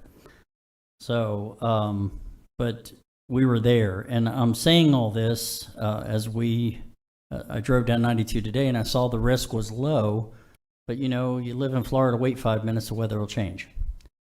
And we could have drought, severe dry conditions that could ultimately affect our natural habitat of our forest lands, and so on and so forth. But another aspect to think about that as we approach the summertime in the 4th of July season are fireworks. And I know there are state laws that protect us from the discharge of fireworks and how they're illegal. I know that many city ordinances are in place. I know that we as a county have an ordinance, and I went and looked it up, mostly with regards to the beach and that the permits that have to be in place in order to do so. But not just the fire issue. We talked about veterans today and PTSD issues. We talk about our pets. I know I have the issue. They're, those are severely affected, and pets run off because they get scared of the fireworks. I've been in contact with, and the reason I brought this up is one of the Audubon places over in my district had reached out and talked about how the natural habitat of birds in those areas often just die as a result of the fireworks. So it may not sound like a big deal, but it is to me. What I don't understand is I get the fact that we're going to be doing it on the 4th of July. I get the fact that there's New Year's Eve that they'll do those fireworks. What I don't understand is I walk out at 3 o'clock in the afternoon on Wednesday, March 15th, and they're firing off fireworks. I don't get that. So I just want to bring awareness to this. And I know that we have our own fire protection people, and we have our public protection people. I think that, and we work closely with Forestry because I sit on that board. Maybe we can work with those other city and state agencies to try to bring more awareness to this. I know there there are things out there to bring awareness. It doesn't hurt to try to continue to do so. So I would like to bring that out. And that's all I have. Thank you. Thank you. Just a couple of quick things. First, I want to remind the public that on Wednesday the 7th at 4 p.m. to 6 p.m., we'll have the Future Land Use Element Public Workshop for District 5. That's Deltona. It's going to be held at the Deltona Regional Library, 2150 Eustis Avenue. I went to the one here in District 1. It's well worth it. In case you haven't figured out, when you have complaints about how we're growing and you put it on Facebook, it doesn't do any good to scream on Facebook. That's why some people run for office, to make a difference. This gives you an opportunity to really go and talk to knowledgeable staff people who truly want your input and your ideas. And that's the whole purpose of it. There's no speeches given. It's for you to come look at the maps of your district and make comments about how you want to see your district grow. So I just highly recommend it. There'll be 5 or 6 key staff people there, our planners, smart people who can answer your questions, but more importantly, they want to hear from you. Tomorrow. And then Jessica did leave, didn't she? Okay, maybe staff can help me with this. I just want to want the public to hear a couple of updates. I hear from, we had a really high tide on the beach this week. And so I'm hearing from some of the public that are business people on the beach side, and they're just concerned, I've been hearing it since the hurricanes. Are we going to have a season this year? Yes, we are, as much as the beach allows us to get on it. But they hear us, especially some of the businesses and homes that have been hurt by the storms. They hear us up here talking for hours about dogs on the beach, tolls on the beach, now arts, and all the important things that we have to discuss. And they wonder, what, are any of you concerned with our house that slid down or the condo that? Yes, we are. But there's only so much this council can do. We work with staff to push DEP and the different state agencies, the Army Corps, and so I wanted to see if one of the staff would give a brief update on how the permit process is going for seawalls, and I'm hearing good news from people. Looks like Suzanne gets the call. She's going to get the bulk of it, but I think there's good news. But I would say, just from my perspective, some of the advice we gave right up front holds truer than ever today, as far as having a good engineering firm to get you through the permitting process, because we get those complaints, and I don't know what the percentage, but it's probably 8 or 9 out of 10 times we find out that the permit application has not even been submitted. So and I feel really bad for the homeowner or the owner, but I think the holdup is more on the engineering side. So and I will say, we're very fortunate. We have cell phone conversations with the DEP secretary, Suzanne in particular. So we have a very good relationship, and they've really worked hard with us. But there are just certain things that have to get done. And that's where I think some of the frustrations of some people have been. Some people have jumped out and done things. Not saying I blame them, given the seriousness, the emotion behind it. but then that still has to get fixed. So Suzanne's got, like I say, probably the latest and greatest when talking with I will say there's not a whole lot more to add in context. I think from what I understand and from my own work with our permitting team, things are working out very well. There is still expedited permitting at the FDEP level as well as at the county level. There are record turtle nests that have been laid. I think there was also a question this year about whether there would be a turtle nesting season, and it has started out quite robust. However, we are not aware, at least as of, I think about 3 working days ago when I posed this question to our team, we're not aware of any active construction projects that have been limited by the nesting of a sea turtle interfering with its work, so that's good. There are a handful of sites that don't have their permits yet and have nests that have presented themselves, and they will have to wait until those nests go through their cycle before they can start. But in those cases, they had other issues that were delaying the construction. So all of that is subject to change because we are now, every week we progress, we are seeing more turtles come and lay their eggs. But so far, it's worked out. We had some bumps in the road with some permit conditions being complied with. But again, I think everyone has found a good groove, a good construction technique, and things are going as well as you can hope, with the exception of some very high tides and some very high seas that plagued us over the last couple of weeks. And my surf forecast shows we do have some lessening seas in the coming days. I think that'll be welcome out on the beach, but it is very dynamic, as we all know. I have been watching our beach usage numbers, how many people are going down to the beach, how many annual pass sales we're having. Those numbers are very robust. And so even though we had some high tides over Memorial Day that constrained access, I think a lot of people are able to get down to the beach and they're enjoying the beach, and we're hoping for a great rest of the summer season. Thank you. Just if one more question for you.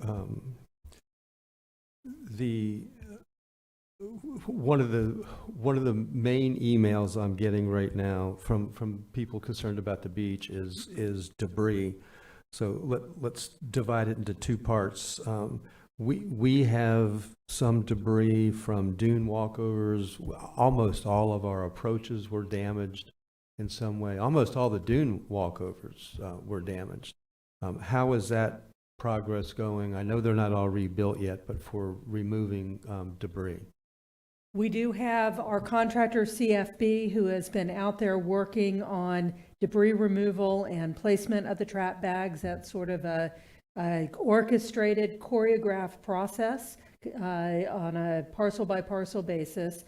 Also, there was a huge effort by our coastal division to get the remainder of the walkovers with their initial pilings in before the turtle season came in, so they can come back with trades workers over the course of the summer and put in the rest of the stringers and steps and rails to get them up. I know we had great public feedback over Memorial Day when we were able to open Frank Rendon Park in Daytona Beach Shores. We built some temporary access steps. That is going to be a complete rebuild. That seawall completely failed, but we were able to reopen the parking lot and provide some access. And I've heard some really great comments. Next up, we'll be reopening Ed Peck Park and Dahlia Park in the Shores with similar treatment. So I know that despite, I think, some Herculean efforts by our teams, Coastal in particular, supplemented by Jim Corbett's facilities teams, they're making great progress.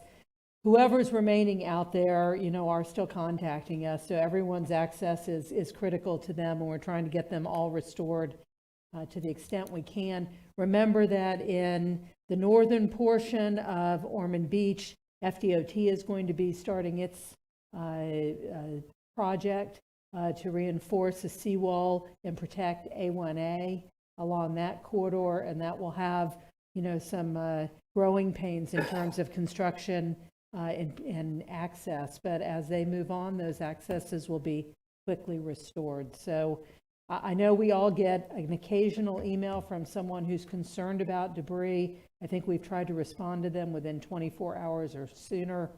And in all the ones that I'm aware of, we've been able to address the concerns that were cited. So then lastly, the debris from private homes, mostly private businesses. I was at the beach at Memorial Day. There's, it looks like an out-of-business motel with a swimming pool on the beach in many pieces, seawalls, massive chunks of seawall. That's probably unusual that there's still that kind of damage on the beach. But what recourse do we have for removing that? Or That's a good question. And so it really depends upon whether the property is with unincorporated Volusia County or within one of our municipalities.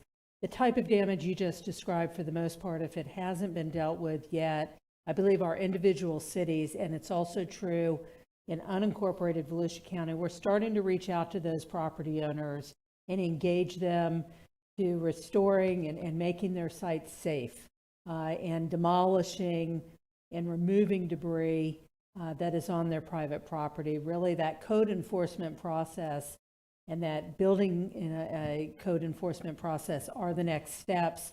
I think all the cities in the county have been trying to be patient, let people work through their insurance issues, work through their permitting issues.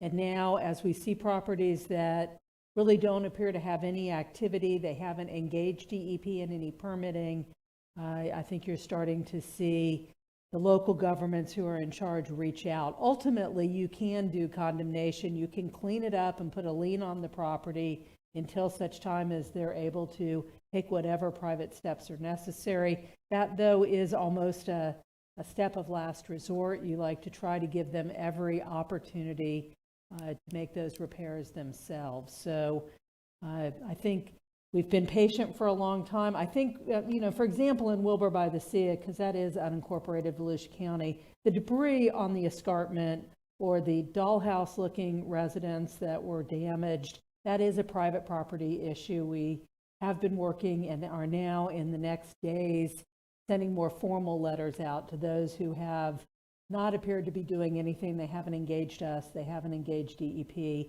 Try to start having those discussions and seeing some progress in terms of the cleanup of those properties. We'll keep you informed.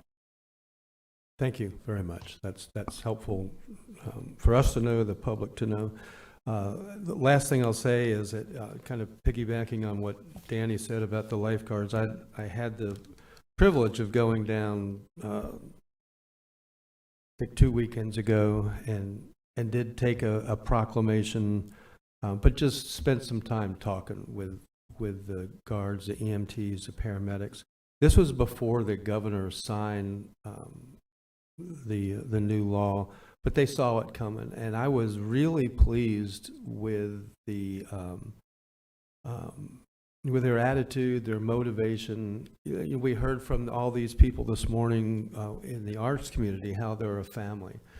Well, it's the same with any kind of fraternal organization like that, whether it's police, the EMTs, or the lifeguards. They are a family. They're pulling together.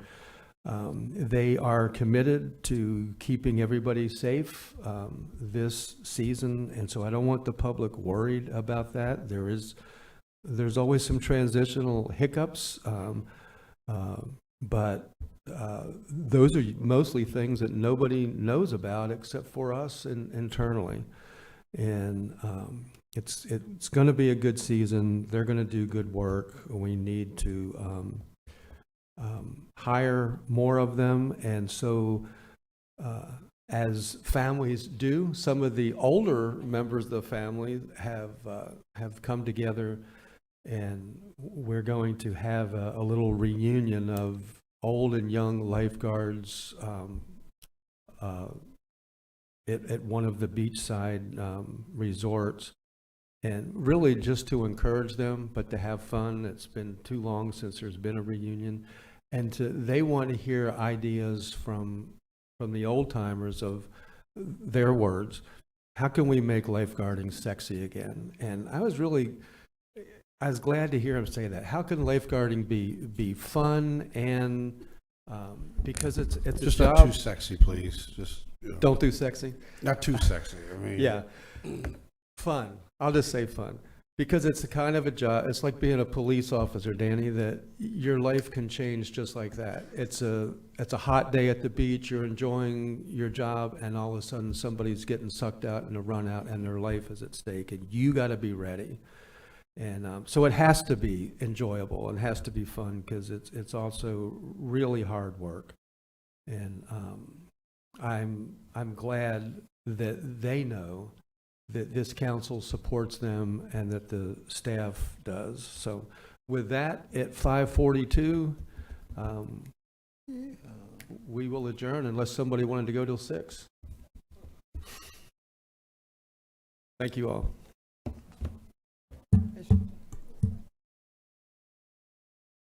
Temporary on the.